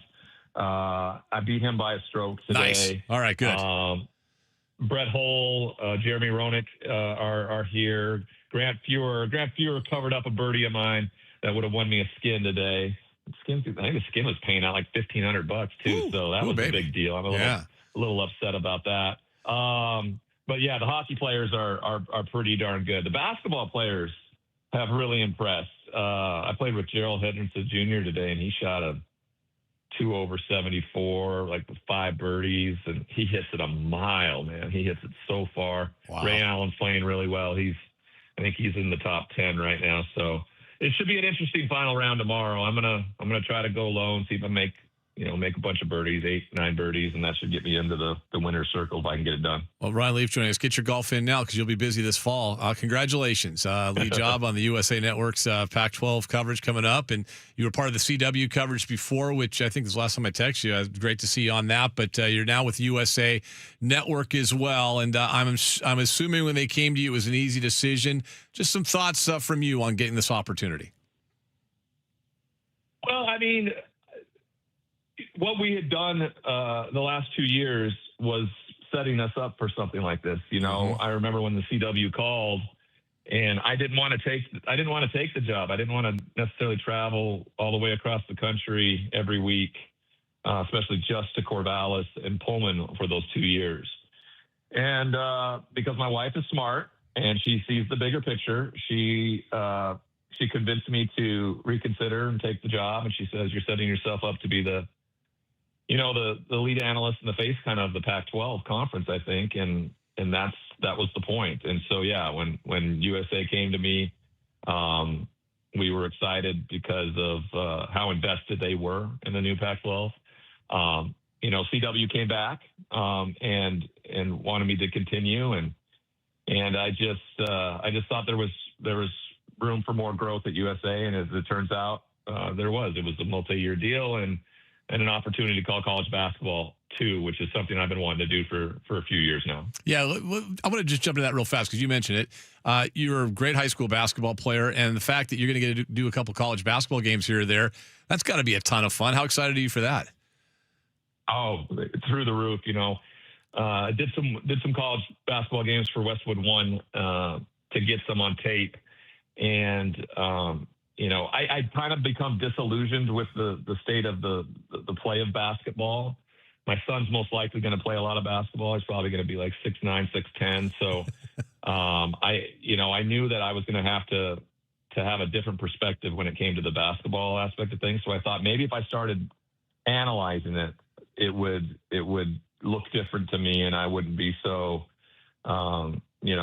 distanced from what it was when I played. And sure enough, that was the ticket. Really kind of got analytical with it. Watching the game, analyzing it, calling it as a color commentator, and so I knew I wanted to do that. And a lot of people don't know at Washington State, I walked onto the basketball team my freshman year, and for Coach Eastman, and made the team, and so that was really exciting time for me. Got to be the practice squad player, go up against Mark Hendrickson and Isaac Fontaine and that whole crew. That was a lot of fun for me. Also, kind of showed me that I probably couldn't do basketball for a living, though it was my favorite sport.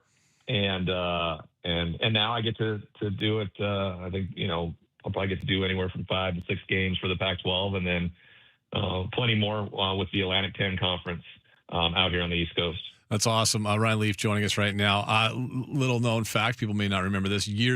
I want to say the first venture that you got into in terms of football analysis was back with my old co-host and me. We were doing some shows down in Tacoma.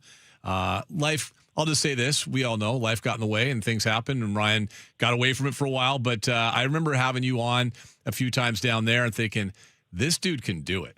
Like this guy has the ability to, and you had never done anything. You did a little radio with us on Fridays for a few weeks during football season. Like, this guy's got it, and you had a passion for it. It was so cool. It was right after you were finished coaching, I think, and kind of all the things were going on. But I remember thinking, despite all that, this guy's a good analyst, and now you get to do it in the conference that is reborn as the Pac-12. But a lot of athletes want to get into broadcasting, but you've got to immerse yourself into it. You've got to kind of sink your teeth into it. You've got to put the work in as well. What made you decide, hey, this is something I really want to do? I mean, obviously there's a paycheck and stuff like that, but Ryan, what made you say, hey, I'm gonna do all the work, the prep work for every week for games? It is immense. I mean, it's like studying for finals every week. What made you kind of say, hey, I still have this fire to do this? I think it was because it was so relatable to what I'd done my whole life in preparation, watching film, preparing for, teams and schemes and things and back and forth. It's the closest thing I could find to what a game week was for me. Watch the film. The only difference is when you leave the stadium at night, you never leave with an L, and that's pretty cool. Yeah. I do like that part. And listen, this is, something that not everybody's cut out for. You have to be able to explain to grandma and grandpa in layman's terms what happened on each and every play. If you get too in the weeds, people don't know what the heck you're talking about. If you're too nerdy or not nerdy enough, some people are up in arms about it. Regardless of score, regardless of who's in, what two teams are playing, I just call the football. I call what I see, and I liken it to when I watched football growing up with my dad. Dad was kind of like the play-by-play guy. He would kind of say what was going on at 1st and 10, Ryan, and at the 40-yard line, and when the play was over, I'd kind of break it down on what happened. And so when I'm talking to a lot of new guys that are coming into the color analyst side of things, that's usually the advice I give them. I said, remember what it was like to watch football with your dad on the couch. And that's how I call my football games. And it's really worked out for me. And I really love to do it. And to your point, you really don't get paid anything to do this, to be honest with you, unless you're the number one team for the networks making $1 million a game. You don't really get paid a lot of money to do this. Tony Romo doesn't need the $1,500 skin, is what you're saying. In the golf tournament. Yeah, he doesn't need that. Ryan Leaf James. I think too the art of it, especially, and this is why I liked your work on CW, is that you mentioned the fine line, because there's guys men and women that'll do an analyst role, and all they'll do is regurgitate what we just saw. They're like doing a replay. I don't want that. I want to know why. Like why did they, and you don't have to get too far in the weeds. And I think you do a good job of balancing that as well. Ryan Leaf joining us. All right, so the new Pac-12, it's certainly not the old Pac-12, but what Wazoo and Oregon State were able to do, the teams they were able and the schools they were able to attract. Gonzaga for basketball is a massive coup, by the way, for the conference that I think gets overlooked. The basketball conference will be sensational. But from a football standpoint, Kirby Moore, Wazoo, Boise State, all those schools have got some pretty decent coaches, both at Utah State and Colorado State, with some NFL and big-time college football pedigrees going on. What are your thoughts on the new Pac-12? I mean, we'll have to wait and see, but what are your thoughts on this conference as it relaunches? Love it. Love what Teresa Gould has done. She went to the presidents and the athletic directors at Washington State and Oregon State and said to them, don't you dare even thinking about going somewhere else if someone comes in, because I'm going to rebrand this conference with you at the helm, and we're going to make it into something that's incredibly powerful. And that's exactly what she did, because my alma mater, Washington State, will have a better chance of going to the college football playoff for the foreseeable future than they ever did in the old Pac-12. Immediately this year, they'll be, I do believe the conference champion of the Pac-12 will be in the college football playoff. And so I love it. I love what she's done. I'm so happy that she got her extension. And we're going to do this together. Me being kind of the face and the lead analyst of the network that has the most games of the conference. And I will say this, we were the conference we were the network when picking the games this year. We did not go and get the non-conference games. We went and got the best conference games from week to week. And I think that made a huge impression on Teresa Gould and everybody around the Pac-12 that we are the network that are going to call the best conference football games and not, grab one of those non-conference games because of the non-conference opponent in that situation. So I think they've done a heck of a job. I think the conference is going to be incredibly competitive. It really gives my alma mater and Kirby Moore in his first year a real shot if they can go out and put together a solid conference season. Yeah, I just mentioned the USA Network's got the Boise State Wazoo game October 24th, Fresno State October 3rd and Wazoo game. I mean, there's the first Oregon State game. The cool thing about this, Ryan, for fans is that with this new TV deal, we already know the game times. And that's been like a source of massive consternation and frustration for fans all across the country, not just in the old Pac-12, but across the country. It's like, okay, we know the first 2 weeks, but then we got to wait like 2 weeks out to find out, is it a night game? Is it a day game? Are we traveling the day before? I mean, it's because of the new TV contracts with CBS and USA and a little bit with CW, we already know the game times. And a lot of them are at 3 o'clock in the afternoon, which is nice, which will be very cool as well. You mentioned Kirby. Have you had a chance to meet our new coach over there in Pullman and impressions of him so far? Yeah, he reached out immediately, and he had me out last week, in fact, to speak to the team. And so, ironically enough, I've spoken to 79 schools in this country, and it was the first time I've been back to Washington State out of those 79 schools. So it was really powerful for me to be back home. Kirby, of course, growing up in Washington, well versed and well aware of my career at Washington State. And knew how much, Kellen, his brother, looked up to me when he was growing up and ultimately went on to play in college himself. And so there's a Montana kid who's our offensive coordinator, Matt Miller, who grew up in Helena, just down the road from where I did in Montana. He told me a story about when my brother was playing in the state championship game. And he was on the sideline as a ball boy. That's how young he was at the time, but watching Brady Leaf toss it all over the yard there in Montana. So really, really impressed with what he's brought to the table. But listen, I've been impressed with every coach that's been hired since Mike Price. Every one of them. I've really liked the hire. I thought they were going to go and do a great job. All it comes down to in Pullman is whether or not you win or not. Mm-hmm. It's just plain and simple. You have to win for people to look at something as a success, because you don't get the opportunity that, say, Mike Price had to start off a few seasons with only like 3 wins, and to realize how great a coach he was.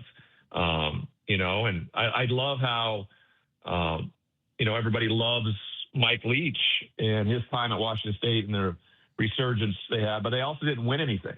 They never won a division. They never won a conference championship. And so I want to get back to winning the conference championship, which hasn't happened, I think, since 2003.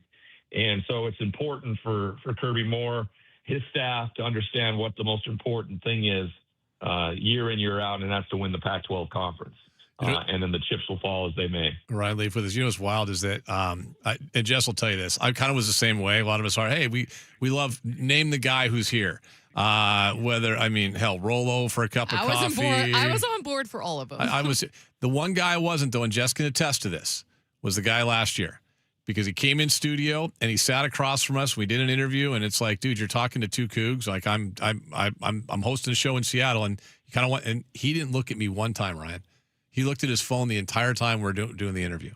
Jimmy Rogers did, and I was like, "That's crazy." I really like Jimmy. Yeah, so, it was a weird. I got a weird vibe from him. That was the only guy I can say. Hell, I got along with Rolo for a while. But I called him the 1,000-mile stare. I recommended Rolo to Pat Chun. So yeah, I'm there with you. I really like Jimmy. I did. And I thought he did an unbelievable job last year with a roster and a schedule that was absolutely brutal. Yeah.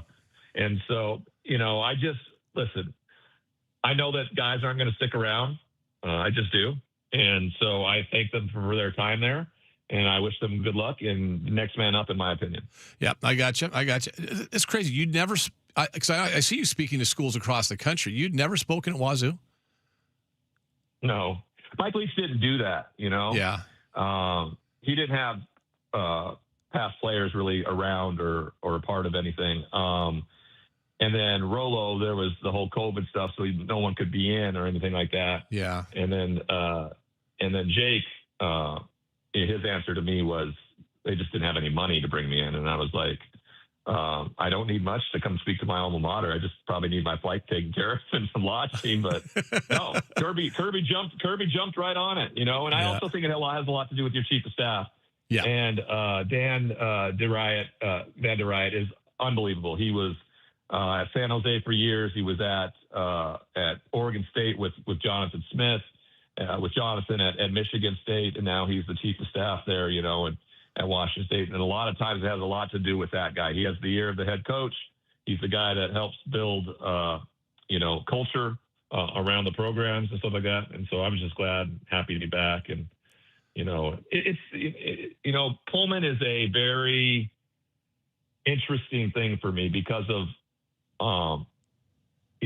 some of the things I got myself into around my addiction, the decisions and choices I made. When I got out of prison, the mandate was for Bill Moose, don't have Ryan anywhere near Washington State stuff. And then when Pat Chun came in, he completely reversed that. He put me in the Hall of Fame. He wanted me to be a part of everything and be back and things like that. And then when Ann McCoy took over, same thing, wanted me to be around. It just really depends on who's at the helm and what someone sees at it. And we saw what Bill Moose did and how he left in the middle of the night. So, I really don't we're on the same. Too much about what we're on the same page there, buddy. Hey, we're on the same page. we're on the same page there with that one. I can tell you that right now. So, well, listen, you're back, and all I know is this: I'm glad to have a Wazoo guy. I'm glad to have a Pac-12 guy, but specifically a Wazoo guy that's on the part of the new Pac-12, and maybe more importantly, not somebody from a school that left the Pac-12, if you know what I mean. So it's good to have you aboard. You'll carry the flag well for not just Wazoo, but for the entire conference. I'm thrilled for you. Basketball will be kind of fun to listen to you as well. We'll touch base again down the road, but Ryan, again, congratulations on the new gig. Well-deserved, and can't wait to watch and listen to you in the fall. You bet, Ian. Thanks for having me, Justin. Good to talk to you, and you guys have a great rest of the week. Take care, buddy. There's Ryan Leaf. We'll take a quick break, come back, wrap up hour number 1 next.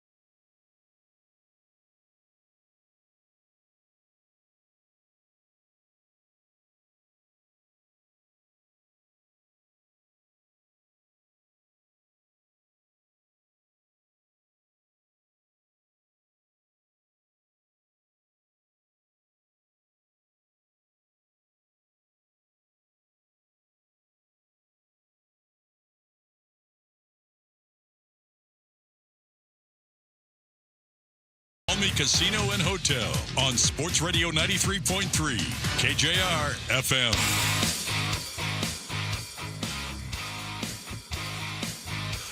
All right, we're back. Cruising along, U.S. Open underway. Wow, it's windy. It is windy there. Scotty Scheffler is 2 over heading into 18. That's very un-Scheffler-like. The leaders are 2 under par. We talked about that yesterday with Bobby Casper. I mean, tough tournament. Thanks, Ryan Leaf, for popping on. It's been a while since I've had him on this radio show. It's been a while since I've heard him sound that good. Yeah, I'm excited for him. He'll do a good job. Listen. I didn't want to put him in a. When the Pac-12 or Pac-2 for the last couple of years was on CW, nothing made me sicker to my stomach than watching dudes on there making money off of those 2 schools in that CW deal than people that were part of schools that went elsewhere. Mm-hmm. And I know that's very petty of me. Whatever, I don't care. You're a Coug, man. Listen. To me, it either should have been somebody from another conference, and they had a couple guys from another conference, but I didn't need to see Lincoln or Nigel on there. Your school left. Go work for the Big Ten Network. Go do that. Yeah, when it comes from those that left. Especially guys that continually trashed our program. Nigel's at the top of the list of that. I've come to words with him several times. Like, he loved trashing on Wazoo, and then all of a sudden you're going to make a paycheck off him? Screw you. Lincoln Kennedy doesn't even know Wazoo exists. Hell, he doesn't. He didn't know he might be the worst analyst in football. And I'm like, no, man, no. Like, Yogi Roth still makes money off of Wazoo for fundraising, which I think is a joke. He's a Big Ten Network guy. Has nothing to do with our conference. Beat feet, buddy. Go somewhere else. I got no time for you guys. But so I'm glad they took Ryan. And listen. Again, it doesn't have to be somebody from this conference necessarily, but don't make it from schools that left elsewhere, especially schools that like to rip on, R2 land-grant schools in Oregon State and Washington State. So I'm glad they picked Ryan. That's good. And it'd be fun. He gets to do basketball, which is kind of cool. And I'll give you weird precedent for that real fast. So he's going to do basketball. I did a couple of basketball games for the old Comcast Sportsnet that used to carry the Blazers when I was working for them back 10, 15 years ago. And we used to do a bunch of University of Portland games and WCC games. You know who my color analyst was? Right. Former Major League Baseball pitcher, Bill Kruger. Oh, my gosh. Who was a basketball player at UP as well as baseball. I didn't know he played And basketball. I'm going to tell you right now, Kruger is a great basketball analyst. Like he carried my ass. Like, he was really good doing basketball. Like, I showed up, like, who's the analyst? Who's the color analyst? Bill Kruger. I like, what, baseball guy? And they go, and we were at Child Center in Portland, where University of Portland is. I'm like, oh, yeah, Bill Kruger was like a stud basketball player there in college. Yeah, Kruger's great. So I love him. Yeah, so it's good for Ryan. He gets to do basketball as well. All right, 1 o'clock hour coming up in a second. We've got Eno Saris at 1:20 and Danny O'Neill's an hour away, 93.3 KJR FM.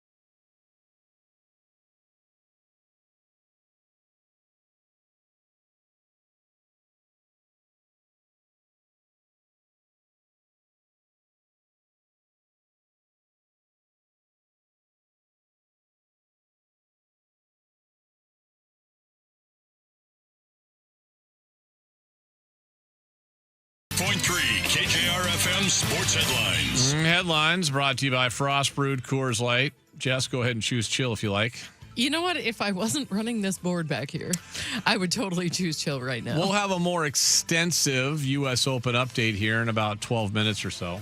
In the meantime, I can tell you that Sam Stevens and Ryder Cowan, an amateur, are leading the U.S. Open. Both are 2 under par. Rory is 1 under. He is done for the day, shot a 1 under 69. Same as Tony Romo. Same as Tony Romo. We'll keep an eye on the leaderboard. Last check, Scotty Scheffler was 2 over par. But again, we'll have a more extensive update coming up for you in a couple minutes. Mariners lost the Orioles last night 5-3. Seahawks announced front office restructure yesterday. Matt Berry, Willie Schneider both promoted assistant GM in the wake of Nolan Teasley departing and taking a bunch of those guys over there to Minnesota for big jobs. World Cup, Czechia. South Africa this morning. What did I tell you earlier? 1-1 draw, right? Yes, it was. Switzerland and Bosnia just started the second half. They're in the 46th minute, and there is no score in that match. Tomorrow, Australia, USA, Seattle Stadium right here at 93.3 KJR FM. Noon kickoff, 11:30 pregame on your home for the World Cup. That will be us, your iHeartRadio and 93.3 KJR FM.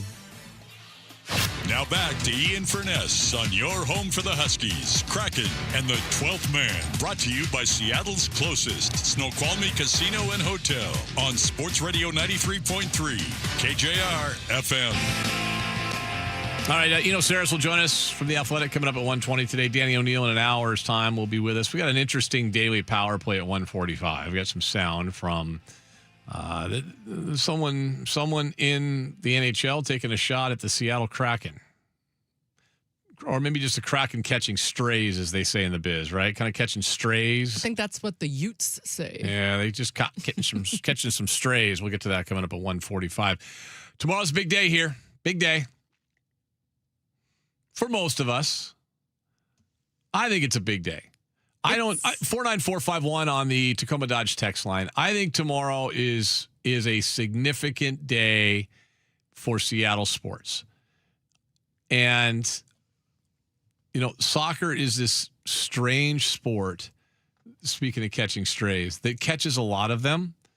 And I think I found with soccer, there's now World Cup changes things a wee bit, just a little bit.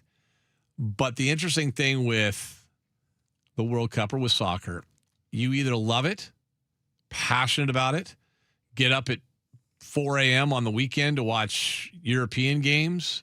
You have your European team you've attached yourself to. I mean, just look at Jackson and Anders here. Oh, they have. I think our buddy Rich, sales guy out there, these guys all have their teams, right? That and they're just diehards. Or you're the guy or woman that says, "Oh, hey, soccer, stupid soccer. They just flop, blah blah blah blah." Okay. Like, there's not a lot of in between, it doesn't feel like. I'm a tweener. I think I would, listen, I grew up playing the game, coaching the game, loved the game. I fell out of love with the game, I'll be honest with you, for a while. And it'll never be what it once was to me when I was growing up and playing it. I kind of think I played it because that was like the sport I was best at. Like, so I was like you sometimes evolve into like, okay, do you love this sport? Like, my son loves basketball. He's better at football. Like, so he ended up playing football, right? Yeah, I can see that. But for me, I appreciate the game. I appreciate the athleticism. I appreciate everything about it. So, like, you'll never hear me the one to spare it. But there are people that, I just get your thought. I think tomorrow it just goes way past the game. It's the match itself is going to be special. On our turf here, the U.S. men's national team playing a World Cup game. It's the biggest sporting event, arguably the most important sporting event to the world. Maybe not to us, but to the world. It's bigger than the Olympics. Olympics are, for the most part, individual sports. Yes, there's team sports, and they matter. But really, this is the most important sporting event in the world. It's the most watched by a landslide. So all those things come into play. And the game's going to be played here in our stadium. The international eyes focused in on Seattle. We're going to have, as they would say, the Chamber of Commerce Day. It's going to be gorgeous outside, a little bit warm, but, warm for us is very comfortable for the rest of the world. Yes. So it's going to be spectacular. And I mean, you're doing the march to the match tomorrow. It'll be cool as hell. I can't wait to hear about it as well.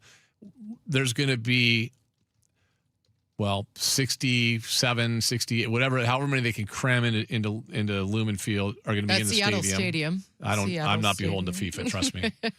But they're going to be crammed in there. So let's just say 68,000 people there. There's going to be 2 or 3 times that many people just around. Yeah, I think everyone's going to have a really good time downtown too. Like if you can't get in, if you didn't have I think the get-in price was like $2,200 or something. Last we checked, it was like $2,200. Yeah.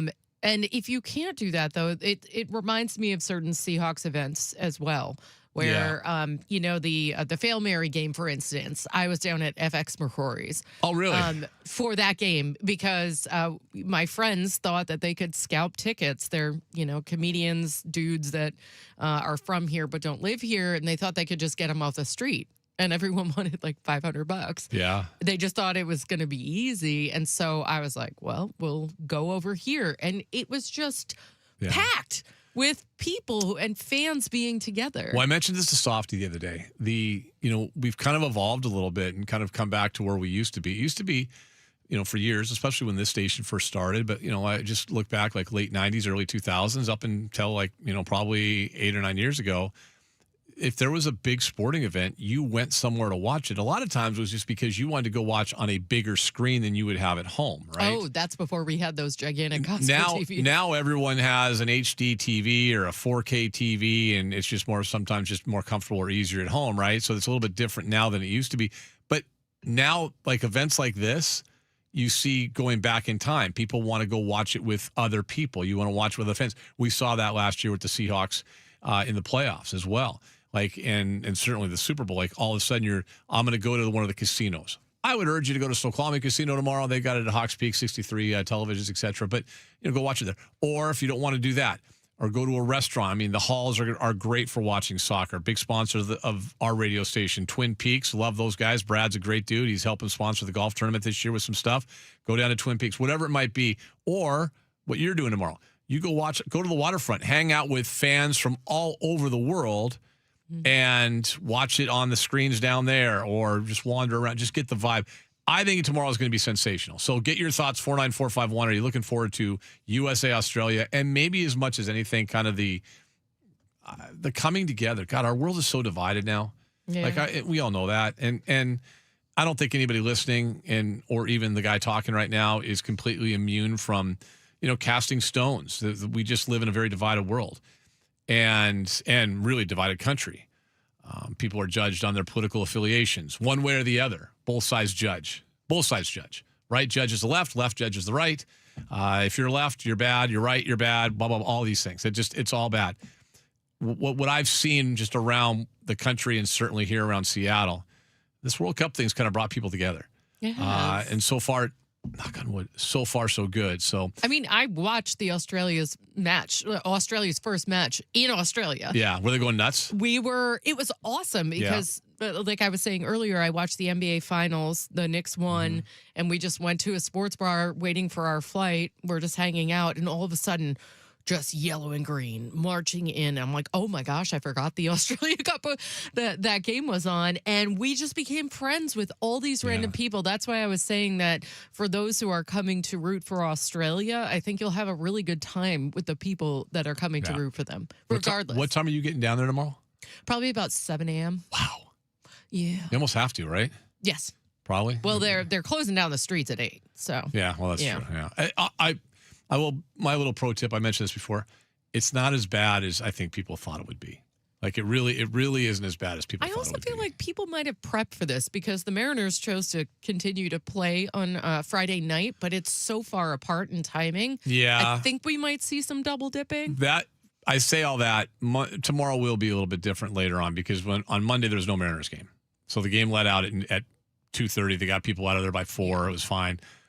Tomorrow might be a little sketchy, but you know what? Prep. I think people, get ready for this kind of thing. People will have fun. There's no doubt. All right. 49451. That is the Tacoma Dodge text line. We'll take a break, come back. Our guy, Eno Saris from The Athletic, all things baseball, will join us. We'll talk to him about piggyback, and much more. That's next.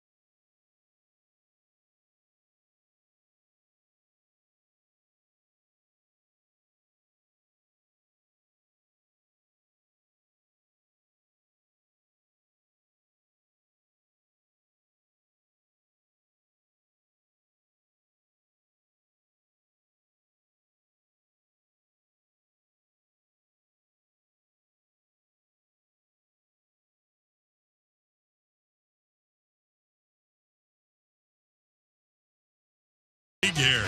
He likes picks of grips, food, and beer, while always dreaming up the next big baseball stat. Brought to you by Georgetown Brewing.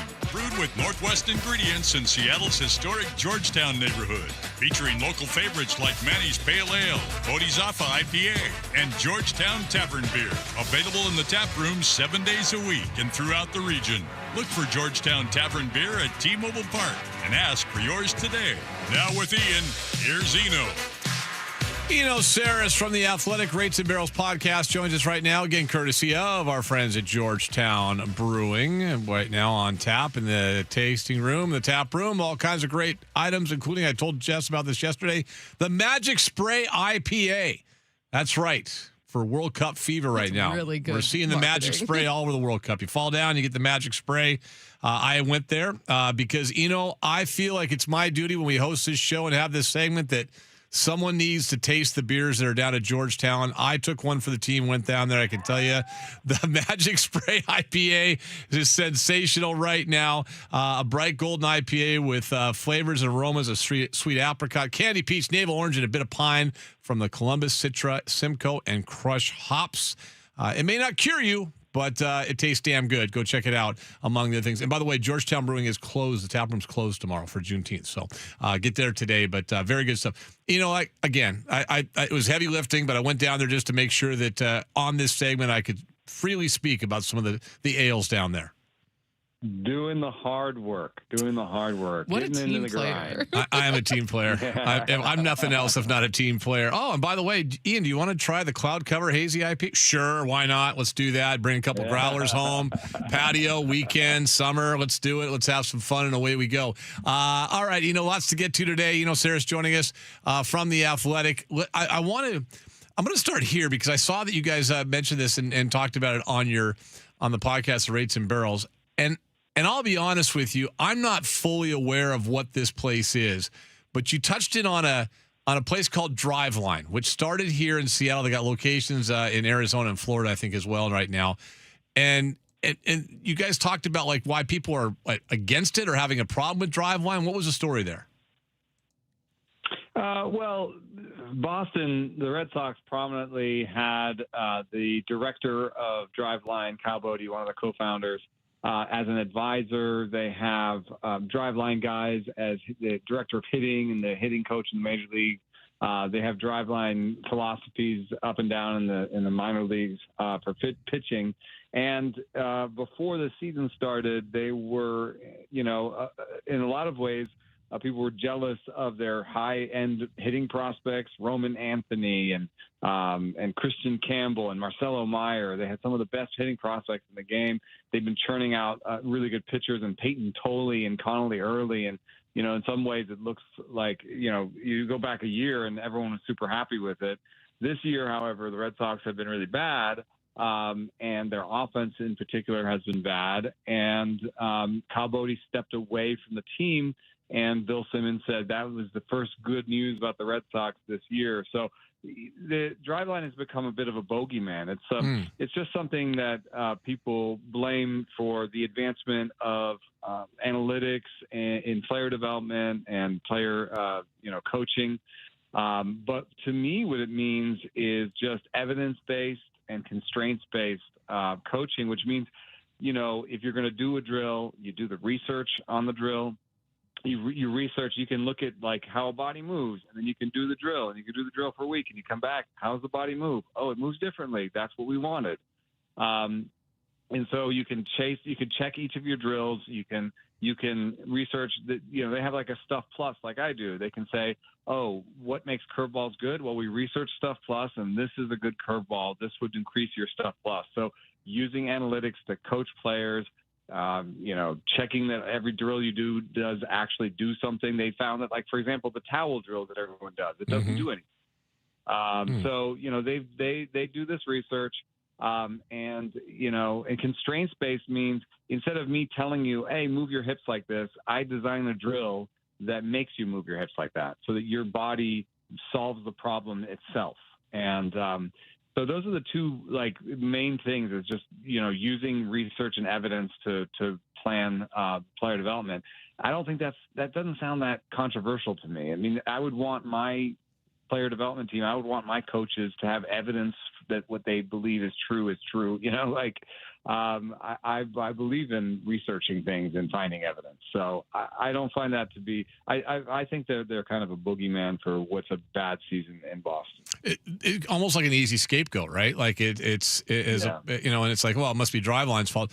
I mean, this place started as a small place in Kent, just outside of Seattle, that kind of catered to kids playing baseball, and you can indoor hit. I mean, we live shockingly in a climate where it may not be conducive to playing baseball outdoors for a few months of the year.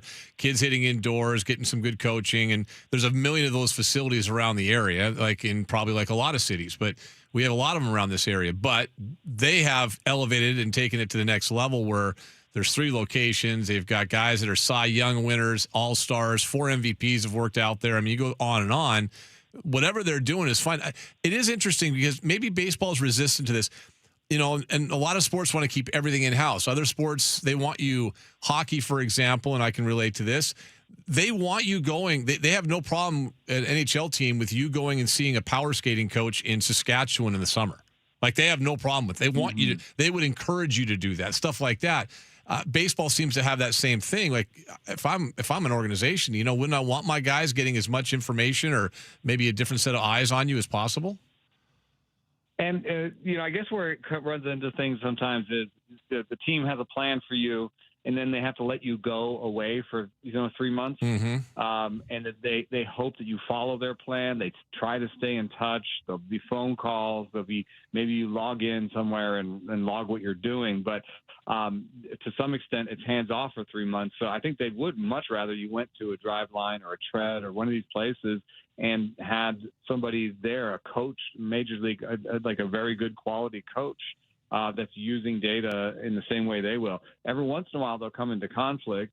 And I'm not saying that you can't make mistakes. You know, Seattle actually has really good pitching development. We can say that, right? Yeah, I think so, yeah. They developed, a bunch of starters, a bunch of relievers. One of the main tenets is that, their stuff plus is very similar to mine. They've even mentioned one time, DePoto mentioned on the air a stuff plus number for Matt Brash's slider. I was like, oh my God, that's the same number I have. So, there's a very similar model. And one of the things that I noticed was, oh wow, sweepers, man. Like, they stuff plus loves sweepers. We should teach sweepers. What did Seattle do? They taught everybody sweepers. Well, this is the mark of, I think, where you kind of go from being evidence-based and I know everything to like the real great, the best coaches and the best player development systems not realize when they're wrong, but realize there's nuance. You'll learn something in the future. So what we learned about stuff plus on the sweeper was it has big platoon splits.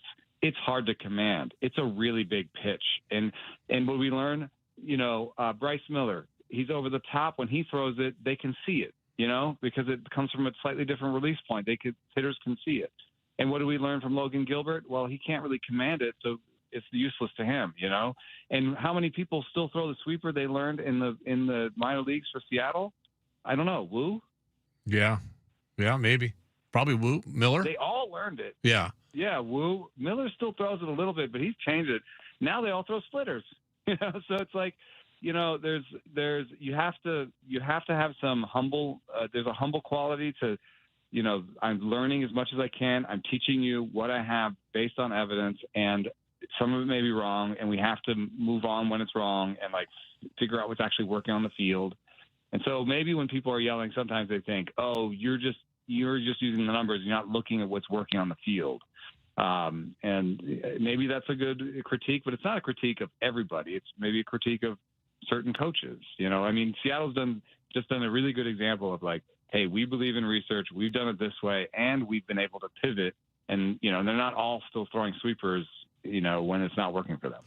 Sarah, it's brought to you by Georgetown Brewing joining us. One is an interesting thing. I think we all agree. Mariners know what they're doing for the most part with pitchers and developing and so on and so forth. Hell, they got 2 of the best prospects down in the minor leagues right now, which we expect to probably see at some point this year. They also have 6 starters. And, they're going back to the piggyback, but it's a new version of the piggyback where apparently everyone gets to be like, I guess guys felt left out, right? Maybe Miller and Castillo doing it. So, Gilbert and Wu and Kirby and Hancock, they all felt left out. So now we've gone from a piggyback to a 6-man rotation to a piggyback that will include everyone at some point in a rotation getting doubled up. You do this for a living. This is your world, pitching, and especially kind of studying all things, whether it be Stuff Plus. I don't know what column you have piggyback in your database, but you must have a thought on it for us. Well, actually, my thought is a little bit less to do with analytics and numbers here. I think it says a lot about camaraderie and like a tight group. Mm-hmm. One thing I haven't written this yet, but it's like on my to-do list. Whenever I talk to guys in that rotation, they talk about other guys in the room. Yes. And, they've all learned from each other. Like the splitter came from Robbie Ray and a little bit, and then Logan Gilbert went to driveline and perfected it. And then Bryce Miller's like, man, that splitter looks pretty good. Let me try it, So, and when I talk to Brian Wu, he's like, well, their arm slots are different, but I do talk to Castillo about his changeup grip and what he's doing. They all totally respect Kirby as like the command god, So they're pretty tight knit. So what I see out of this is, hey, let's not make Castillo, who they revere, let's not make him feel like left out or, like made a scapegoat for anything. Let's all do it. It's kind of like what is it in that movie where the kid pees his pants, so Adam Sandler pees his pants? Yes. Billy Madison, Billy man. Madison. It's a It's national treasure. Billy Madison, yeah. When he goes back to elementary school, yeah. I'm going to pee my pants. Consider me Miles Davis. Oh, that's good. Oh, Yeah, that's right. very good. That's very good. That's So a good I mean, analogy. Yeah. I would assume that the coaching staff and the Mariners, on some level, wouldn't like it because you're like, well, I'd like Logan Gilbert to pitch as much as he's great. I want to get the best innings from my best pitchers. But they also know that they're going to go, that this is going to go down to September, and they want to keep everybody as fresh as possible. So that's a good thing. It's going to be a nightmare for scheduling in terms of scheduling, bullpen days and figuring out, when to do these things.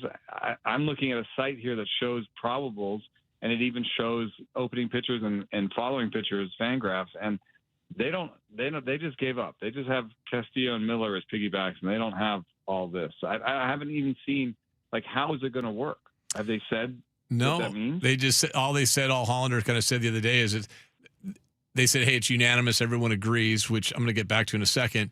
But right now it's Miller Castillo next time, and then we'll kind of a TBA, like Wu's tonight. Gilbert was great the other night. Cal back behind the plate maybe made a difference for him. I mean, he had one of his better outings in a while. But they said the part about the unanimous thing even on the Athletic, the windup, the newsletter that we get every day, the windup, they're saying, well, kind of tongue in cheek, sure, it was unanimous. Like we're all kind of insinuating that. But you brought something up that I think is true. I think that group is actually really tight. And I think there is probably a little bit of a selfless nature that goes with that, and some teamwork and some camaraderie amongst the starting pitching group. The problem is they just have too many of them, and that's an embarrassment of riches that most teams would love to have, but it ends up becoming a little bit of a problem. But I think you're right. I think that because they do, when you hear guys talk, Logan Gilbert talks about Luis Castillo and George Kirby talks about Bryce Miller, whatever it might be. I think there is something to that. We live in a cynical world, right? Especially in sports, we live in a cynical. There's no way they could all be on the same page. Maybe they're not 100% on the same page, but they all kind of understand the bigger picture, probably. Yeah.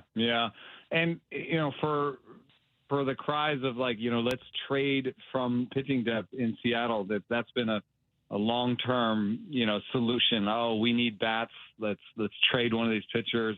We have these two prospects. Let's trade pitchers. I mean, the truest thing in baseball is there is never such a thing as too much pitching. You cannot have too much pitching depth. And anybody, you could look at, I said before the season that the Mets and the Red Sox had amazing pitching depth. Well, they're using it all. It's all being used. And if you look at what they have left, not that much. Like Boston has like one more big prospect who kind of popped up, Ianson, but they're using everybody that they were supposed to use. The Mets have kind of run out. They're gone. They've gone back to Sean Manaea and some of the guys that they were using before because they went through the young guys and some of them got hurt. So I would suggest keep.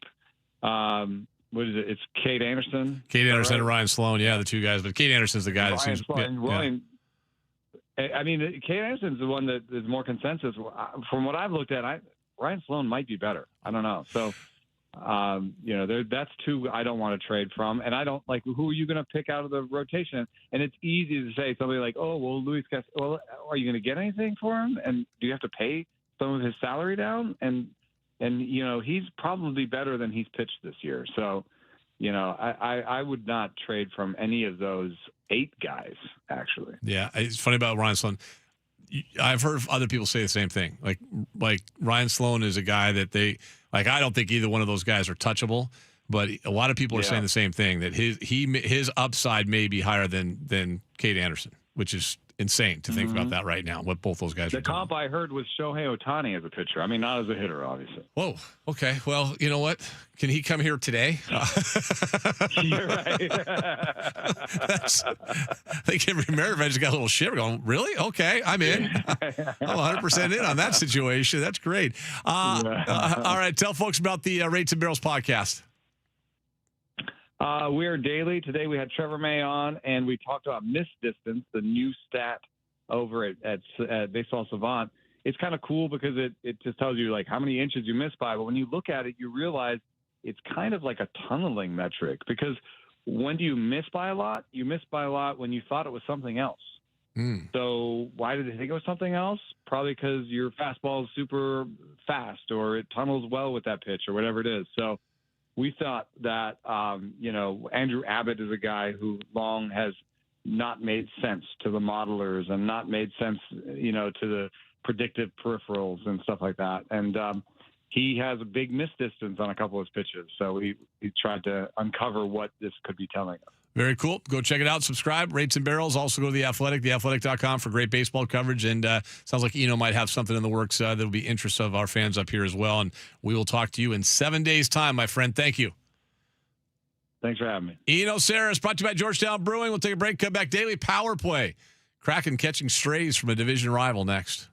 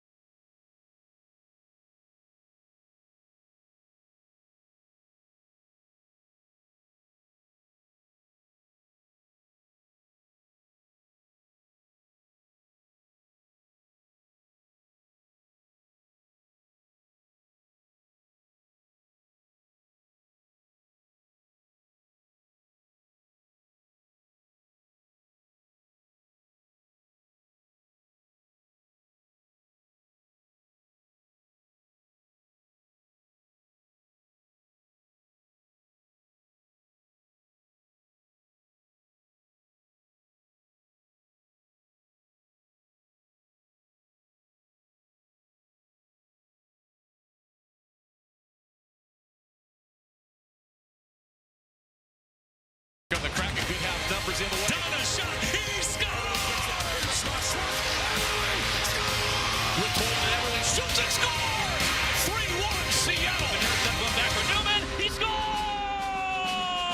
This is the Daily Power Play. The Power Play. Kraken hockey, baby. Montour off the bench. Score! On your home for the Kraken, Sports Radio 93.3 KJR FM. Hey, what do you say? The Seattle Kraken. The Daily Power Play is brought to you by Issaquah Honda Kubota, the largest inventory of Kubota equipment in King County.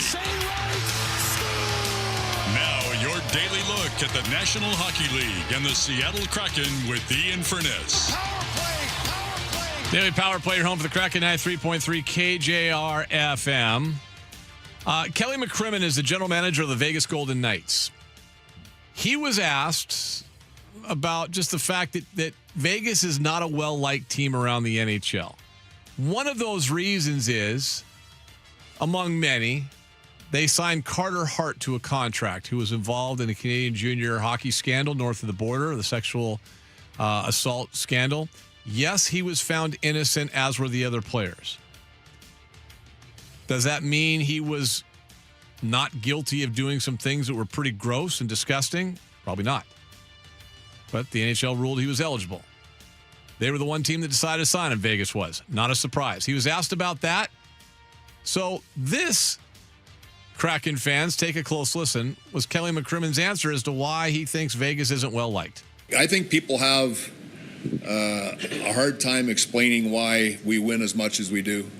We've been to the Stanley Cup Finals 3 times in 9 years, and it's interesting, we went in 2018, 2023, 2026, and what that tells you is that's 3 completely different teams. You know, you've heard it all the way through those 9 years, the expansion rules were so favorable. Well, Seattle Kraken had the same expansion rules, right? And everybody says, oh, well, everybody wised up because of how well Vegas did. Well, I would argue that Seattle had almost 3 years to get ready for expansion. We had 11 months. When Seattle did expansion, the cap pressure across the NHL was completely different than it was when we did expansion. You know, some people like to explain, you know, the first part of our history based on that. Then people think it's because we had Mark Stone get back surgery just for fun in February, right? For me, it's jealousy, and it's people don't want to are uncomfortable admitting that we've done a hell of a job. That's what I honestly think, Chris. Players love playing here. You talked to our players yesterday. Our players love playing here. Jack made the point there wouldn't be a player in the NHL that had Vegas on their no-trade list. So the organization treats their players fantastic. The organization gives our players every resource to be the best that they can be as a person and as a player. And it's a great city to live in, as you all know. It's easy out here with with traffic, lifestyle, all of those things that go into it. But all those players would tell you the number one thing is they have a chance to win. They have a chance to win. So when you hear that a person from another organization is interested in coming to Vegas, the first reason they're interested in coming to Vegas is because we win. That's why they want to come to Vegas. Because if that wasn't the case, you can go back in the history of, tax-free states and sunny locations of some teams that struggled for years and years and years that nobody wanted to go to. So first and foremost, people come here because we try to win. They like being on teams that try to win. There's players in the NHL that are on teams that I don't think the players are confident the team will win. So that's that for me is how I see it. Not going to apologize for it, Chris. He was asked about Carter Hart and why people don't like him. That's what he came up with. Well, we don't like other teams. Well, here's the thing. The whole thing about the expansion draft and how it was handled the first time with Vegas only and then the second time with Seattle, he's the only person that's ever said that Seattle had an advantage and Vegas was at a disadvantage. It's always been the opposite, and I think I'll go with the common theme there that, first of all, Seattle's coming out of a pandemic. I mean, scouting was different. I mean, they had so many things going against them, did Seattle. And by the way, Kelly, and I like Kelly. I've known Kelly for a zillion years. He was in Brandon when I was in the league. They've done a hell of a job. But they've also not done it through the traditional way, which I think pisses people off. They don't draft. Their draft hasn't produced anything. Basically, what they do is they trade for guys. I think 16, 17 of their players out of 21, 22 were guys they acquired via trade. And he's right. In a league that everyone has a no trade clause, he's right. Because Vegas is a place that people will go play. They want to live there. I get that. 100% get that. Much like they want to live in Florida and Tampa. And, those teams used to not win. They started winning and all of a sudden became destination spots. But I don't know. I think pretty for Seattle, for the Kraken to catch a stray and for him to kind of go down that road, I think he's a little erroneous there. I think he's just wrong. The GMs did understand how the expansion draft works the second time around. They did a better job of protecting the right players and hiding contracts and doing things like that the second time around. Ron Francis was fighting an uphill battle, as was his staff, the second time around. Would have been a far different outcome, I think, if they would have both come in the league at the same time. But, Kelly, why people don't like Vegas is because there's a greasy feel to Vegas. To the team. Whether it's signing Carter Hart. Yeah, Mark Stone had back surgery. You've stashed guys on long-term injured list and circumvented the salary cap forever. And good for you. If you can do within the rules, good for you. But come on, man. Like, you sign Carter Hart, you bring in Torts, who's absolutely crappy to the media, and then all of a sudden you're asking why people don't like you and you decide you're going to go that route, whatever. Yeah, it's because people are too stupid to understand why they win. Is essentially they do. And listen, they do a good job. They did a great job building that franchise up, but I think he missed the point. Okay, we'll take a break. Come back. Danny O'Neill, he's normally Fridays. He'll be with us next.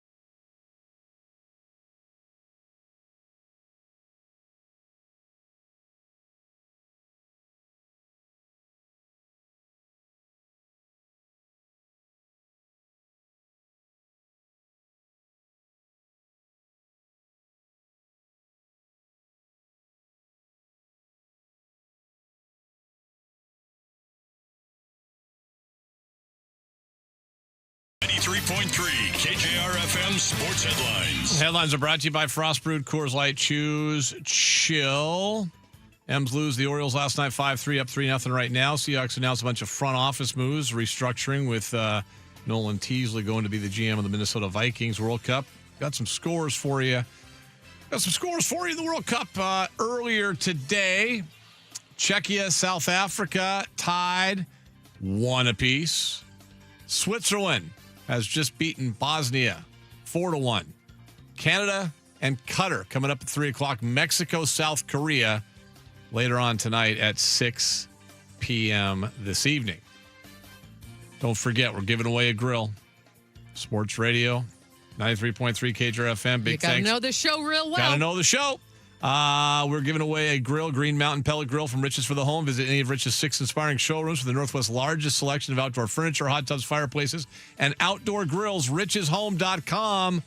240 today.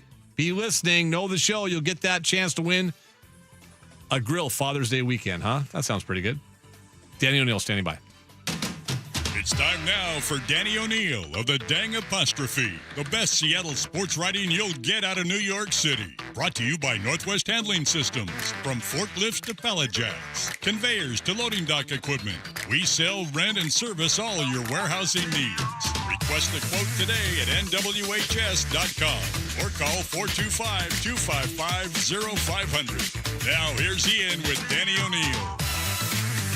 Danny O'Neill joins us normally on a Friday, but he's kind enough to come on today because we are off tomorrow. We have a little thing called the World Cup on our air with USA Australia at high noon, 11:30, our pregame show with Anderson Hurst, Jackson Phelps, and the cast of thousands. So Danny kind enough to come on. I didn't want to go a week without talking to Mr. O'Neill. How are you, sir? I'm doing very well. Very excited to take on the hated Aussies. No, they're not hated. But tomorrow they are. Well, they are. I tried to explain that to Jess, and she's having none of it because she's an honorary Aussie now since she was down there for a couple weeks. They branded me. What am I supposed to do? Yes, yeah, so she's all about the Aussies. So I think she's rooting for the Aussies tomorrow. That's my thought. Whoa. That's not true. That's not true. All right, it better not. I know Jess well enough to know that while she may have some sympathy and some fond feelings, like when it comes down to it, her colors run deep. I root for my people. There you go. All right. Well, you root for America. America's playing tomorrow, Jess. America. Danny, did you survive the Knicks parade? I did. I only recently saw a video that might be the funniest thing I've seen since I moved to New York. It involved 2 ladies on a light pole, one of whom grabbed the other, threw her down, and then what can only be described as twerked on her head, Ian. Twerked on her head? Yes, after she had thrown her started dancing, shaking. She had a verified badonk. She was shaking it, and then the other lady decided that she should try to pull her off by her shorts, which were then removed. It's on my Twitter feed. Okay, hang on. Click on Time out. I gotta get. You want to see it? I do. There's about 5 things on the video that are that are truly roll on the floor hilarious. But the funniest might be is that the lady who's doing the twerking actually has New York Knicks orange underpants on. Okay, now I'm watching it. This is unbelievable. This sounds like it was planned. This is fantastic. That's kind of what I thought, except if you watch, I don't think there's any way someone would agree to be thrown off the light pole like the woman was. Like if there had not been, because she's a full 4 to 5 feet off the ground. Yeah. And she just gets ragdolled onto the concrete. So if not for that, I would agree. It seems staged. The underwear were meant to be shown. Yeah, I think the underwear were meant to be shown that day. That's the only thing I think that was planned. Oh my, yeah, there's there it is. There we are. Full on orange. God. Wow. That is something. New York City is the wildest, man. It is the wildest. So the Knicks winning the NBA championship, like how, like is there any? What would be the comp in Seattle? I don't think there is one. Is there? It would be when the Sonics come back. defeating the Oklahoma City Thunder, either by a score of 99-3 or 109-108 on a last-second three-pointer. Like, it would be that would be the scale of it in the playoffs. Like, winning a playoff series in a decisive game by either 99-3 or 108-107 with a Damian Lillard like three-pointer to eviscerate them. That's what I think would unleash that. Well, would a Mariners World Series, after all we've been through, would a Mariners World Series unleash that kind of? It might. Would a Mariners World Series do it? Yeah, that's what I was wondering, because I like, for us, and I don't want to in any way, shape, or form disparage what the last. I mean, it's we in Seattle, never ever in Seattle should we take anything for granted or act spoiled.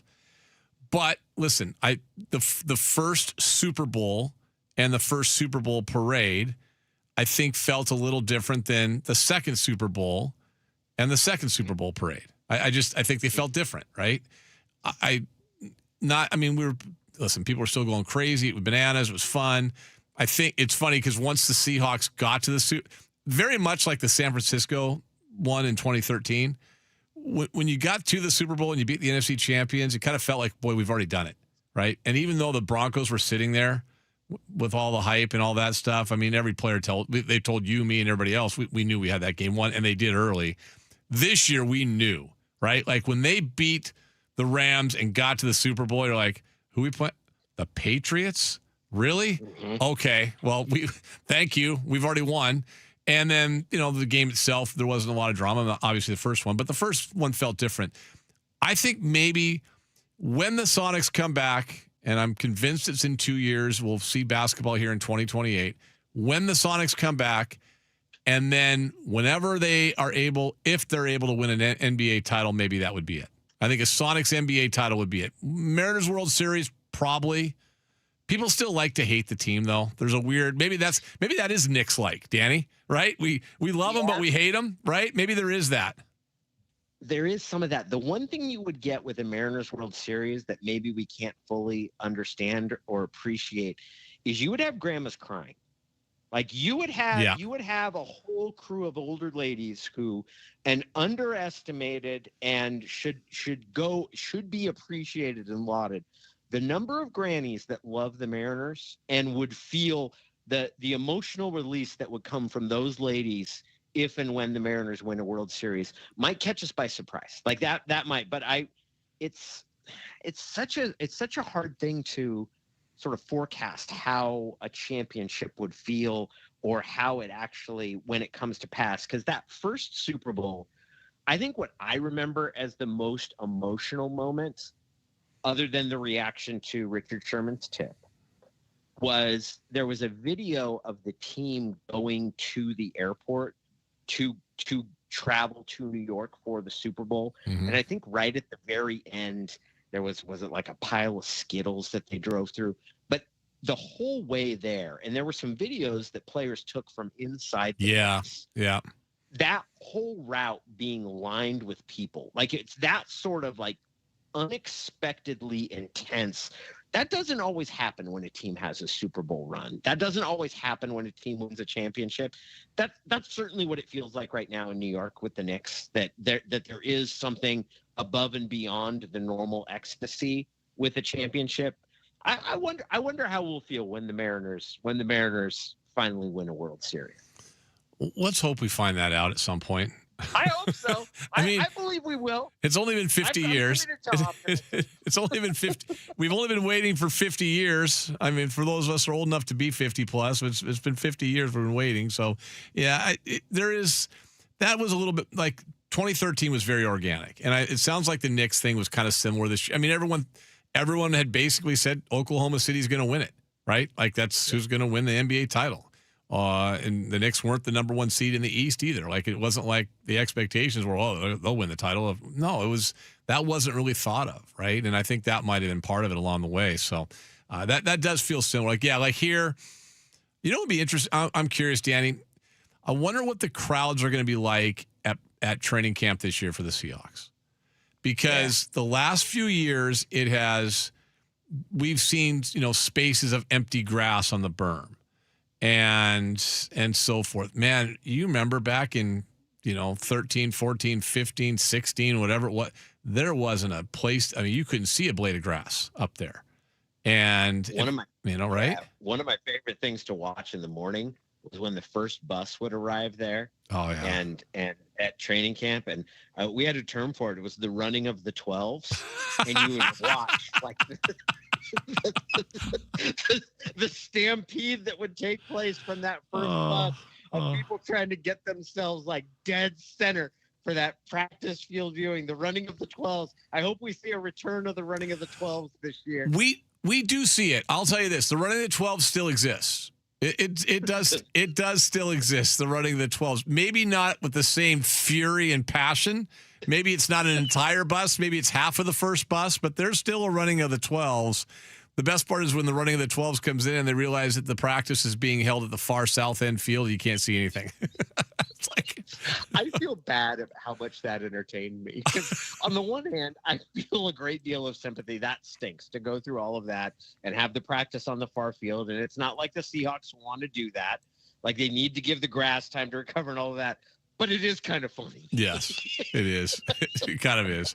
It kind of is. Well, and I think they're only having 9 open practices this year, so they've cut way back on that regard too. So everybody can watch them on Hard Knocks, right? You get the inside scoop from the HBO crew. That's the thing. The whole Hard Knocks deal's coming. You know who doesn't like that is all the curmudgeon media guys. Oh, what a pain in the ass! It's going to be a nightmare.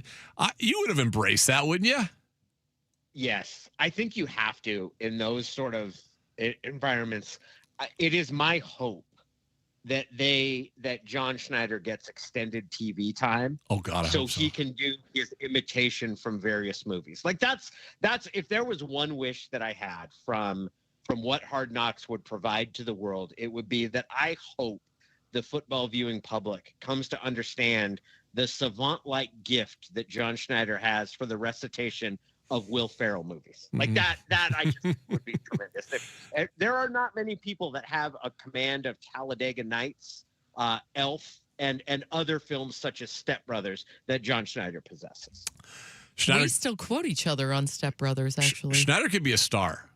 Like he could be a star if they mic him up and let him be and they loosen the reins on him and media, he could be a star during Hard Knocks. He could be really good. He could be really, really good during Hard Knocks. I mean, I do you think over under on how many episodes we're in until we hear Softy somewhere in the background? Is it the first one?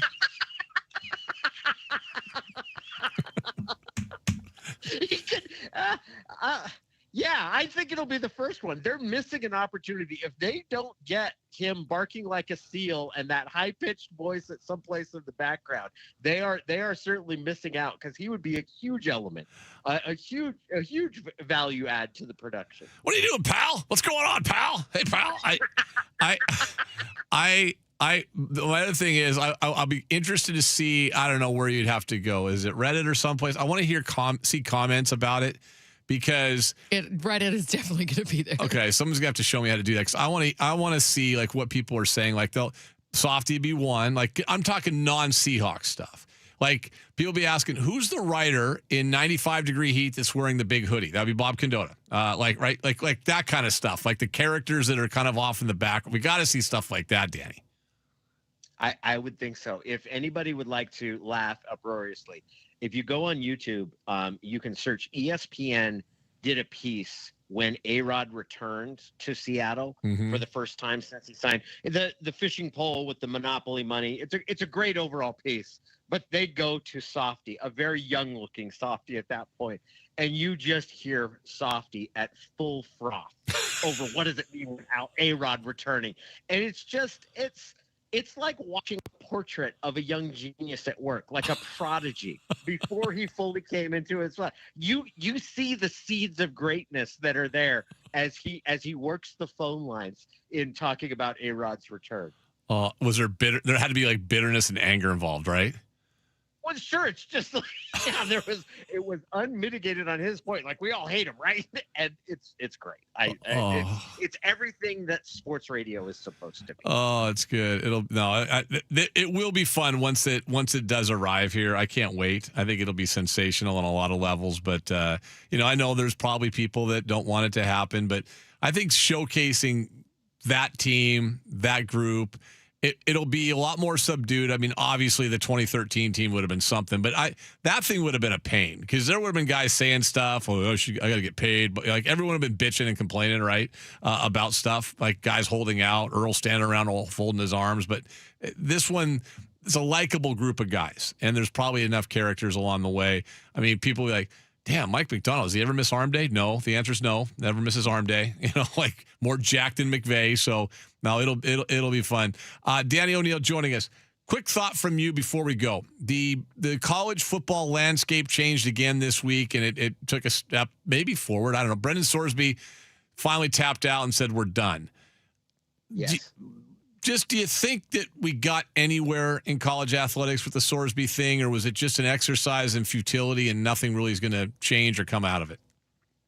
No, I think that there are some positives to take from that, which is that peer pressure and shame still work. Yeah. That you can stand up and say, this isn't right and we're not going to do it. And I think, sort of reading between the lines, that the reason Sorsby bowed out, or they mutually agreed to part ways, he and Texas Tech, was because they saw that there was going to be a legal fight in front of them, that there were going to be teams that were going to potentially refuse to play Texas Tech or schedule Texas Tech, or maybe the conference was going to, and instead of have that legal fight, they're like, okay, we're just not going to try to do it.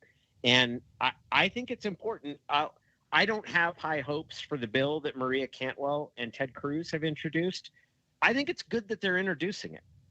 I don't know if there's a political win here for them, but I think legislators should be trying to tackle hard problems. And like the one bright side of the Sorsby deal is I think it showed that you still can make rules. You still can decide this isn't right and we're not going to allow this to happen, because there does need to be some structure put in place in college football. Well, I totally agree. I said all along, I think we even discussed it last week. I mean, to me, this is a really simple process. All you have to do is the conference has to step in. I mean, there is a precedent. They could just look to 93, Don James, Husky football, and the Pac-10 is the one that sanctioned Washington. It wasn't the NCAA, and there were no repercussions except for the fact that DJ quit. But outside of that, like, the conference just said, no, you guys did X, Y, or Z. Fair or unfair, Husky fans? I'm not saying it was fair, but that was what happened. To me, all along, the pressure should have been on the Big 12, Danny. When you just say, hey, nobody's telling us we can't do it, so we're going to do it, is like that sort of anarchy that rules. There should be adults in the room. And if the NCAA is incapable of being the adults because they've let their organization wither away, other groups need to step up. And I think it's good that happened in the case of Sorsby. I hope it starts to happen more across college football. My friend, great stuff as always. Tell people the dang apostrophe. Well, you can go to DannyO'Neill.com, enter your email address, and then perhaps I too will send you a link to two young ladies fighting atop a light pole in Lower Manhattan, including one with a verified certified badonk. Danny, I watched it. I would advise against watching. Oh no, I think you should watch it. I think everybody should watch it. About? It is classic. That is New York City today in a nutshell. Oh boy. In this case, just be prepared. Like sit down. A New York Knicks orange thong.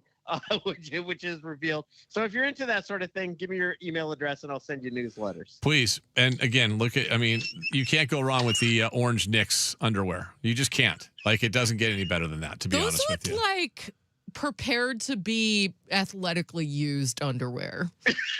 I will just say that they had some prepared staying to use, power. Prepared to They use. were like athletic wear, underwear. not All just like protect the skin situation. They were not delicates. Perhaps it was like the stretch bands that athletes use, the resistance bands. Like it was made of that material, yes, modified to be used as underpants. I would say it was definitely closer to that than silk. Oh yeah, yeah. There was. I don't think Victoria or her secret knew anything about those. So We saw all the secrets in that video. we did. All right. I'll talk to you soon. Thanks, buddy. Take care. Take care. Danny O'Neill joining us. All right. We come back. We'll check your text messages, and then we'll give you a chance to win that grill from Rich's home. That's next.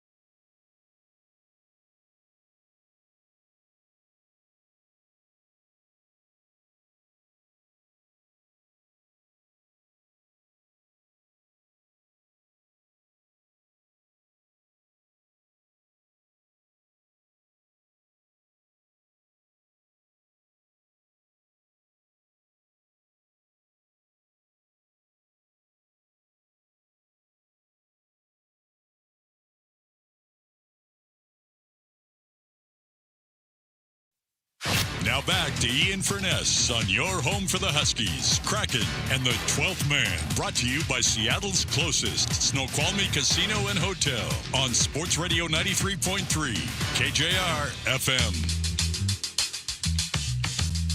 Hello. I am just a World Soccer fan. When the World Cup soccer comes on, I'm watching mostly every single game. I'm not a diehard. I'm not watching every single game, but I'm watching the fun games. I'm watching the powerhouses. I'm watching England, Portugal, Spain.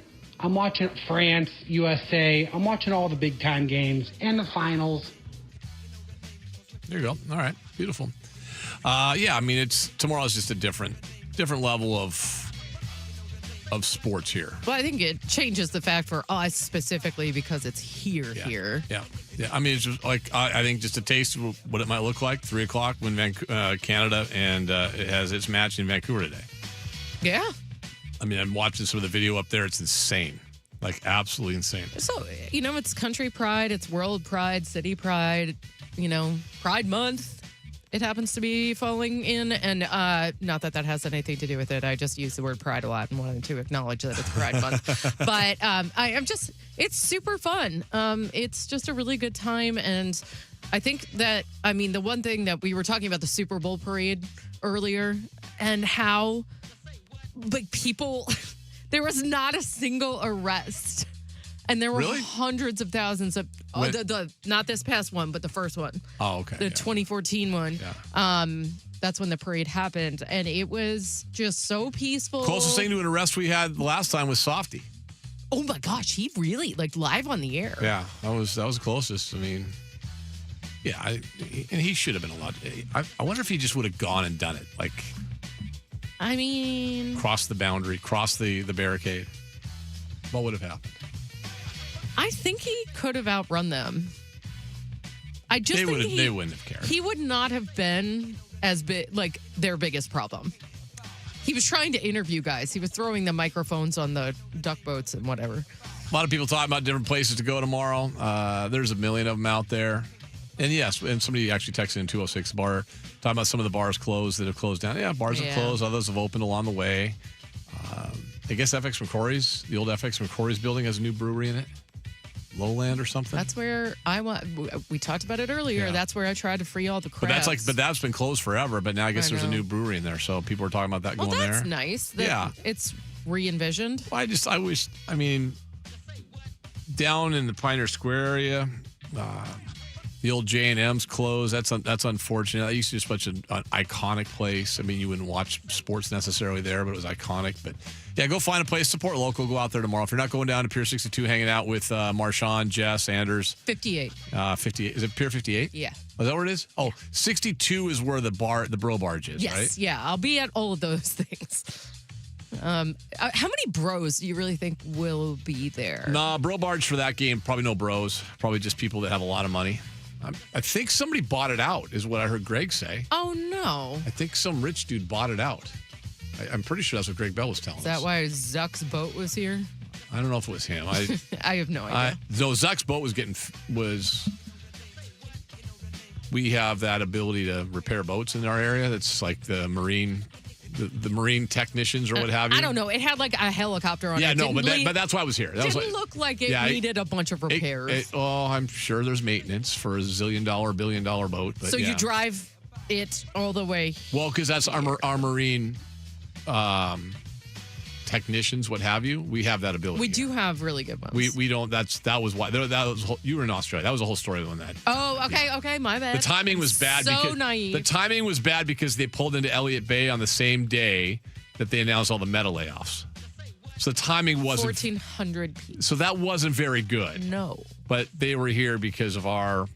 He didn't have to pull expertise. into Lake Union, though. Well, he came through Elliott Bay first, but yeah, it's. I know, but he parked it on. It's like the most audacious space you could park. It felt that way. It felt bad. It felt greasy, but. All right, if you want to go with bad luck, I'll settle on that with you. And I would say in some instances, our local economy was helped because some local business repairs built boats, which we build and repair boats here.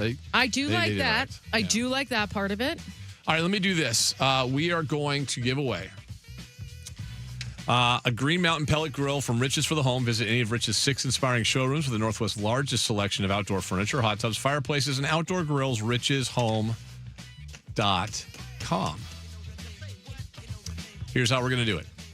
The text line is 49451. 49451 is the Tacoma Dodge text line. Every correct text that we get, Jess will keep, and we have a little thing called the randomizer. And with the randomizer, you are able to then randomly pick one winner from the correct entrance to get that grill, which, again, I've seen it. I saw it last year. It's awesome. It's kind of a combined grill smoker is what it is. So you can do it all on this thing. Very, very cool. And it's Father's Day weekend. So 49451, here you go. You ready? Here are the 3 questions. We just need an answer. Who was our fantasy football expert on this show? What is the name of our Monday baseball segment? And who is our college basketball insider on this show? Know the show, win a grill. Very simple. And know the show, win a grill. Just 1, 2, 3 answers. Who is our fantasy football expert? What is the name of our Monday baseball segment? Who is our college basketball insider we use during college hoop season? 49451. Text those in right now. 49451. One more time. Our fantasy football expert, the name of our Monday baseball segment, and who is our college basketball insider. 49451. All you have to do is text in right now. Answer those 3 questions all correctly at 49451, and you will be entered to win the grill from Riches Home. Simple as Riches for the Home. Simple as that. One more time. Our fantasy football expert is who? Name of our Monday baseball segment is what? And who is our college basketball insider on this show? On this show. Not other shows. On this show. Text in right now. Softy joins us next.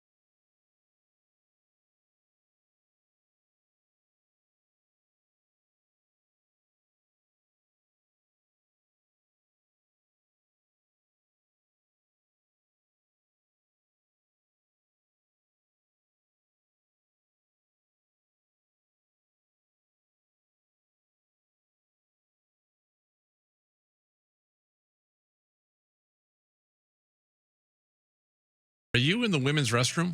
Yes, I am. Yes, I am. I think that might be a problem, sir. sir. Toilet right I now. think that might- Actually, there's no women's or men's restroom here. They're both unisex. They have 2 bathrooms, and anybody can use them. Wow. It's like airplanes. Wow. How Right? about that? Yeah. Yeah. Which Well- nobody ever complains about airplanes, so why not just make every restroom unisex and be done with it? Great point, David. You know what That's you a got to do, great man? point. That's a great And I point. told my dad this. My dad was very shocked by this idea. Mhm. Get rid of urinals altogether.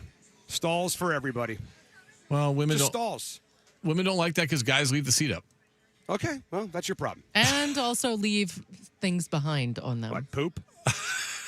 And more. Poop on the seat? Pee on the seat? If you got rid of urinals and we just went with stalls, you could do like they do at the Occidental Hall, Ian, with Yeah. their restroom setup where you have the big kind of communal sink thing. Yes. I think Tom's Watch Bar has the same deal at their place, right? I don't know, And but we yeah. just have a big hallway. Yeah. And it's for everybody. That's actually the Georgetown Tap Room. They've got the communal sink, big one, big Yes. huge one. Yes. It actually creeps me out because it kind of reminds me of the old one in the Kingdom or the Tacoma Dome. The sink does, like you step on it and all that, but it's a little nicer than that. But yeah. I'm with you. How about pee troughs for everybody, like the old Kingdom, man? Well, listen, and we had it at the Tacoma Dome up until that renovation a few years ago. Right. Everyone was complaining about the fact that you can't have high school football in the Tacoma Dome anymore. I was more personally offended by the fact they took the troughs out because it was our last remaining trough in a dome in our area. Once they leveled the King Dome, and that was it. And that was unacceptable in my life. You know what? I'll take you behind the scenes here a little bit, Ian, because you've done this before. We are dealing with a power issue here at the 520 Bar and Grill, so I'm literally talking to a server who is at Best Buy over FaceTime. Dick, that's what we need. On both ends, right there. Yeah, 30 feet. 30 feet. Wow. Got to plug into that wall over there. Okay. Just got a 30-footer. Get a 30-footer. The power that they've got set up for us. See, we are outside. The reason why I asked you to GPS it because you're we are outside. we are outside on the patio under an umbrella, drinking margaritas, having a great time. And we are normally inside. Inside, there's not a power problem, but outside there is a power issue. So we get here. Thank God the Comrex unit's all charged up. We're all good to go there.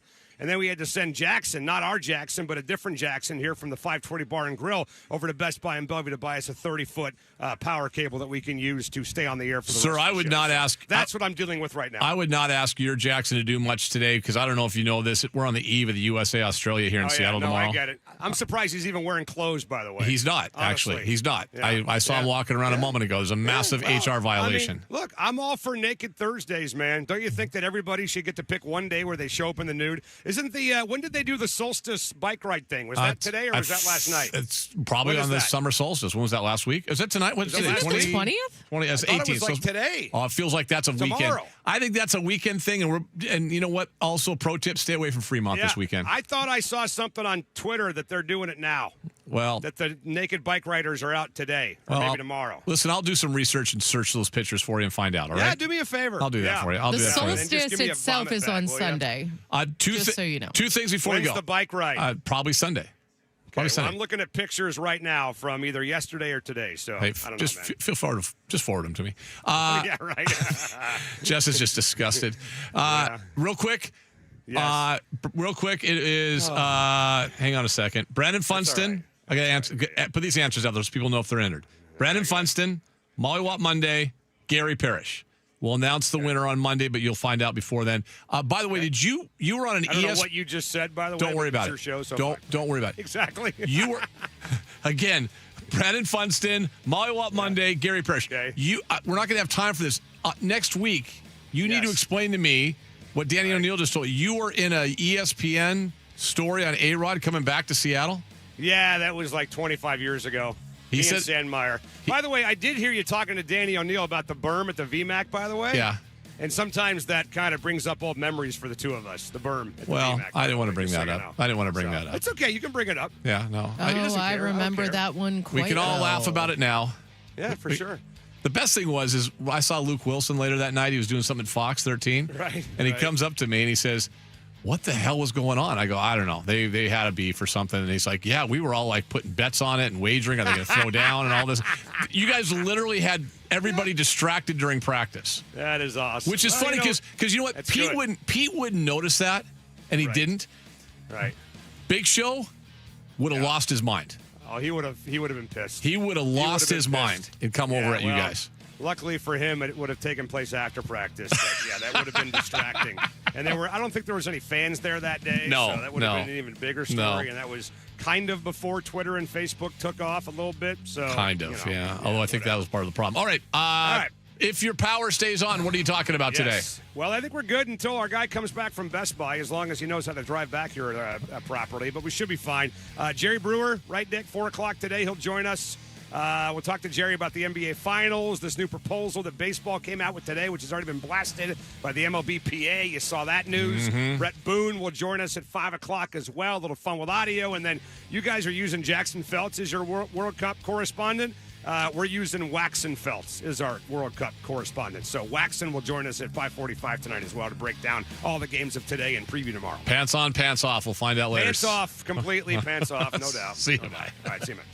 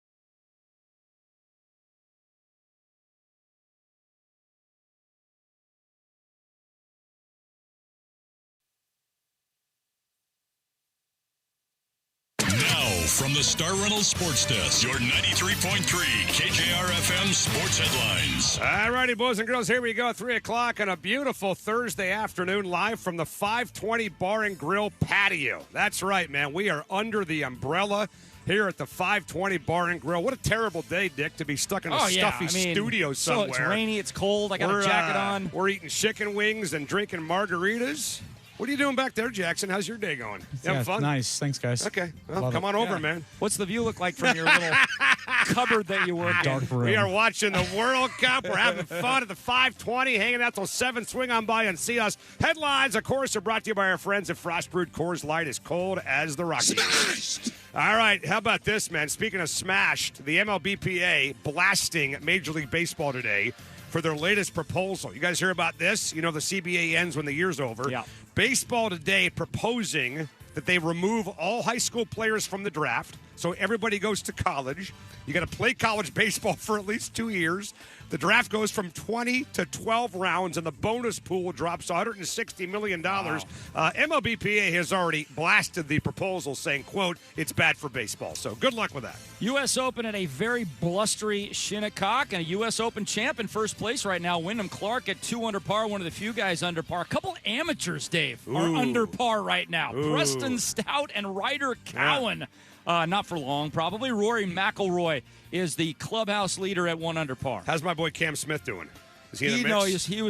He did not have a good day. Son of a bitch. He's gonna make the cut, but he's not. Well, we'll see. World Cup today. Czechia, South Africa, 1-1 draw. Switzerland over Bosnia Herzegovina, 4-1. Canada and Qatar going to be on the TVs here at the 520 Bar and Grill at 3 o'clock, and Mexico and South Korea at 6 p.m. And significant change has been made to the congressional bill to college sports. So the prior language prohibited expansion for any conference making $1 billion or more, i.e. the SEC and Big Ten. Mm-hmm. Now it has been lowered to $700 million, so it just coincidentally includes the ACC and the Big 12. You know what? We'll talk about that in a second. Twins beat the Rangers today 9-3. Guardians double the Brewers up 4-2. Blue Jays 4, Red Sox 3. That is a final from Fenway Park.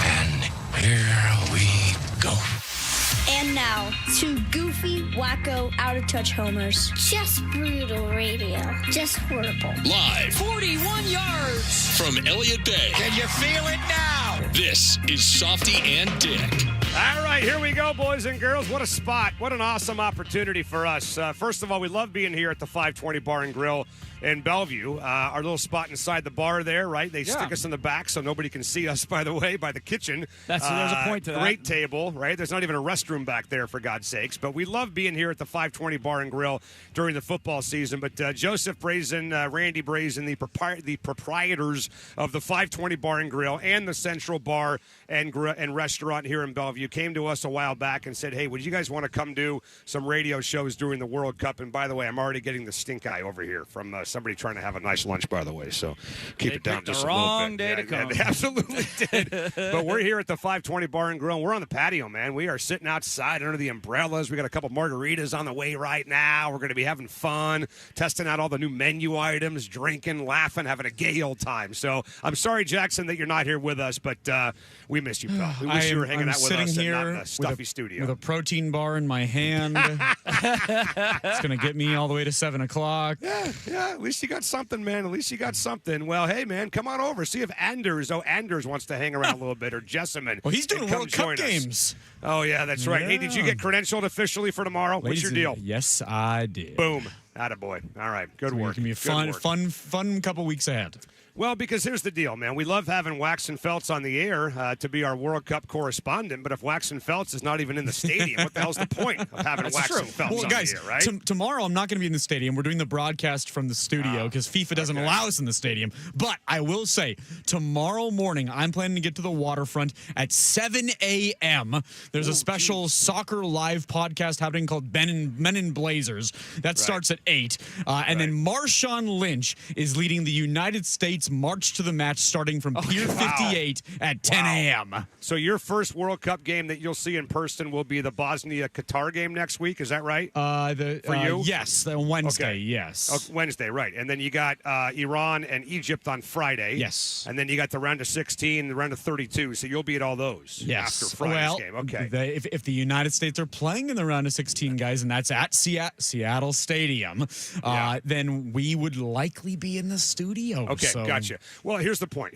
And we can't ask you about it yet because you don't know because you haven't been to a World Cup game yet. But at some point, you will be at a World Cup game. And Dick and I want to know when you get into that stadium to watch that World Cup game in person, whatever show the next day you're on with us, we want to know how that compares to other life events that you took part in. Yeah. Losing your virginity, having your first drink, things like that, whatever. Yeah. Getting your driver's license, blah, blah, blah. Totally. I think Dick and I would love to know after that event is over how that compares to some of your accomplishments. Watching episode 4 for the first time. I mean, honestly, you guys are kind of joking, but I would probably, honestly, seeing the World Cup at our home stadium in our city live in person, that's probably going to be right around losing my virginity. That's probably right around there. Wow. Yeah. Okay. I mean, it was so cool. It also was a pretty bad experience, and I'm not talking about the World Cup.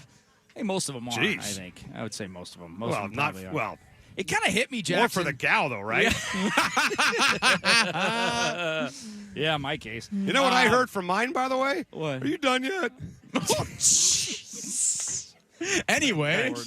All right. So, as I was going to say, Jackson, it kind of hit home for me when I saw the picture of Pochettino at the UW soccer stadium today, up on the hill, taking a picture of the view. That's the coach of the greatest setting. Yeah. And I'm like, dude, that's my school. That's like Team USA is at the school I used to go to. Well, here's the this thing, is man. pretty cool. If you look at all over social media, I don't know how much of this is just whatever, but people from Europe and people from all out of the country are drooling over Seattle right now. They are, and they're drooling over all these stadiums. And we talked about that. Thank you, Desiree. Our margaritas just showed Yes, up. they by did. The way. Thank you. They're drooling all over the stadiums. They can't believe these things and the architecture and oh my God. And we were talking about this on the air the other day that in England has got how many square miles is England? 50,000 square miles or whatever it is. It's very small compared to the States is the point, right? And they got Jackson, 92 professional soccer stadiums in one country. Yeah. And we have 32 football stadiums in this country. It doesn't even compare to what they have. Softy, first off, you nailed it. 50,000 square miles. 50,000 exactly. How did you do that? I may have looked it up. Okay. No, but I mean, listen, I think that shot that I think Tim Booth put that out there, and it's such an amazing photo of Pochettino just kind of taking it all in. You see, there's a German fan going around the United States. There's a bunch of international fans who are posting to social media, and Seattle's being so highlighted. The other cool thing that was about that, Dick, is that you're right. The United States are training at UW.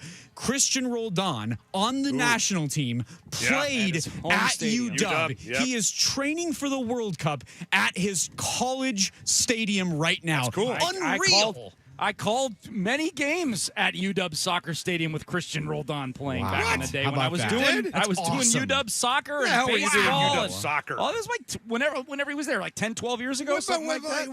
For practice or something? For GoHuskies.com. An internship or whatever? GoHuskies.com. I didn't know that. I was an employee of the University of Washington. You got any tape to prove that, by the way? Probably somewhere. I would love to hear that, man. I'll give you a tape of me calling a Seattle Prep football game back in the day and trade it for a tape of you doing a UW soccer game. Simpson back to pass. I think I just had my bar mitzvah, by the way. But anyway, we're fired up for that. Tomorrow is going to be a zoo down there. I wonder how many people are actually planning on making the trip to the Soto area, right, the stadium district, to just hang around. I got a bunch of buddies of mine that are doing that. I'm not doing that, but I know a lot of friends that are going down there just because they want to be a part of it. And somebody told me today that there's a chance that maybe around game time at 12 o'clock tomorrow, if you go to the ticket window at Seattle Stadium, that they might have some last-minute tickets become available because they've got dignitaries and things, VIP, that they save tickets for, and they don't show up. So if you're looking to, if you can stomach it and you want to go down there, if you're planning on going down there to just, hit the Ox Bar or Jimmy's or whatever, you may as well go hit the ticket window, man, at 12 o'clock or 11:45 and just say, hey, anything come open? Because I'm hearing there's a chance something may. Jackson, I might join you in the March to the Match. I think you might have sold it for me. Where does it start? So, Pier 58 is where, and to be fair, there's 2 different March to the Matches that are both happening. There's one there's a couple groups. One group is starting from Pier 58, led by Marshawn Lynch. That's kind of the official 2026 FIFA World Cup Seattle delegation March to the Match at Pier 58. Then the American Outlaws are kind of like the Emerald City supporters. They're the most insane United States fans out there. They come from all over the nation. They are bat-you-know-what crazy. They are doing it from the Harbor Steps towards the stadium. So there's 2 March to the Matches that are going to be going parallel next to each other. One from the pier, one from the Harbor Steps. It's going to be wild. My speed is probably the Marshawn Lynch one versus the soccer crazies. The only March to the Match I've ever done, and I choose these very specifically, was the 2019 championship. From Occidental. Man. That was the MLS kept talking about. When Macklemore did the concert and all that sort of stuff. So I have only done it when it's like at its peak, but I think this might even eclipse that. This will be way bigger. What happens in those marches?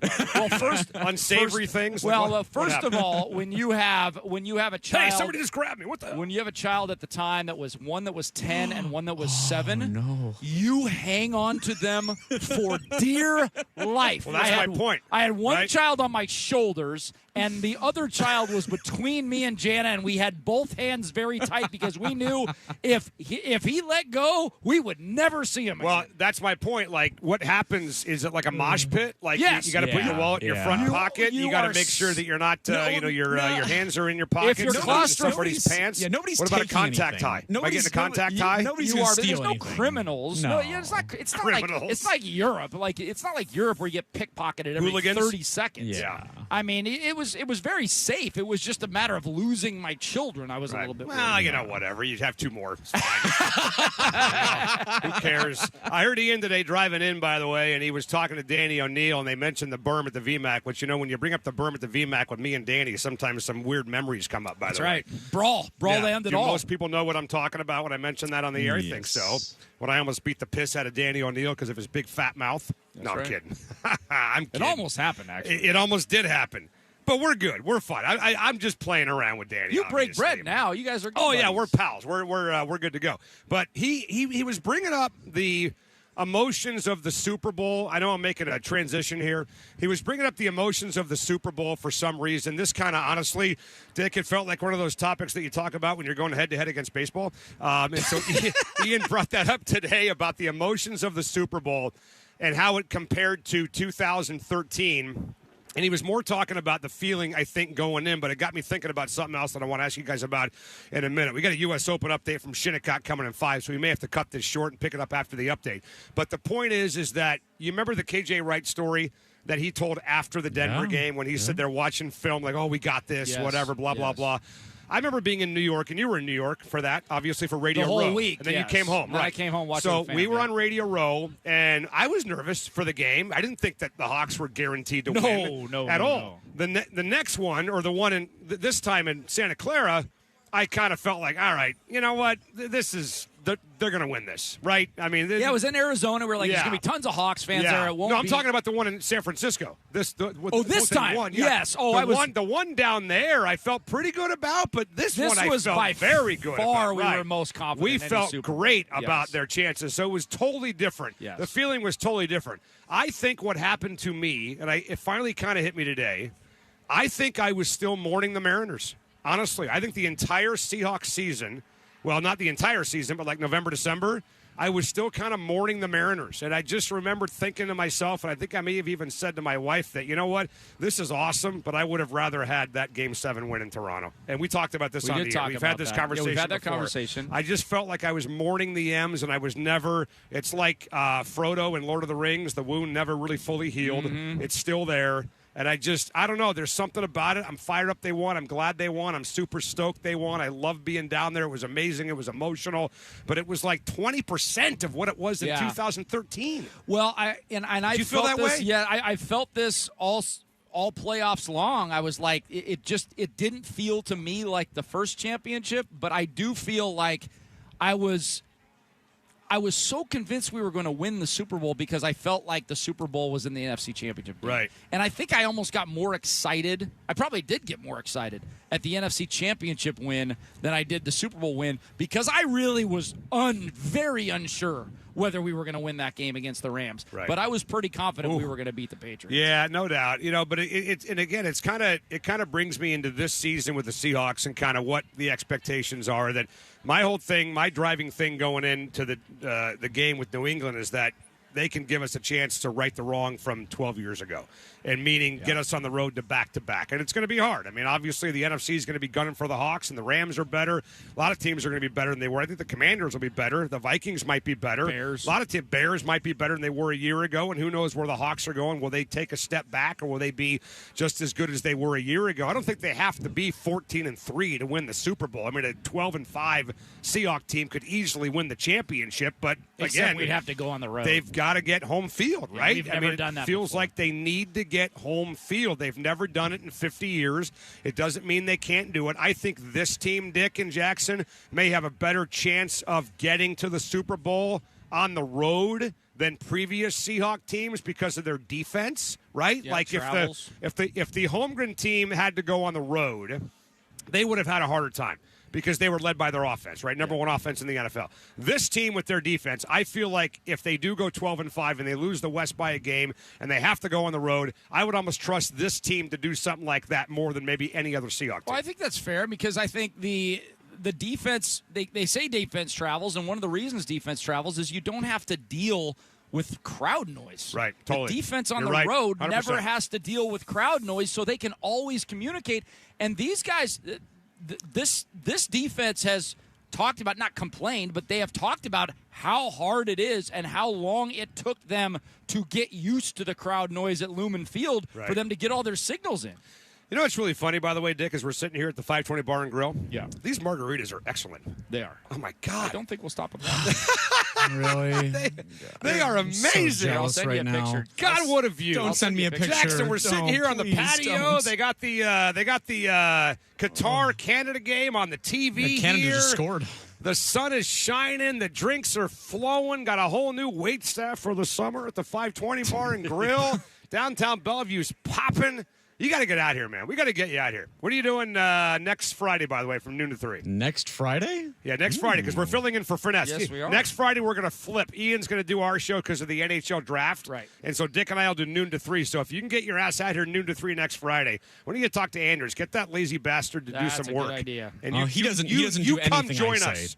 You come join us next Friday here at the 520. All right? You're waxing Phelps. I mean, Jackson Phelps. Yes. He should be listening to you. You might be able to get Anders to do something, but I sure can't. So how long? Did you see the picture? How full is that margarita glass? that we I'm got not right looking. now? I don't want to get too jealous. man. Send him the empty one that I just have in front of me now. Yeah, I got All it. right, we're going to break. Oh. U.S. Open update from Shinnecock. You like that? Courtesy of Westwood Yeah. 1 right now on 93.3 KJR FM.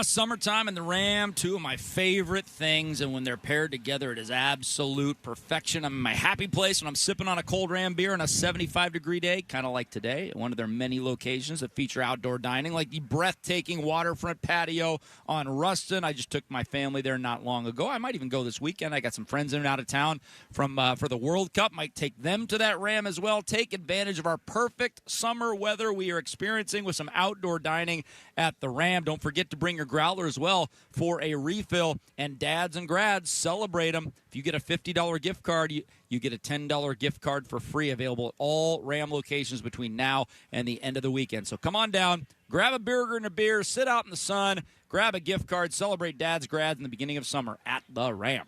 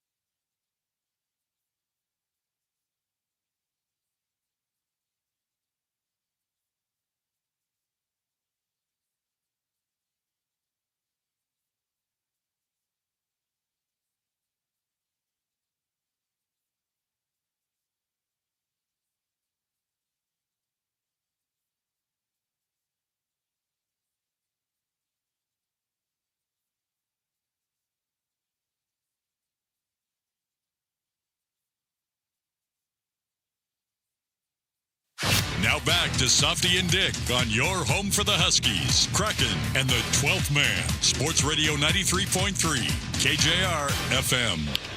This ball lashed down the line, left field, fair ball. Naylor rounds third. This ball finds its way towards the corner. Canzone is held. Young with an RBI knock. Hit hard through the right side, a base hit. Canzone is in. Young speeding towards the plate. He slides. He's safe. It's 3-0 Mariners. Colt Emerson drives in 2 more. All right, we're back at the 520 Bar and Grill on a busy Thursday afternoon underneath the umbrellas on the patio, enjoying a couple of margaritas, some tacos, by the way. Thank you very much. I'll take that. Thank you. Thank you. Number 2 just showed up, Jackson, Appreciate by it. the way. We're having a great time. Let's be here. honest with Jackson. This one is non-alcoholic. No, it's not. Okay. Mine is. Oh, you had some. You put some Jack in that, huh? Thanks to the Mariners, by the way. Aaron Goldsmith's barber, Angie Mintink's coach at the Silver Bullets.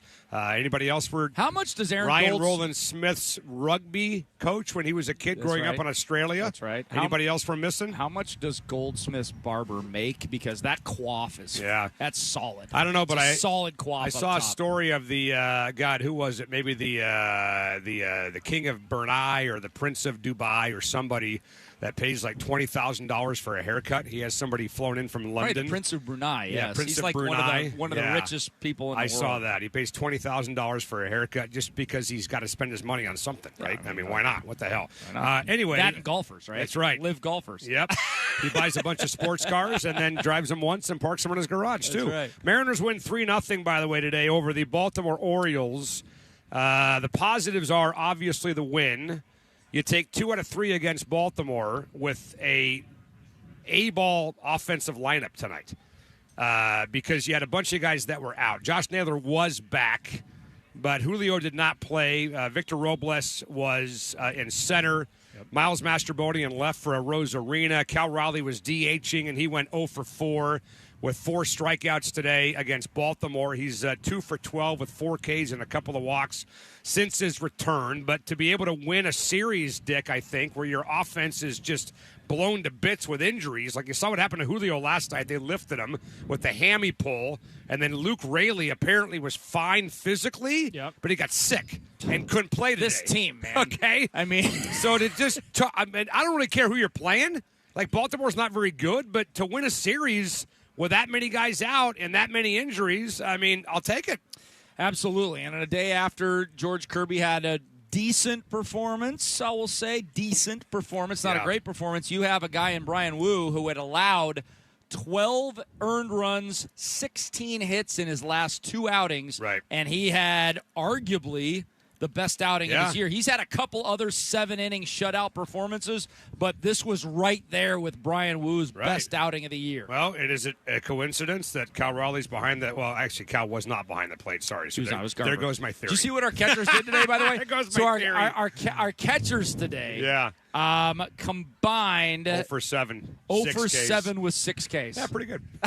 And you still won. And you still won the game. Well, I was going to say it's great that, Brian Wu was having Cal behind the plate, but Mitch Garver was catching because Cal was DHing. But since we were off the air last night, George Kirby yesterday, the Mariners are now 1-5, Dick, in his last 6 starts.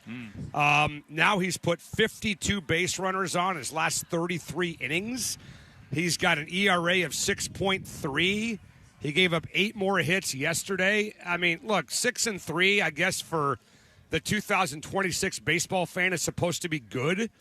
For the 1980s and 1990s baseball fan, they will vomit at that idea that 6-3 is good. Right. It's a 4.5 ERA is what it is. And I always just thought that George Kirby was better than that. I think he's better than a 4.5 ERA. I think he's better than getting a batting average against on balls in play in the last 6 games of almost 400. He's better than a 6.5 ERA in the last, 6 starts. He's better than putting 52 guys on in 33 innings. So I'm not saying they're going to lift him at all. I mean, he would have to continue on this road to hell for a long time, I think, for them to take him out. In 6 innings and 3 runs, you can kind of deal with, but he's not the same. Like, what the hell's going on with George Kirby, man? Come on. And what's shocking is, and I just realized this looking at the numbers, I did not know this, George Kirby's ERA this year is actually lower than his ERA last year. So this is a year-and-a-half thing with George Kirby. George Kirby had a 4.21 ERA last year with a 1.2 whip. This year, the whip's a little higher at 1.3. The ERA is actually lower at 4.10. So George Kirby, since the end of 2024, I would call him just an average starting pitcher. I mean, a 4.2 ERA pitcher is kind of a maybe slightly above average starting pitcher. And before that, he was a top 10 pitcher in the American League. Felt like it. For the first 2.5 years of his career. Here's the thing. So before this little run that he's on, this 6-game stretch that he's on, he had a 2.4 ERA, and the M's were 5-1 in his previous 6 starts. Now it's totally flipped. So I get your point about last year, but he did get off to a pretty decent start. He had a couple of slow starts early on. April was great up into early May. He had 8-3 in his second start, 7 2/3 and 2, 5 2/3 and 1, 6 2, 5 2/3 and 2, 7 2, 5 1, and then all of a sudden on the 17th of May against San Diego, he fell apart. Gave up 6 runs and 5 2/3, and he has just not been the same for the last month since May 17th. So, I mean, I'm curious what the hell is going on with George Kirby. And this is another example. Last night, we talked about this at Jimmy's like 2 weeks ago. Remember that? Yep. Let's keep an eye on this. Let's see what happens. And it's been, I think, since we talked about that, Dick, he's had 3 subpar starts since then. In the month of June, he's not pitching well. I mean, he's still striking. He's got 20 Ks in 3 starts. But he's putting too many guys on base. I remember that conversation, and at first, I was a poo-pooer. I poo-pooed you. Yes, you did. But then... You are a poo-pooer. I was a poo-pooer, but I'm then... sick and tired of it, by the way. Jackson talks behind your back, too, at how tired he is also. That's right. No, we got to have a meeting with you off the air. That's totally fair. Intervention. But then remember the stat I looked up after that? It was the strikeout to walk ratio. Right. And remember, it has gone down every single year of his career. He's not walking anybody. He's got 20 Ks and 4 walks. That's fine. The problem isn't the strike at the walks. It's how many hits he's getting. Like, he's not fooling anybody. That's the issue. Yeah, he is not. Remember, he used to be a guy that always caught the plate. And right now, it's just... I mean, I'll take... If you would have told me that George Kirby's going to go 6 innings and give up 3 runs the rest of the year... You'd probably take it. I'd probably sign up for it. Even though it's a 4.5 ERA, I'd probably sign up for it because I think this offense is good enough to win the game if their starter goes 6 innings and gives up 3 runs. He's allowed 5 walks in 5 games. The control is not the issue. It's everything else. All right, 3:41. We're going to break a little text, fun with audio, and then Jerry Brewer.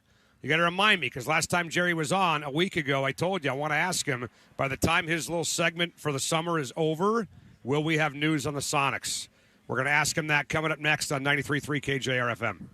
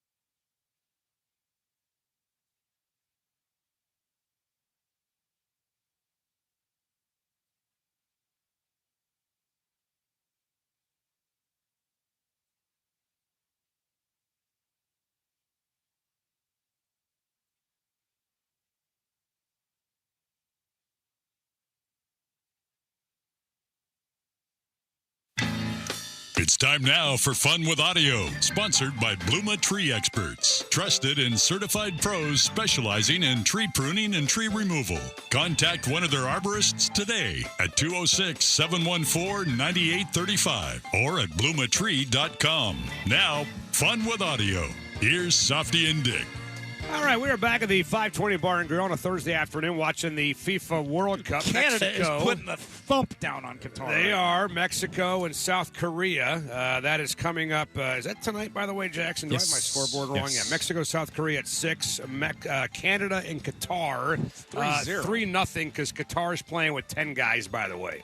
Somebody made a boo-boo and got kicked out of the game with a red card. So Qatar is going to be in trouble. Or is it Qatar, by the way? We'll never know. Qatar. Only if it's Wolf Blitzer. That's right. He Remember was that? the one during the war always calling it Qatar. Yeah, you don't know about that, Jackson. Wolf Blitzer in the Desert No, Storm I know. always said Qatar. We are live from Qatar. It's a very viral clip online because of 2022 when they hosted the World Cup. It But here's the thing. resurfaced. It's like maybe they call it, are they the Qataris? Is that how they, are they Qatarians? What are they? I like Qatar. Somebody from Qatar is a what? Yeah, Qatari people. Qatari people. Maybe they say Qatar, right? But Wolf Blitzer's like, all right, I'll have some chicken wings, and I like chicken wings because I'm from Qatar. I'm like, what the hell?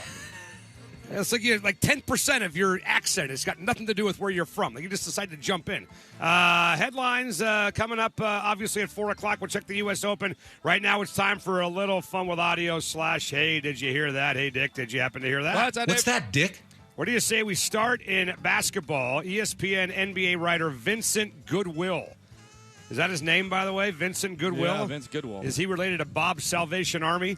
And analyst Alan Hahn joining Get Up yesterday morning and shared this back and forth when discussing how the NBA has seen 8 different champions in the last 8 years. I think dynasty is better for the sport, but now you're legislating parity. The owners are saying you aren't allowed to be great for an extended period of time. How do we know that any of the last 8 champions are actually validated because they have not done it again? Validate is the Larry O'Brien that I put on that shelf and it stays there forever. That's the validation. The Laker thing. Oh, you mean participation trophy then? I'm sorry, Larry O'Brien is a participation trophy? If everybody gets one. It is an actual trophy. You won the league that year. You win the title. It's validated. You're forever a champion. What is he saying? That because a team didn't go back-to-back, their championship isn't as meaningful? I think he's saying overall that That's exactly what he's saying, Softy. That's dumb. That's exactly what he's saying. I thought he's saying because validated. there's so much parity in the league that nobody wins it more than once over a course of time. No, I it's get that, but participation he's saying that because nobody's going back-to-back, the championship, the impact of a championship has been reduced. That's correct. That's correct. Which is stupid. Well, I'd like to reduce the OKC championship. Of course. So let's just agree with. I'd like to have a redacted championship. The last back-to-back team that did it was Golden State, right? 2017-18. And then Toronto beat them with Kawhi when they were going for 3 in a row. So the Lakers title, the Bucks title, the Golden State title in 22. Denver, Boston, OKC, New York, none of that matters because everybody's got one the last 8 years. Who was the last team to go back-to-back in the NFL? Kansas City, right? Yes. So outside of Kansas City, every team that's won a championship since Tom Brady, none of those matter in the NFL. We have only had 2 back-to-backs this century in the NFL. That's the dumbest thing I've ever heard, honestly. Was that on TV? Yes. Like actual TV? Get Up, yeah. I mean, you guys are with me, right? Yes. This It's guy's saying that ridiculous. because nobody's gone back-to-back, then it just counts the same as everybody. I mean, It you just won means the that title. It just means there's no dynasties, but that's different than devaluing the trophy. I am so tired of these morons on ESPN. This is another reason why I only watch ESPN for the games. I never watch it outside of the games. Well, I which told is you I used kind to of a watch it, lie. and I don't- I watched the parade a little bit this morning, and that's it. But outside of the games, I rarely watch. I watch none of the ESPN Yeah, talk good shows. for you. None Good of for you. All right. Hey, Dick, did you happen to hear What's that, Dave? What's that, Dick? Knicks owner James Dolan joining WFAN Radio in New York yesterday and confirmed that his team has received an invite to the White House. An invite he says they'll accept. Are you looking forward to the celebration at the White House? As a matter of fact, thank you for asking me that. We just did receive an invitation You did. From the White House, which we accepted. We still have to figure out the details, et cetera. But, yes, of course. I mean, look, I invited the president Yes. to come down for the game. Right, he is a friend. I've known him for 30 years, and I'm very proud to bring the team to the White House. Yep. You said you were privileged that a sitting president came to the Garden. First time ever for a finals game. First time ever for any NBA finals. I'm curious how many Knicks do not go to the White House. You think they all go? All the players? I don't know if all will, but I would say probably most of them do. Yeah. Well, we had this conversation yesterday when this story broke about the Seahawks. Florio wrote a piece on it a couple days ago that at this point in time it feels like they're not going to go just because of timing, right? They're all gone. They've all dispersed around the country. Not that you can't have everybody meet in Washington, D.C. or come to Seattle and put them on a charter and fly them out there. But I get the sense that there's more Seahawk fans than not that want this team to go to the White House. I would agree They'd with rather that. have them not go. Oh, you think more people would rather have my them sense. not go? That's my sense. I may be wrong on that. Well, My sense is that there's going to be more people upset if they do go than if they don't go. I'm not saying that's a different thing. I'm not saying I agree with that. That's a different argument. That's what I just said. I think there will be no. You said there's a difference between people that would rather have them go versus not go. No, I think more people would rather have them not go. That's what I'm saying. See, maybe I misspoke. The second part of your comment, I agree with. There would be more people upset, correct, if they win Yes. versus not. More but people would rather have them not go.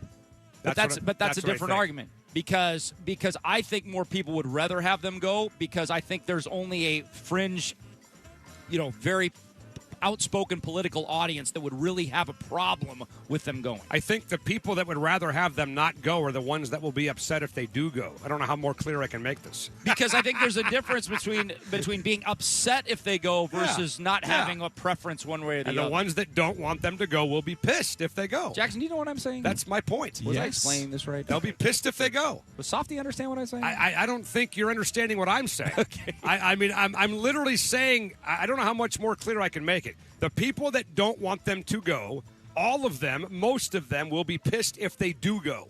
You're telling me that the people that don't want them to go, only half of them will speak their mind. Yes. Or something like Yes, that. I think- I disagree with that. Okay. I think, and I get your point, I think the people that don't want them to go are so fired up about it that they will make their voices heard if they do go. Yeah, no, that's probably that's what I'm saying. probably fair. But I think most people, like in any political conversation, I think most people are somewhere in the middle. Like, if they I go, think you're cool. right. If they don't Yes. go, cool. Like that's most people, but we don't hear from most Correct. people in was social that media. Was that the radio version of Who's on First? By the Yes, way, it was. right there. Yeah. All right, we're gonna break. Jerry Brewer, Desiree. How about two more margaritas right here on 93.3 KJR FM, live from the 520 I'm bar. in trouble.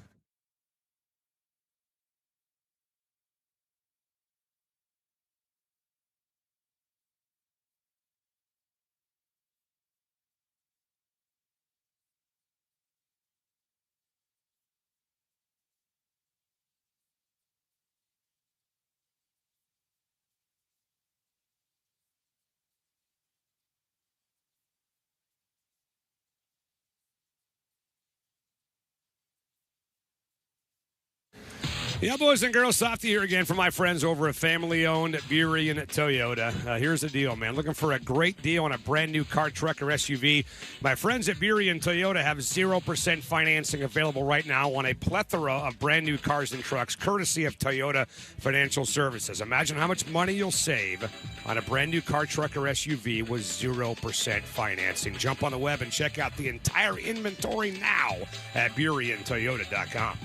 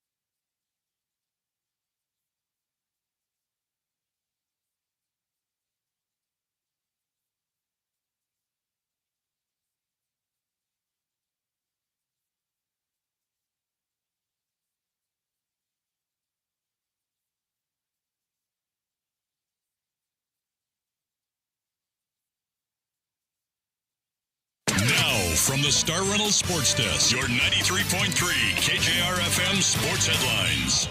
All right, here we go. Headlines on Softy and Dick with Jackson, live from the 520 Bar and Grill, brought to you by our friends at Frost Brewed Coors Light, as cold as the Rockies. Bill Parcells is a freaking prick. Mariners going to win today 3-0. You know what? In the spirit of the World Cup, how about 3-0 over Baltimore today? Brian Wu, 7 innings of shutout ball, 9 Ks and a walk. The M's now 39-37 before the Red Sox come to town tomorrow. Who did I pick to win the U.S. Open? Remember? Matt Fitzpatrick. Who's ahead of the U.S. Open? Matt Fitzpatrick. Yeah! Which is bad news if you it's need it for day one, man. Along with Dustin Johnson, Wyndham Clark, and John Rahm at 2 under par. Those dummies have no shot at all. World Cup, Czechia, South Africa, 1-1 draw. Switzerland hammers Bosnia-Herzegovina 4-1. And Canada is slamming Qatar at the half 3-0 up in Vancouver. Mexico, South Korea at 6 p.m. tonight. Let's get to Jerry Brewer right now. It's time for our weekly conversation with award-winning Washington Post columnist Jerry Brewer. Brought to you by Northwest Handling Systems. From forklifts to pallet jacks, conveyors to loading dock equipment, we sell, rent, and service all your warehousing needs. Request a quote today at nwhs.com or give us a call at 425-255-0500. Now with Jerry Brewer, here's Softy and Dick. We're having a little bit of a problem here in that our Comrex unit, guys, is in the direct sun here, Jackson, at the 520 Bar and Grill. The Comrex unit looks like the German soldier from Raiders of the Lost Ark. Melting. The face is just melting. Don't say that. Terry Ryan will freak out and drive here right now. You know what? Screw that guy. He took our freaking extension cord, for God's sakes. Anyway, joining us right now on the radio show, courtesy of our friends at Northwest Handling Systems from The Athletic, our buddy Jerry Brewer. Jerry, how are you, man? I am doing great. We got to get that new sounder. We got to change it from Washington Post. Jeff Bezos is dead to me, so we got to change that. Yeah, we got to fix that. Jackson, get on that, will you, for next week's show? Last week. Yeah, I know. I don't know. Dude. I'll actually do it this time. I can. There's only so much I can do. What's your problem with Bezos, by the way? Bad boss? What happened? I mean, all I wanted was like 5 years, $1 billion, and he wouldn't even do that for me. He's got plenty of money. He can pay you. Yeah. Honestly, like, what was he like to work for? What's $1 billion between friends? Yeah. What was he like to work for? Seriously. Can you share that with us?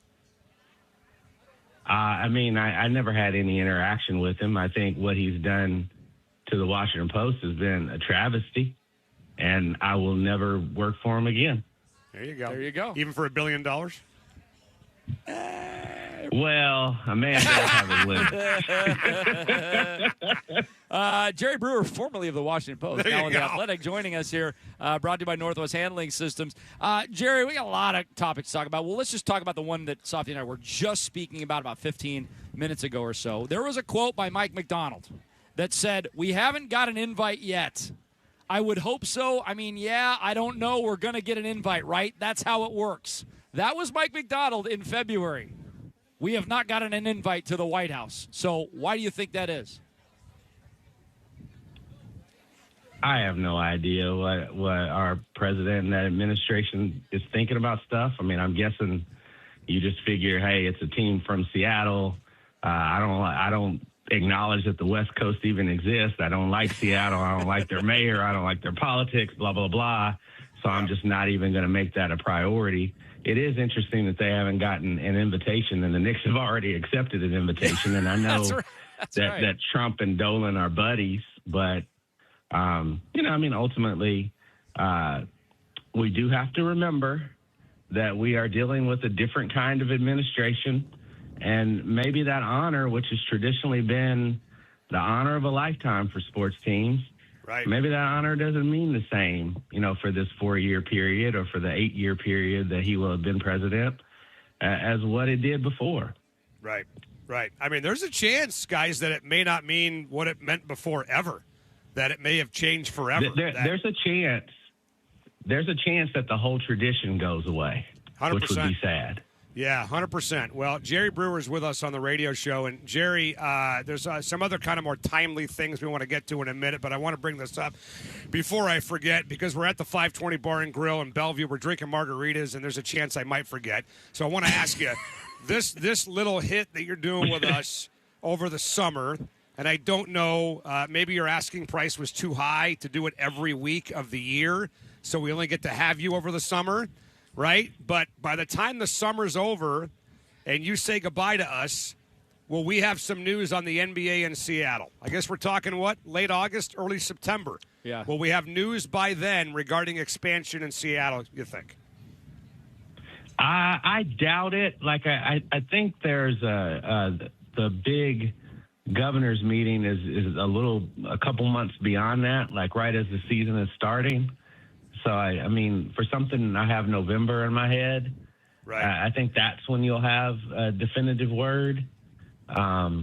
Yeah, like I think the end of the summer is a little bit too soon. We saw an incredible series, even though it only went 5 games, but one of the great games that we've seen, one of the great moments we've seen in the last 25 years in the NBA. Where do you come out of that series as far as, I guess, Wemby goes? How did he impact his reputation over the last couple of weeks? And also, where do you rank the Knicks' run? Not necessarily as a team overall, but this playoff run that the Knicks had. Where do you rank that as far as what you've seen before?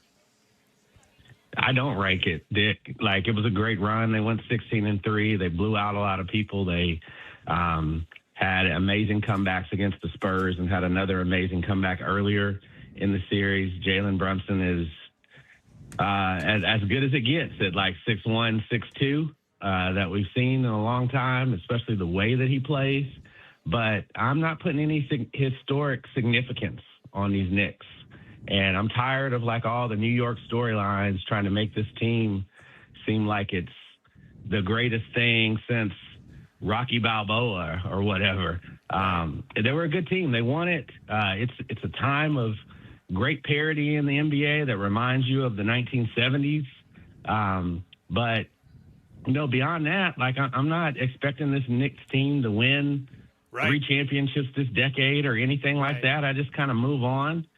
Ultimately, the story of the series to me was just how young the Spurs were and how they weren't ready.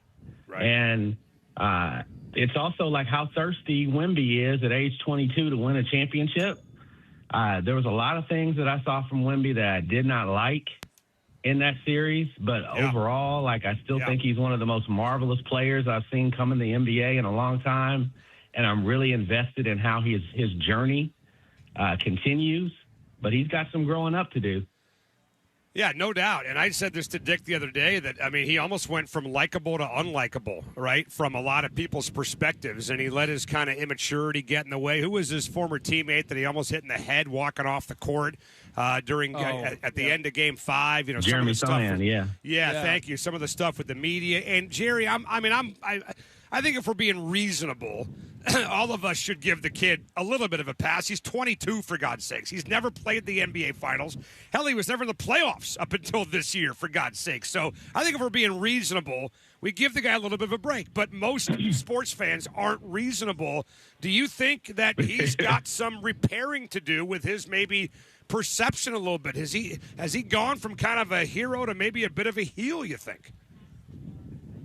He's way ahead of schedule. I think that heel is a bit much. I mean, I think part of the reason is just like that New York mythology that we get. Oh, my God, like he had a hard foul on our guy. You know, God forbid that some player's done that ever before. He acted like a baby through the series. He over-celebrated when they beat the Thunder and then couldn't finish the job. And I think everyone's going to kind of judge him harshly based on that. I mean, Kevin Garnett was the first one to do it. Like right when that series ended, he just said, you were doing too much just to get to the NBA Finals. And a lot of people pushed back on KG. But looking back at it now, like KG was right. I think that, you know, I use that word thirsty. Like Wemby is thirsty for it all. He wants to win the gold medal. He wants to win MVP. He wants to win an NBA championship. I remember being in Paris covering that gold medal game where Steph Curry went off and closed the deal at the end. I remember following Wemby around for 30 minutes. And, guys, he cried for 30 straight minutes after they lost that gold medal game. And it just kind of, I think 10 years from now, we're going to look back and see how hard he took some of these losses and say that turned him into this face of the league type monster that he's destined to be, it seems, if he can stay healthy. But at the same time, man, you got to learn how to lose with more grace. I didn't like the fact that he didn't shake a single hand. And it wasn't like if he had just walked right off the court in Madison Square Garden, that would have been fine. He was at home. You know, it wasn't like any danger to him to just go, and you didn't even got to shake everybody's hand. Like, you walked right past Brunson. This guy, you know, is going to be the MVP of the finals and well-deserved. He just dropped 45 on you to clinch it. Just give him a brief little congratulations, you know, just one or two. The thing about this league, LeBron's been in the league, 23 years. He's won 4 championships. Right. 19 times he's had to walk off the court with some kind of grace. And more often than not, he has. Steph Curry, been in the league, 17 years, 18 years, 4 championships. 13 times he's had to walk off with some kind of grace. He's always done that. Michael Jordan, more times he walked off as a loser than he did as a winner. And he won 6 damn championships. Same for Kareem, Magic, Larry Bird. The standard for him, right, is so high because, those are the guys that you're trying to be like. It's different. It's a different thing, even if you're Nikola Jokic, who does not want to be the face of the league. Right. Luka, fantastic player, does not want to be the face of the league. Anthony Edwards, fantastic player, does not want, he has explicitly said he does not want to be the face of the league. Wemby is saying, I want it all. And if you want to be that guy, you have to be that guy all the time. He needs to go and watch Michael Jordan interviews the entire summer. He needs to go and watch Kobe Bryant, even, who had a lot more edge to him, his interviews. He needs to go and see these guys who have been the face of the league and see how they've handled it time and time again. You can have ego. You don't have to be perfect, but you have to have a little thing called grace. And I think we have excused Wemby enough, and it's ultimately because he's French and there's a little bit of a mystery to him, and we're trying to be fair because there's a cultural difference. But I think we've excused this behavior enough. And if it doesn't get better next year, that's when he goes from being a prodigy to a true heel. Jerry Brewer joining us, brought to you by Northwest Handling Systems. Jerry, last week when we talked to you, your tone was a little harsh heading into the World Cup. Has it changed at all now you've kind of experienced it a little bit and all the festivities? I got the World Cup fever now, right? I knew the minute the soccer started, it was going to be different. I think it's against the backdrop of a lot of BS that we have going on in the nation, in the world. But the World Cup always seems like it is played against the backdrop of some nation or the rest of the world's BS. And you couldn't have had a better first week, right? The primary host coming out and performing really well in its first match. Pretty much every major soccer star, in this thing showed out, whether it was Harry Kane or Leo Messi or Kylian Mbappe.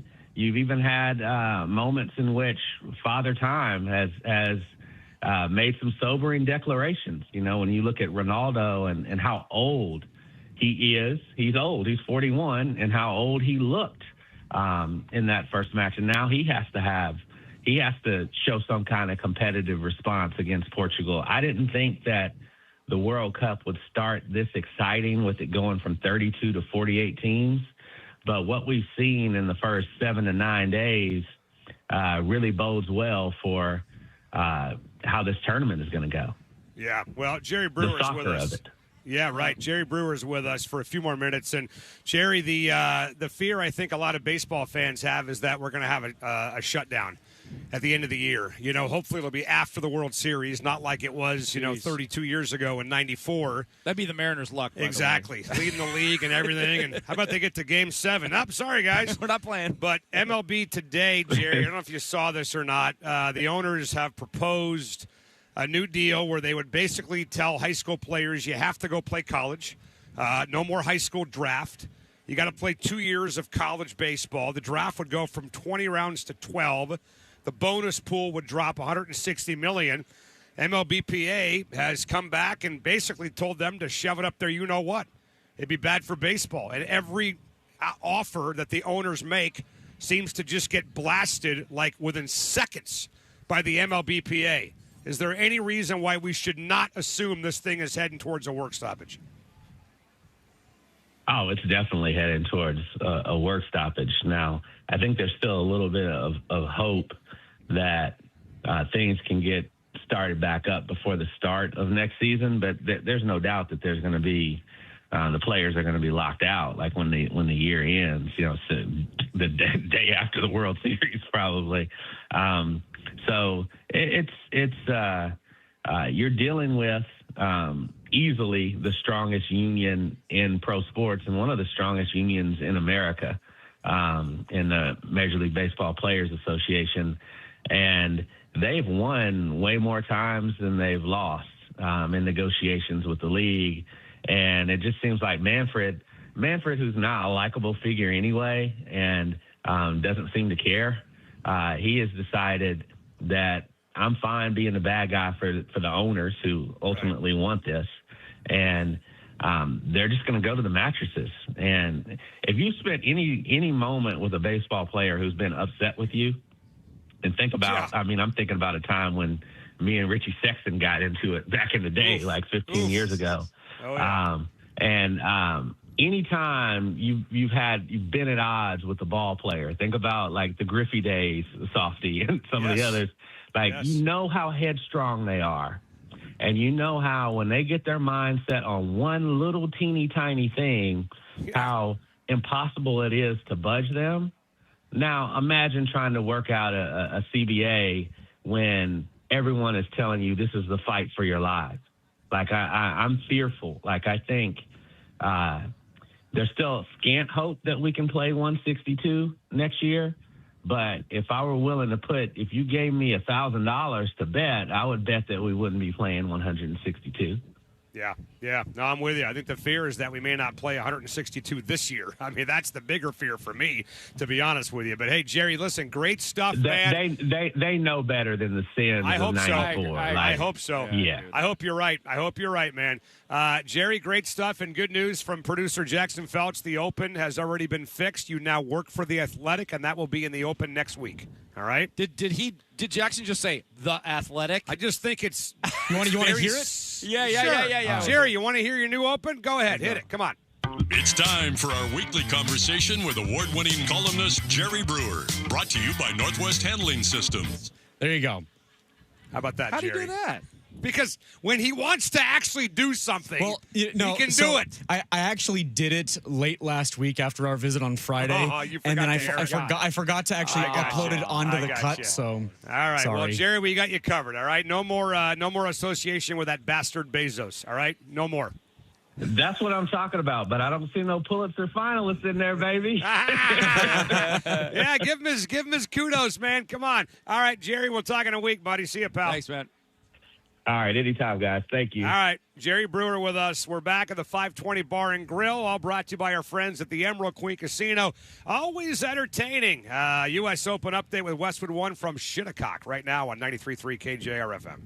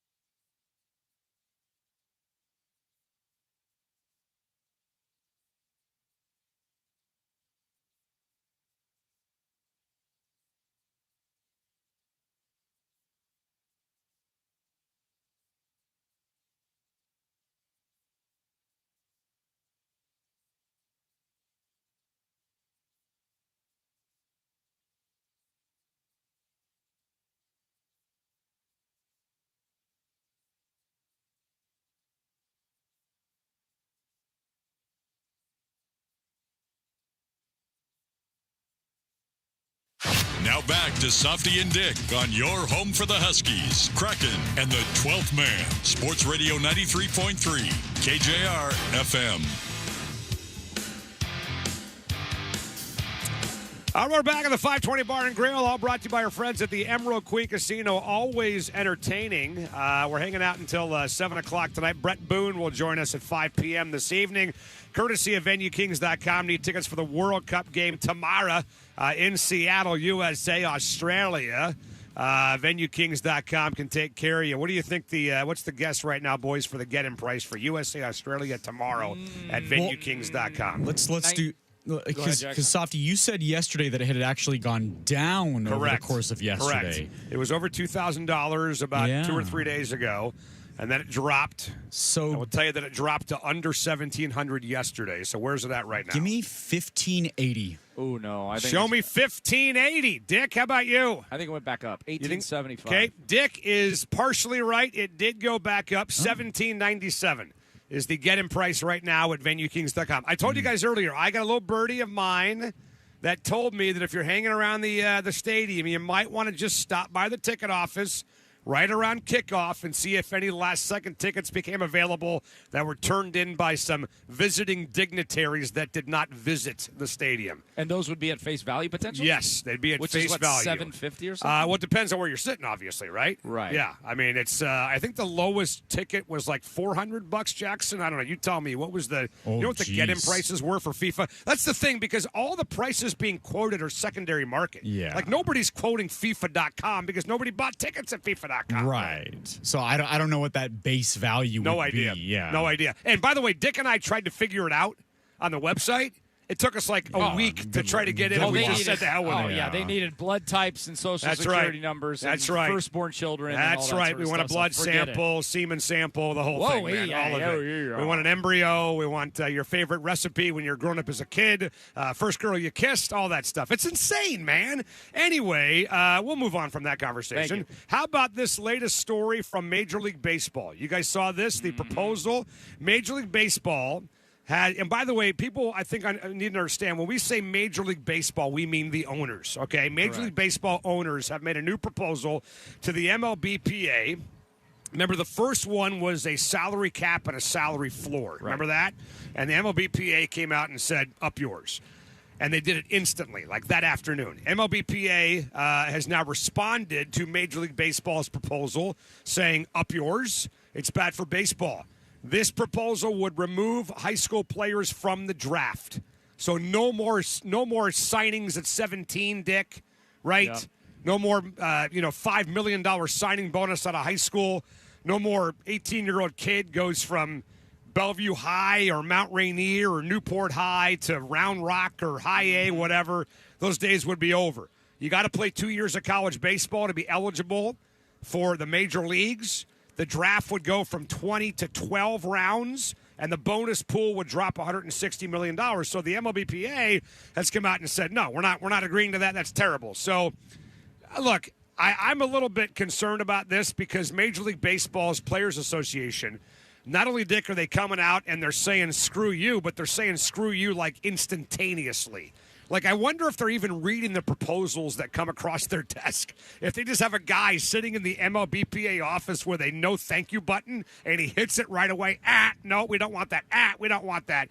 I just think this is going towards a work stoppage. And the thing about the removing high school players from the draft, and I agree with A.J. Brzezinski, who said this today on his podcast, it feels like Major League Baseball wants to go the way of the NFL, where what's the NFL minor league system? Well, it's college football. Right? Like, they train their players for free. College football trains NFL players. They teach them how to play football. Yes. They get them prepared. They get them faster. They get them stronger. And they do it for nothing. That's right. MLB's like, why should we pay for this? 100%. So Major League Baseball, they are saying, look, we're losing money hand over fist. If you guys don't want a salary cap, then you know what? We'll get rid of about, 65 minor league affiliates that we don't need anymore. And we'll let college baseball train our guys instead of us. Now, is this new proposal, because all of these bullet points I'm seeing in the news proposal are anti-player. Right. So is this in lieu of a salary cap? Like, are they taking salary cap off the board and saying, okay, we're not doing a salary cap, but we're doing X, Y, and Z? Good question. The answer is I don't know. It feels like it because if they were, first of all, if they were removing the salary cap from their proposal, you would have thought that would have been in here, right? That's a pretty significant and I thing. don't see it. I don't see it either. But I think, again, if we're just focusing on not allowing high school players to be drafted, doesn't that say to all of us that the owners are saying, look, we're training all these guys. The Mariners have 6 affiliates, by the way, right? 6 minor league affiliates. And they want to get rid of them. We don't need them all. We'll let college baseball. We'll let UW. We'll let Wazoo. We'll let Oregon State. We'll let Notre Dame train our guys. Well, the popularity, and then we won't need as many teams. Look what the popularity of college baseball would be like. It'd be huge, but they don't care about that. The players don't care about that. Right. The owners do. Well, the owners want their guys to be better prepared when they reach the major leagues. In Absolutely. a way, the players could want that because then you might see baseball as a revenue sport in college athletics, and they might be able to pay baseball players $500,000 to play for their college team. I think the problem, and that's a good point, because I do think that baseball is going to be paying guys more than they ever have before. They're doing it right now. But if they included high school players that only have to go to play college baseball and they can't go to the MLB draft, then the talent pool in college baseball would increase. All of us agree on that. I do think the problem I would have with this as a player, as a current major league player, is I would say, okay, you're telling me that right now the players have the option, right, of going to college baseball and getting NIL money, or they can get drafted and get a signing bonus from a Major League Baseball team. Correct. Well, if we do this proposal that you're talking about here, then you're eliminating one of those options. That's right. You're taking one of them off the table. Why would I want that? Why, if I'm 17 years old, would I only want one option when right now I have 2 options? Because then the college baseball NIL can be like, well, okay, we'll give you X instead of 3X. But that's exactly. Because there's no other option for you. Like, okay, yes. we'll give you $100,000, but we would have given you $500,000 had you gotten this signing bonus option from this major. Well, league there's team. no negotiation, right? Because there's nowhere to go. I mean, you're stuck. That's right. So your point about the salary cap, I do wonder if that was taken off the board. You would think if it was taken off the board that would have been reported, because that's a pretty damn big piece of news if it was taken off the board. But I'm just, again, I'm a little bit not shocked at all. It's the wrong word, but I'm just noticing and acknowledging how quickly the MLBPA is coming back to tell the owners to take a hike. It's like that afternoon they're saying, no, we're out, done. We're going to break testimonials. Brett Boone, we'll ask Booney about this, right, at 5 as we continue from the 520 Bar and Grill in Bellevue for the World Cup, hanging out watching all the games today. Canada is just slamming Qatar 5-0. Oh, my God. Those poor bastards are down to 9 players, by the way, Qatar. Unbelievable. Mexico, South Korea at 6. Come by the 520. Watch the game. All brought to you by our friends at the Emerald Queen Casino. Always entertaining right here on 93.3 KJR FM.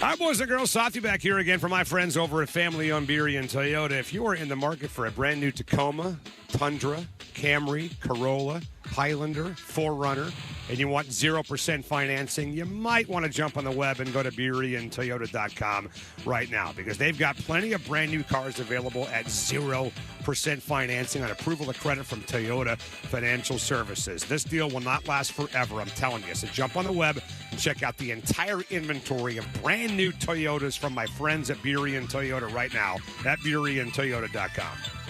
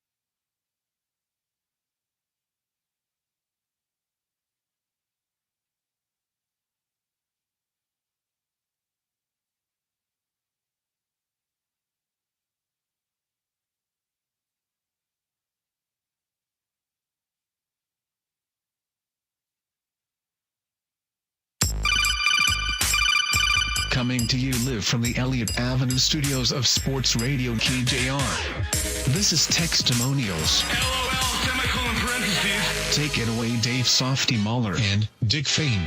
All right, we are watching the carnage at the U.S. Open, by the way. It's fun. Patrick Reed just went from one rough to the other rough. Sideways. On the opposite side of the fairway.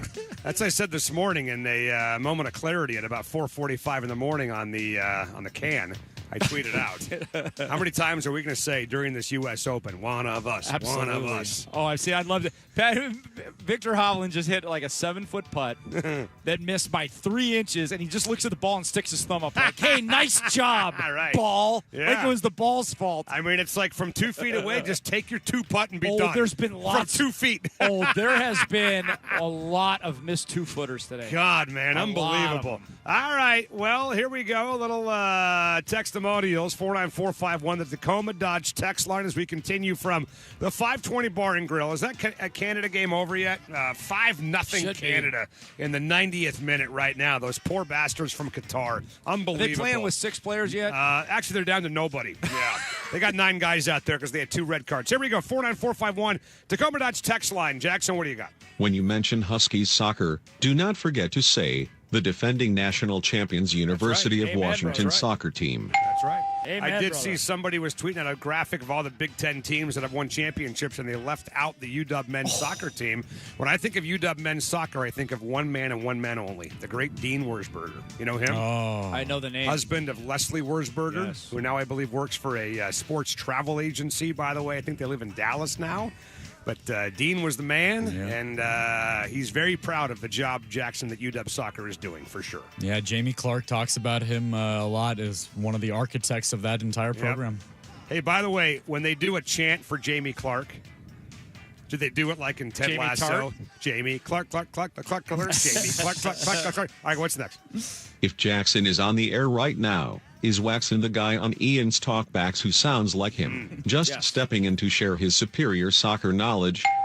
Yeah, Jackson, what do you think of the impersonator, by the way? I on love it. On the talkback. I want to meet him so bad, and like just him and I just riff back and forth. Why don't you guys do a show together? Oh, we should. Sounders at 7:30. Bring him in. How dumb can I be? Look at an injury report, Jackson. He I mean, sounds is so that- much like Is that Jackson, or is that the guy that does the Right. talkback? You never know. It's unbelievable how much he sounds like you. You know that impersonation is the most sincere form of flattery, I love it. or something like that. I think we should get that guy in here on a day in July or Yes. August when the M's are 30 games out, and you guys do a show together. All right? Look, if Ian can get his dumbass fantasy football league buddies on the air, then we can put these 2 guys on the air together. Absolutely. Right? All right, what's next? I agree with Softy. I do not think the Seahawks should go to the White House. You stated it clear. That's absolutely what you said. What? All right, I'm not even responding to that. Yes, I am going to respond to that because it's not what I said. I don't even know what I said, man. Honestly, that was like an hour ago. I can't remember what I said last segment. My point was, How many people walk up to you, Dick, and say, hey, remember that day back in August Yeah. of 2004? No. The hell are you talking about? I have no idea what I said an hour ago. You're acting like I'm paying attention. I just said earlier that I thought of the two factions of people. Yes. Adamantly going to the White House or adamantly opposed Correct. to the White House. Okay, I'm tracking it. The adamantly opposed to the White House Yes. would be much more animated. I agree. If that happened versus the animated going to the White House. And I people. think my gut is, Jackson, maybe you disagree, that there's more people in this town that don't want them to go than do want them to go. Would you guys agree with that? In Seattle proper or the whole area? In Seattle, in Western Washington. Yeah, I don't know about Seattle, that. Tacoma, Everett. I think there's more people that don't want them to go than do want them I think to go. most people don't care. I don't care. Yeah, exactly. No, I don't people- care. I most guess, people don't honestly, care. If I were leaning one way or the other, I would probably say, yeah, I'd like you to go. But if you don't go, then whatever. Right? But I think that there are, ask these 2 ladies over here, these gals behind you. Yes. These Right lovely there. ladies. Okay. Right there. Can I ask you guys a quick question? Would you like the Seahawks to go to the White House to celebrate their Super Bowl or to turn Donald Trump down and not go? What'd she say? She didn't She give a says damn. if they want to go, they should go. There you go. Good answer. That's a good I'm answer. proud of you. That's a good answer. Water's on us. All right, water's on us. By the way, it's 6-0 now. They 4:55. scored a touchdown against Qatar. Brett Boone joins next on 93.3 KJR FM.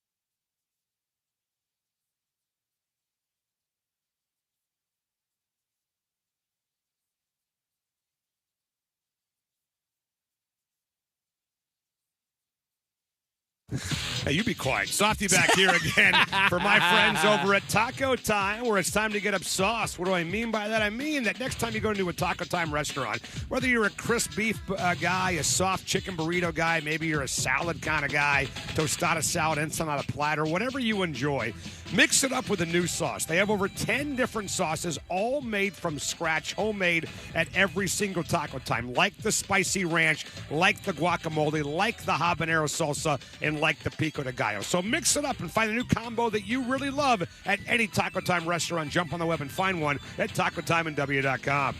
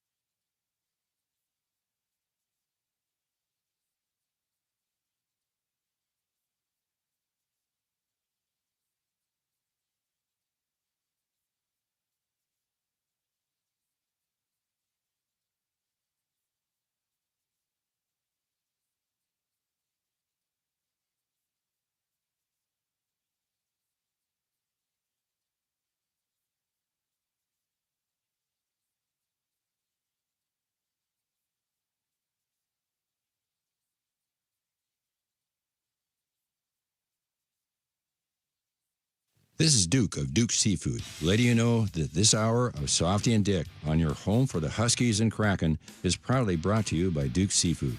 Why not make it a Duke's night tonight? Reserve your table today at dukeseafood.com on Sports Radio 93.3 KJR FM. All right, time for the America 250 contest at 93.3 KJR FM. You want a shot? Dick, would you like a shot at $2,500? Of course. I can buy a ticket to the game tomorrow. That's right.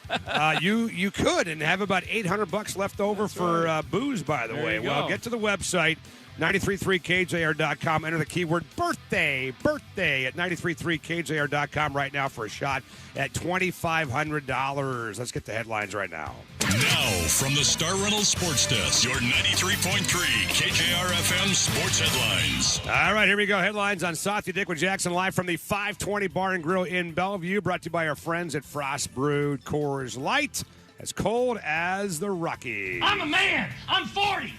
Hey, Jackson, you remember yesterday when I asked you on the air what fan base was most likely to shoot a player if they got hammered in the World Cup? And you said Colombia. Yes. Do they do that kind of thing in Qatar, by the way? Because sure. Qatar got slaughtered by Canada, 6-0. Oh, my God. They ended the game with 9 players after 2 red cards. Switzerland beating Bosnia-Herzegovina 4-1 today, and Czechia and South Africa playing to a 1-1 draw. Next up, Mexico and South Korea at 6 p.m. from Guadalajara. Mariners take the series from Baltimore, a 3-0 win. Brian Wu was no longer Brian Wu. Wow. One of his best outings of the season. 7 innings of shutout. That's a dad baseball. joke right there, by the way. I'm a dad. What did Brian Wu say? He's tired of sucking? He didn't suck today, I'll tell you that. What else we got? Major League Baseball, we'll talk to Booney about this in a second, has made a proposal to the MLBPA, including removing high school players from the draft. You got to play 2 years of college to be eligible, and the draft would go from 20 rounds to 12. Let's talk about that right now with Brett Boone on 93.3 KJR FM. Coming to you live from our Elliott Avenue studios of Sports Radio 93.3 KJR FM. It's time for our weekly conversation with former Mariners All-Star Brett Boone. Brought to you by Venue Kings. Visit VenueKings.com for all your ticket needs. Now with Booney, here's Softy and Dick. All right, we're back at the 520 Bar and Grill. Big thanks to our friends at VenueKings.com. You need tickets for the World Cup, Mariners, Seahawks, whatever. Be sure and use code Softy at checkout for a discount at VenueKings.com. Here he is, our friend, former All-Star second baseman, badass with a bat, our buddy Brett Boone, joining us right now on the radio program. I like badass with a bat. Booney, how are you, pal? What's going on? What's up, guys? How you doing? Good. You been to the? Sounds clean. Doesn't he sound really? He's on Zoom. Sounds right next to us. You have you been to the 520 Bar and Grill here in Bellevue, by the way? I've got a blind spot during those years. No, I don't think I have. Maybe though. Don't quote me on it. I don't remember. Well, you're missing out. I've been to a lot of bars. I don't know if I've been to the 520. Well, next time you're in town, we'll take you over here. This place is sensational. I'll send him the picture. Yeah, that there I you just go. Took, yeah, of our margaritas and the deck. Booney, before we talk some baseball and talk Mariners, who got a nice win today. Brian Wu bounced back. There's a lot of questions though that we got to get to with the Mariners. You've been following this labor agreement, disagreement, whatever between MLBPA and the owners. The owners, as you know, first came out with a salary cap and a salary floor. Players said take a hike. Today, the owners came out and said, all right, we're going to remove high school players from the draft. You got to play college baseball. The bonus pool is going to drop $160 million. The draft goes from 20 rounds to 12 rounds, and it took the MLBPA about 7 seconds to tell the owners to kiss their ass. We're not doing that. What's your take, by the way, on the idea of making high school players go to college and removing them from the baseball amateur draft? I don't like it. Of course, the Players Association is not going to like it. And I think the owners, by putting that proposal forward, they know what they're doing. I mean, they're going to come out with the outrageous hardline position as they can early in the negotiations, just like the first offer they made was a hard salary cap. They know the reaction they're going to get from that. So that's where they're starting from. So I don't think it's really a serious topic to think about. I mean, I was just thinking about it. I haven't really dove into it. But as you mentioned, it went from 360 to I think 200. The pool goes to, of course, that's going to save them more money. Right. When I was drafted, there were 50 some rounds. Now you want to get down to 12. There's less spots. Going to be a lot more cheaper free agent signings. Of course, ownership likes that. But I look at removing the high school player. That's ridiculous. And I think for most of us, normal high school 17, 18-year-old kids, we're not ready for pro ball. We really aren't. College is a great alternative to go out and live life a little bit and kind of ease into professional baseball. Taking an 18-year-old, it takes a special 17, 18-year-old kid to just leave high school and go to Podunk, wherever he's going to go, and play 142 games as a minor league season against professionals. It's a wake-up call, and I don't think some kids are physically ready to do it, but I think you have to have the physical and the mental at that age to do it. That being said, there are still guys. So all of a sudden, the Griffeys of the world, the Trouts of the world, a current Colt Emerson, Bryce Harper, that's going to be eliminated. And now you get to college. I think the union's going to like the fact that 2 years of college instead of 3. I think they're going to love that aspect, a little bone you're going to throw them since you're going to take away the high school. I don't see that ever happening. But I think, once again, it's the first round of negotiations, and they're taking as hard a line stance as they can. That's what I see. That's what I get from the two proposals I've seen so far. They still want that salary cap, and I guess I'm a little confused when it comes to the salary cap. Brett, help me out here. I believe a salary cap and a salary floor would actually help probably 75% of the players make more money. Do you agree with that? And if so, then why are players opposed to it if a majority of the players would actually benefit from it? I think it's just it's been going on for 50, 60, 70 years. Well, maybe not 70, I'm sorry. Maybe 50, though, in the Marvin Miller days, where a salary cap, saying that to the union was like kryptonite. They don't deal with it. I think that gets passed down from generation to generation. We've always fought against it. We've always won. We got to a point where there's luxury taxes, luxury thresholds. I think that detours a lot of teams. I think it actually does. But you dive into a situation like the Mets and the Dodgers and the loopholes they found, that's what's creating this whole thing right now. And Steve Cohen, tell you what, more power to you. You own a franchise and you've got more money than anybody else, and you want to do what you want. Who is anybody to tell you can't spend your money on? That being said, it's not great for baseball because he can just go out, push the prices up for guys that shouldn't be making that much money. That pushes the price tag up for everybody else. Then we come to this point where we've got to do something, because we can't let a couple rogue organizations go rogue. I think overall the luxury tax was a deterrent. I think a lot of teams see that luxury tax and they plan accordingly to try to avoid it as much as they can. As far as a hard cap, I don't think you're ever going to see that in the game of baseball. I'll never say never, because the money is at a point where we've never seen it. And I thought I'm pretty surprised it got here this quick. But as far as going hard cap, I don't see that. I love the ceiling coming up, but I don't think you're going to see a hard cap. That's called, you're able to control what you spend and know going into the season what you spend. Right. I think if I was an owner, I'd love that. I'd love to know what my revenue is before the season started, and I would love to know what I need to spend. That's a guaranteed profit. I think the profit these guys are seeing reflect in the franchise and what these franchises are selling for. I know, living here in San Diego and the Padres selling the ball club recently, I think it was bought for $800 million. They just sold it for $3.9 billion. So I think that's where the profit is always in these sports franchises. When one goes up for sale, the line isn't long enough of billionaires coming in, corporations, everybody because it's a winner, because they make money and they know it makes money. I think people with that kind of money don't get into businesses that lose money. So they're going to go for the hard cap. I think they're going to get an awful lot of no's when it comes to that.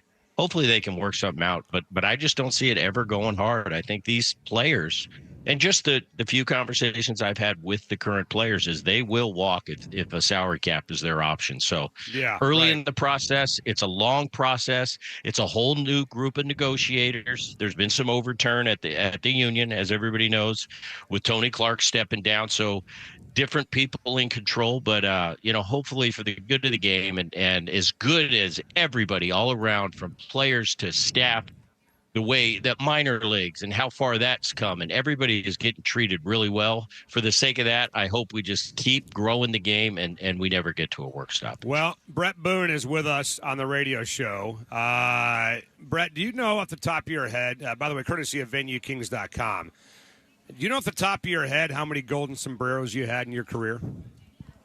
Is that 4 punch-outs? Yes. 4. Yes.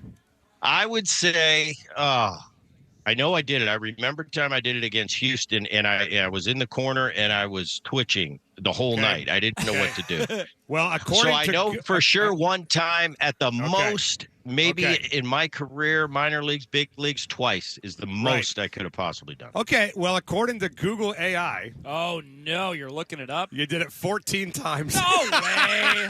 In my life? I don't believe it. Brett Boone, I'm looking at Google AI. That is Brett incorrect. Boone, Somebody Brett Boone, get on Grok. Brett Boone struck I out think it's 4 twice. times in a game, 14 times during his major league career. Google No AI way. knows. Well, you know what? I tell you what. Who do you trust more, Booney or Google AI? I'll tell you what. And I thought I was sharp. I told you, I've got some blind spots back there years Well, here's ago. the reason. 14, Here's the reason. really? Yes. Here's the reason why I bring it up. That's embarrassing. Cal Raleigh did it today, right, against Baltimore. Now, I he just watched. got back I watched. off the IL. He's 2 for 12 with 4 Ks since he came back. He had the game-winning 2-run single the other night, so whatever. Okay, fine. 2 nights ago, got robbed of a homer last night. That's right. I've What watched. are you expecting out of Cal Raleigh, honestly, the rest of the way?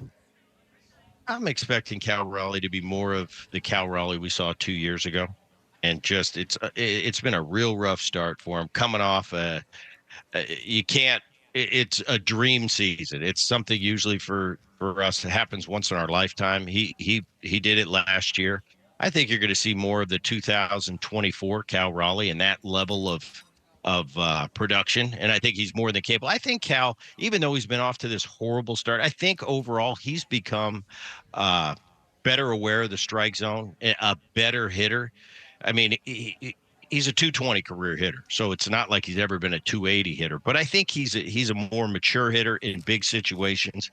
He knows how to take a breath. But, I mean, this has been such a rough start. I don't know, coming off that unbelievable of a season, especially for a catcher, to see this big of a drop-off is pretty astounding to watch. But I don't think, as long as he stays healthy, I think you're going to see a solid Cal Raleigh, a guy that we've come to watch and see play for the Mariners, excluding last year. Last year was just one of those magic carpet rides that very few people get to ride on. Booney, we now have dance partners in the Mariners starting rotation. I guess it's no longer a piggyback because everybody has it now. So Softy's dancing with me. You're dancing with Edgar. Miller's dancing with Castillo. Kirby's dancing with Logan Gilbert. Like, where does this end? And how do you think it ends for the Mariners starting rotation as they continue to figure out how to squeeze 6 guys into 5 spots? It's like we're trying to be fair. Softy brought that up a couple weeks ago and I lost. There's no fairness at the big league level. It's about wins and losses. I think for the short term, Castillo's been better since that's going on. I think Miller is still the guy that start to finish has been pretty darn good. It was great to see Wu today, and I think I said last week when it came to Wu, no, he hasn't lost his stuff. It was just his turn to go in the barrel and have a rough couple starts. Coming off 11 plus innings, he gave up 12 runs. All of a sudden, he throws a 0 up today. So I don't know. I think as long as and you don't have to be okay with it. As long as they're in first place, I try to look at the most positive. I think there's still 4, maybe 5 teams above 500. I mean, this division, I'm watching this division. You've got Houston starting to creep back. They're only 4 games out. And they've had about a rough start as you can. So I think Seattle's got to look, not even close to what we thought they'd be at this point. They're pretty darn banged up. Rayleigh missing the last few. You got Naylor back. Rosarina, that's tough. I mean, he was looking like he was going to be an all-star. And then you go to the bullpen with Criswell, Vargas, and now Brash. And they're talking about those guys not being back till the trade deadline. So you're going to have to really make up for it in the bullpen. But I think all in all, they're still the most talented team in the division. They're still winning the division. So I don't think there's any panic. It's like we're just going to feel this out. We've got 6 real quality elite starters, and we're just going to mix and match and try to make everybody happy at the same time. Hopefully we win some games. So I think here, as long as you're in first place, you can roll with this. If they were in 4th place right now, I think you'd be getting, the critics would be a lot louder than they are. But as long as they're in first place, they're just trying to win some games, get everybody healthy, see Julio's day-to-day, but I guess they got some good news on him today. You can't be missing him, too. Get everybody healthy, back rolling. I think you're going to be fine. And this will be old news. We won't be talking about this in a month or two. Right. By the way, your last golden sombrero game of your career. Oh, you're stuck on this, aren't you? I'll tell you what, I'm fascinated because I really didn't think I had that many. 4? I'm going to have to look. I mean, 3 punch-outs. I think it's more 3 punch-outs I did 14 times. There's no way 4. There's no way. You did it September 24th of 2004 at Texas. You went 0 for 6 with 4 Ks. Previous time before that, July 30th at Safeco against the Tigers, you went 0 for 5 with 4 Ks. So that's at least 2 of them right there. I think it was at that game. Hey, it even happens to the best, man. But, hey, you mentioned Brian Wu. How about George Kirby? How about George Kirby, Booney? The Mariners are 1-5 in his last 6 starts. He's put 52 base runners on in 33 innings, and strikeouts to walks are not the problem. Control for him is not an issue. He's only walked 5 guys in his last 5 games, so he's been fine with the control. He's just putting way too many runners on base. This is now going on for the last 6 games, a month or so with George Kirby. How concerned should we be about him? Not concerned, but I think at the end of the year, you're going to look up, and it's not going to be his best year. But his average year is pretty darn good when you got those 6 guys. Yeah, he's a guy that's always around the strike zone. He doesn't walk many people. I mean, he was one of the lowest, and not only for the Mariners, he's one of the lowest walk guys in all the game. I think he's probably been the one guy that hasn't got on a real run where he's been dominant for 2 or 3 starts in a row. But no, as far as worried, no, I'm not worried about him. Worried is, Castillo, the way he was going early in the season, he righted the ship a little bit. He's back to a 5 ERA. But no, the word worry at this stage, sitting there with a 4.1 ERA, I'm not worried about Kirby. Yeah. All right, I'll get the entire list of golden sombreros, all 14. This is embarrassing. I'll tell you what. I learned my lesson. I had no idea. It's been a wake-up call. Guys, let me jump in because I actually decided to go to a Baseball Reference and look up all of Brett Boone's entire career. Okay, what do you got? He struck out 4 times in a game, 5 times. Okay. Thank you. So all AI's now full I'm not of crap. going completely crazy. 14, there's no way. I would have quit. 5 times. Sick, it's right here. I'm trusting Baseball Reference over Claude. So we have learned that AI is full of crap. Yes. Exactly right. Thank you, Jackson. Thank you. And I want when I get off, I'm going to turn on your show. I want a full apology for mocking. There might be people that listen to the show early, heard you, and now they're telling, hey, Booty struck out 4 times, 14 times, and he thought it was 2. I'm looking They're at mocking Google, me right now Jackson, because of you. Jackson, because of go your to Google bad, and type patchy research. How many times did Brett Boone strike out 4 times in a game? Pretty simple question. Write that into your Google. Well, let's just. And they said 14 times. How many times has Brett Boone struck out 4 times in a game in his career? Let's see what it says. It says, searching, AI is doing the data. I got 5, Softy. It says 5. Okay, I'm going to send this to you, Jackson. I want you to write exactly what I wrote. How Every many AI times? got a Full different apology, answer. Softy, on the air. All right, I want to hear sorry. I'm sorry. Tell you what, I'll triple your salary. But you know what? Week. I still have egg on my face because I thought it was 2 for real. I never thought it was 5. 5's not bad. 5's pretty good. For the length getting of your old, blind spots. Yeah. Yeah. You know what? 4 times. I'll tell you what. You strike out 4 times. It was different then. Striking out 100 times, I did that every year, and I hated it. But it's like you go down 3, you start putting on the armor and finding a way. Give me a paddle, give me something. I don't care if I'm making out. I'm not going down 4 times. 3 times was bad enough. So it was a different mentality then. You went up that 4th at bat, and you were up there for straight survival. You just wanted to touch it. pop one up to the catcher, run to first, pretend you're pissed that you didn't hit one out, when really inside you're going, I'm just glad I touched the ball. Okay, I'm just looking this up. You said 5 times, Jackson. Is that right in his career? I just confirmed 5 times is the most golden sombreros in baseball history for a player under 5 feet. Wow. Jeez. He's not going to come back next week. I would love to see what it would look like. I'll come back for you. If Boone was here right now, I would love to see the freaking knuckles that would be thrown at Dave Softy Mahler. Hey, if I can't bust your balls, who can? Huh? Come on. That's true. I really don't take it that serious, but I have to put a good show on for you. I know you do. All right. Well, I just texted you the question I asked Google, so you can see that I'm not full of crap. All right, we will correct the record. I'll do my own research. Yeah, correct it when I'll listen a little bit later. Just say, for all you guys that were listening, might have got out, got a drink, did something. It's not 14 because that's humiliating. 14. All right, but 5's okay. 5's unacceptable, but I can live with it. I played a decent amount of time. I can live with it. You did. Yes, you did. All right, we'll talk in a week, buddy. Thanks, See you, man. pal. All right, guys. Thank you. All right, Brett Boone. I'm telling you, the question is pretty straightforward. How many times did Brett Boone strike out 4 times in a game? Boom. It said 14. What do you want from me? All right, we're going to break. U.S. Open update from Shinnecock right now on 93.3 KJR FM.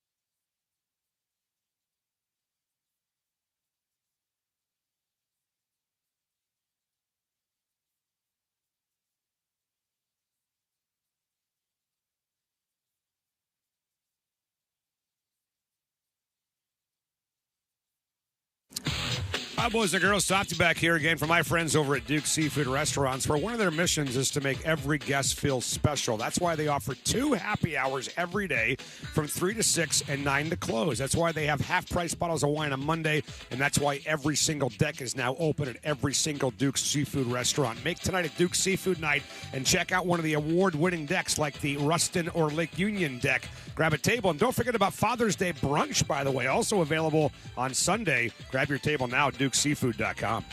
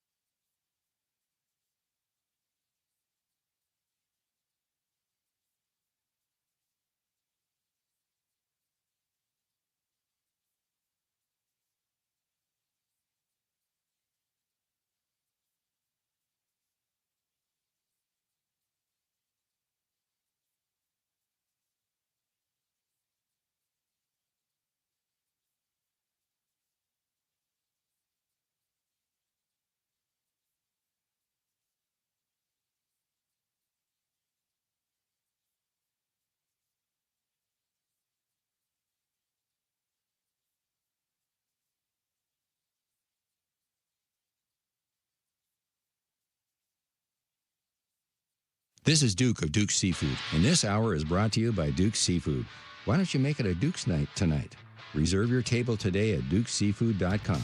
Now, back to Softy and Dick on Sports Radio 93.3 KJR FM. All right, big thanks to our friends at Duke's Seafood Restaurants. Grab a table at dukeseafood.com. Father's Day brunch available, by the way, on Sunday as well at dukeseafood.com. Go grab the family, hit one of their decks. Lake Union, Ruston, Green Lake, lots of great places for the best decks multiple times over at dukeseafood.com. So Jackson is no longer responding to our text, by the way. Yeah, he stopped smiling and laughing at Sent you a picture of our nachos they just brought over here, the margaritas, and Randy Brazen Jackson just popped us over a big fat-ass pretzel, by the way, with cheese dip. Did you take a picture of that one? No, I have not. I'll send that to him. Jackson, would you like to see the pretzel we sent over? I'm going to take the picture of him right now. He doesn't care. He's quitting. He is protesting, by the way. Hey, at least you got a protein bar in the studio. Enjoy that. Jackson, I'm going to give you a chance, though, here to make a little money, okay? You ready? Okay. He's $20 not even responding to us. $20 if you can tell me who Boris Tisma is within 5 seconds. No. Who's Boris Tisma? Don't know. Just take a guess. Basketball Who is player. he? I don't know. Whoa! Hey, that's a winner. The winner. $20 coming to you. He's not going to pay you, though. He offered me $100 last week. Yeah. Oh, do I owe you? Something never pays. We all know something never pays. That is an absolute lie, and you know it. Do I owe you $100? No, you got me lots of food here. Yes, so you actually do, yeah. I'll send you $100 right now. Am I using your Venmo or your wife's Venmo account? Don't use hers. Well, then what's your Venmo? I'll send it over. Tell him who Boris Tisma is, by the way. Boris Tisma, Jackson, is a brand new addition to Danny Sprinkle's basketball team. Wow. He's 24 years of age, and he's played professionally for 7 years. In Europe. Softy, where's my money?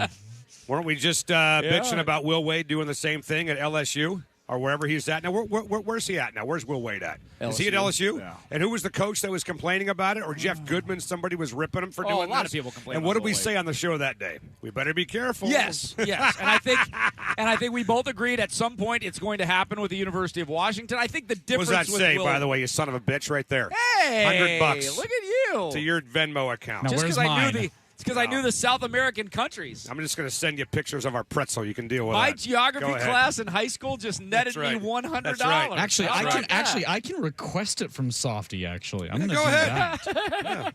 that. What was I talking about? I don't know. Oh, yeah. Boris Will Tisma. Wade.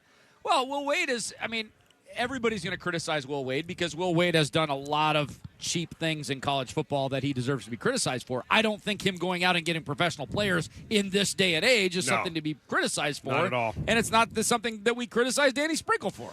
Well, look, you know what? It's the same conversation that we've had for years about like non-conference schedules in college football. And we talked about this 15, 20 years ago. You know, everybody wants to see everybody play really hard schedules in September. But unless everybody's doing it, then why should I be the guinea pig?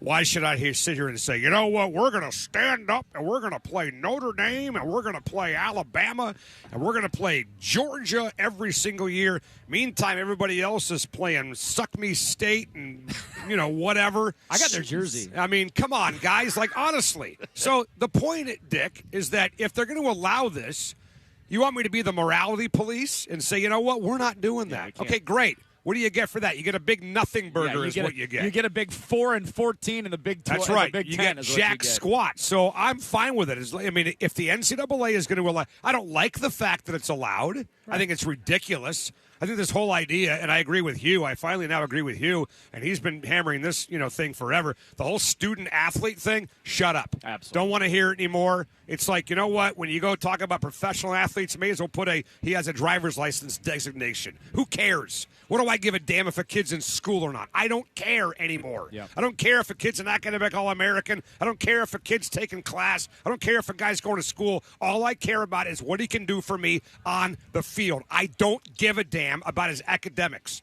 Don't tell me about this kid, Boris Tisma, and what he's doing in school because nobody cares and he doesn't care either. He's got a B+ in biology, I hear. Don't care. Yeah, he's been playing professional basketball for 7 years. He's only going to class because he has to. It's a necessary evil to make the money that UW's paying him. And don't you think one of the aspects of this football super league is that the players won't have to go to school, and it'll be I think eventually it'll be a legitimate minor league. Absolutely. That maybe each NFL team will have one individual college football team that they will report to, like the Tacoma Rainiers to the Mariners. I told you guys years ago that I can imagine a world where the University of Washington takes their brand, their name, their history, their colors, and they farm it out to a third party.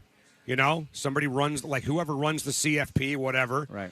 And they just use Washington's logos, and they use their colors, and they use their history, and they hire players to play under the Washington umbrella, and they're not even in school. I absolutely can see that happening. And again, what is really the difference between that and what, like, Michael Penix did his 6th year in college? Or what Corey Dillon did when he was at Washington. Yes. We're seeing guys all over college football that are in year 5 or year 6 that are taking one class just to stay eligible. And it's happened for 20-plus years. Right? Of course. Derek Rose never went to a class at Memphis. 100%. So, again, does it really float your boat that much to know that a kid is actually taking one class where he's there an hour a week?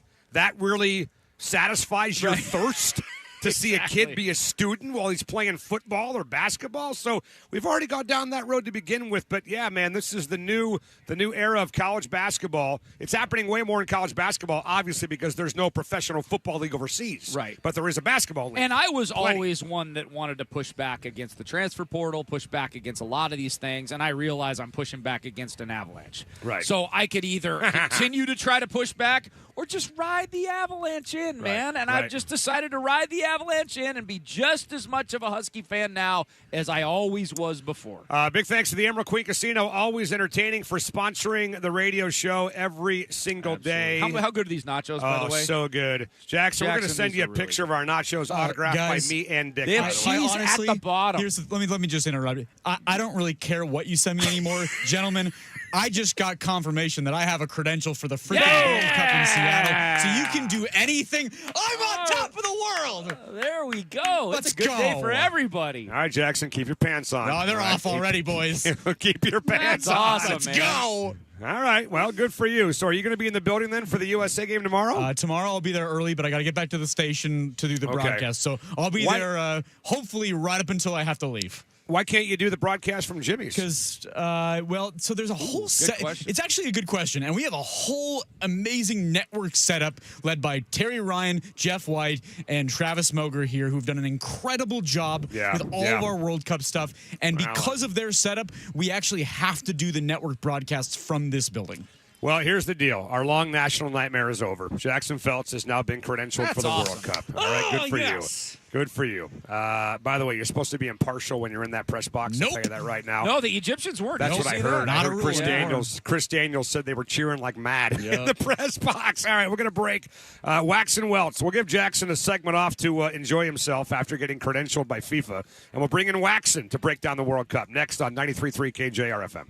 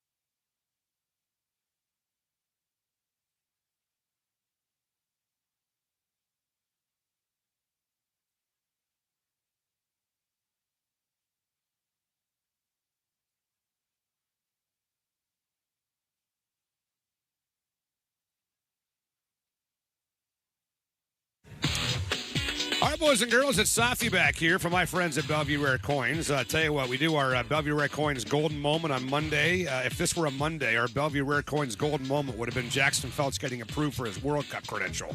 And his reaction, my God. I thought you were going to say the nachos. Those are pretty good, but I would say Jackson, little Jackson Felts, man, what a career. He's grown up in front of our eyes. Starts off with nothing, and now he's going to cover the World Cup for KJR and iHeartMedia.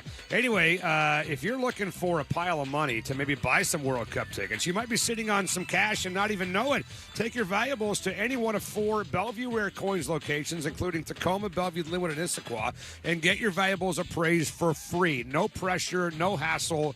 They'll never force you to sell, and they'll always pay you top dollar. You want to find out what your gold, silver, coins, watches, and more are worth? Take them to BellevueRareCoins.com right now and find out more.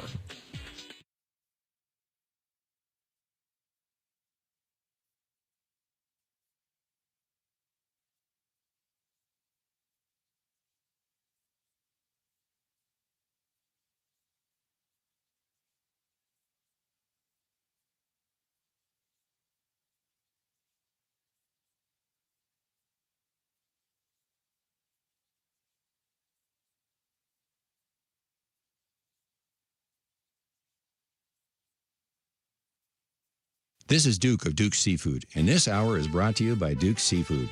Why don't you make it a Duke's night tonight? Reserve your table today at dukeseafood.com. Now, back to Softy and Dick on Sports Radio 93.3 KJR FM. All right, Duke, thank you very much. We are back here on a Thursday afternoon right here on 93.3 KJR FM. For those wondering if Jackson Felts has officially been credentialed for the World Cup, the answer is absolutely yes. We have live video, live audio, by the way, from Jackson Felts receiving his FIFA confirmation of his credential from the previous commercial break. Yes, yes. In the studio.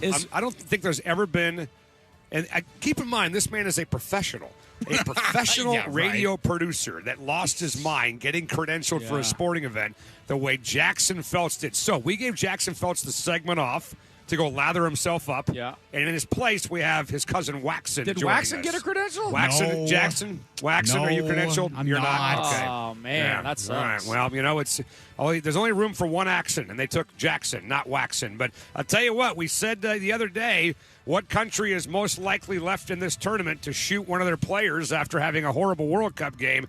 I don't know how they roll in Qatar, but Qatar got clowned today, Waxon, by Canada, 6-0, including 2 red cards, and finished the game with 9 players. How does that happen? Yeah, because Qatar is maybe a top bottom 3. Maybe they are the worst team in the entire World Cup. This is their second ever time in the World Cup. They were hosting, obviously, in 2022. They're horrific. They're a really, really bad team. And Canada, meanwhile, they're motivated. They did not get the win that they needed over Bosnia and Herzegovina the last week in the match day 1. So Canada playing at their home stadium in Vancouver where they are training. They needed this kind of a win, and it's huge for their goal differential. Guadalajara, Mexico in 8 minutes. Ooh, Jackson, yeah. I am about to meet my buddies who are here for the World Cup. They're staying at my house. I'm about to meet them at the brewery, and we're going to watch Mexico, South Korea. What am I looking for there? And should I place a little wager on the game? Again, I would never gamble on soccer. Oh, because that's right, this game especially, though, because I think this one is a tricky one to predict. Mexico in their first game against South Africa did not look very good, I thought. Maybe that's just the pressure of it being the first World Cup game. Maybe it was being in, Mexico City and having, what was it, about 80,000 people just on top of you. But still, they're in Guadalajara tonight. That's not going to be much easier than Mexico City. South Korea, I thought, looked pretty good. I think, if I had to pick, I'm going a draw, but absolutely, South Korea could be a team to pop up here and get a win. That's a good soccer team, and I haven't seen what I wanted to see yet from Mexico. Yeah. Well, Switzerland with a 4-1 win over Bosnia-Herzegovina tonight. Czechia, South Africa played to a 1-1 draw. But the game that a lot of us are obviously keeping an eye on is USA-Australia tomorrow. Tickets now, again, about $1,800 to get in the door at VenueKings.com. So for those that haven't heard Waxon, your analysis all week long on the U.S.-Australia game, watching that game tomorrow, what what are a couple things we should be looking for, Waxon? I think you need to look for the counter for the United States. I think a lot more than. Why are you laughing? Because your name's Waxon. Okay. It's funny to say. There you go. What do you think, Waxon? Everything's a joke to you. So I think that Paraguay didn't open themselves up to be countered. They just opened themselves up, period, because the U.S. just did whatever they wanted to do offensively. Australia's going to get up and down the field. They're an athletic team. They got a couple really, really speedy wingers on their team. Metcalf, you guys will like that, is one of them on the right side. They're gonna Does he throw hissy fits too? Yeah, I don't think so. He's fast and he's really good. O'Neal in the midfield, really good player as well. They're going to try to push and get on the front foot against the United States. I think if they send numbers forward, they play what's called a 5 in the back, which means they like to send their fullbacks on the offensive end. If they do that too much, U.S. could use their speed, whether they have Christian Pulisic or not. He's questionable, and I think they're going to be able to get Australia on the counterattack, and just all you need is one goal in the first 30 minutes, and then Australia has to commit even more. You can get a second, and it's off to the races from there. I just had a great idea, by the way, guys. Sorry. We should have Jackson pick one game each day. I'm sorry, Waxon pick one game each day, and then decide if he was on or off with his prediction. And we could play the Mr. Miyagi wax on, wax off.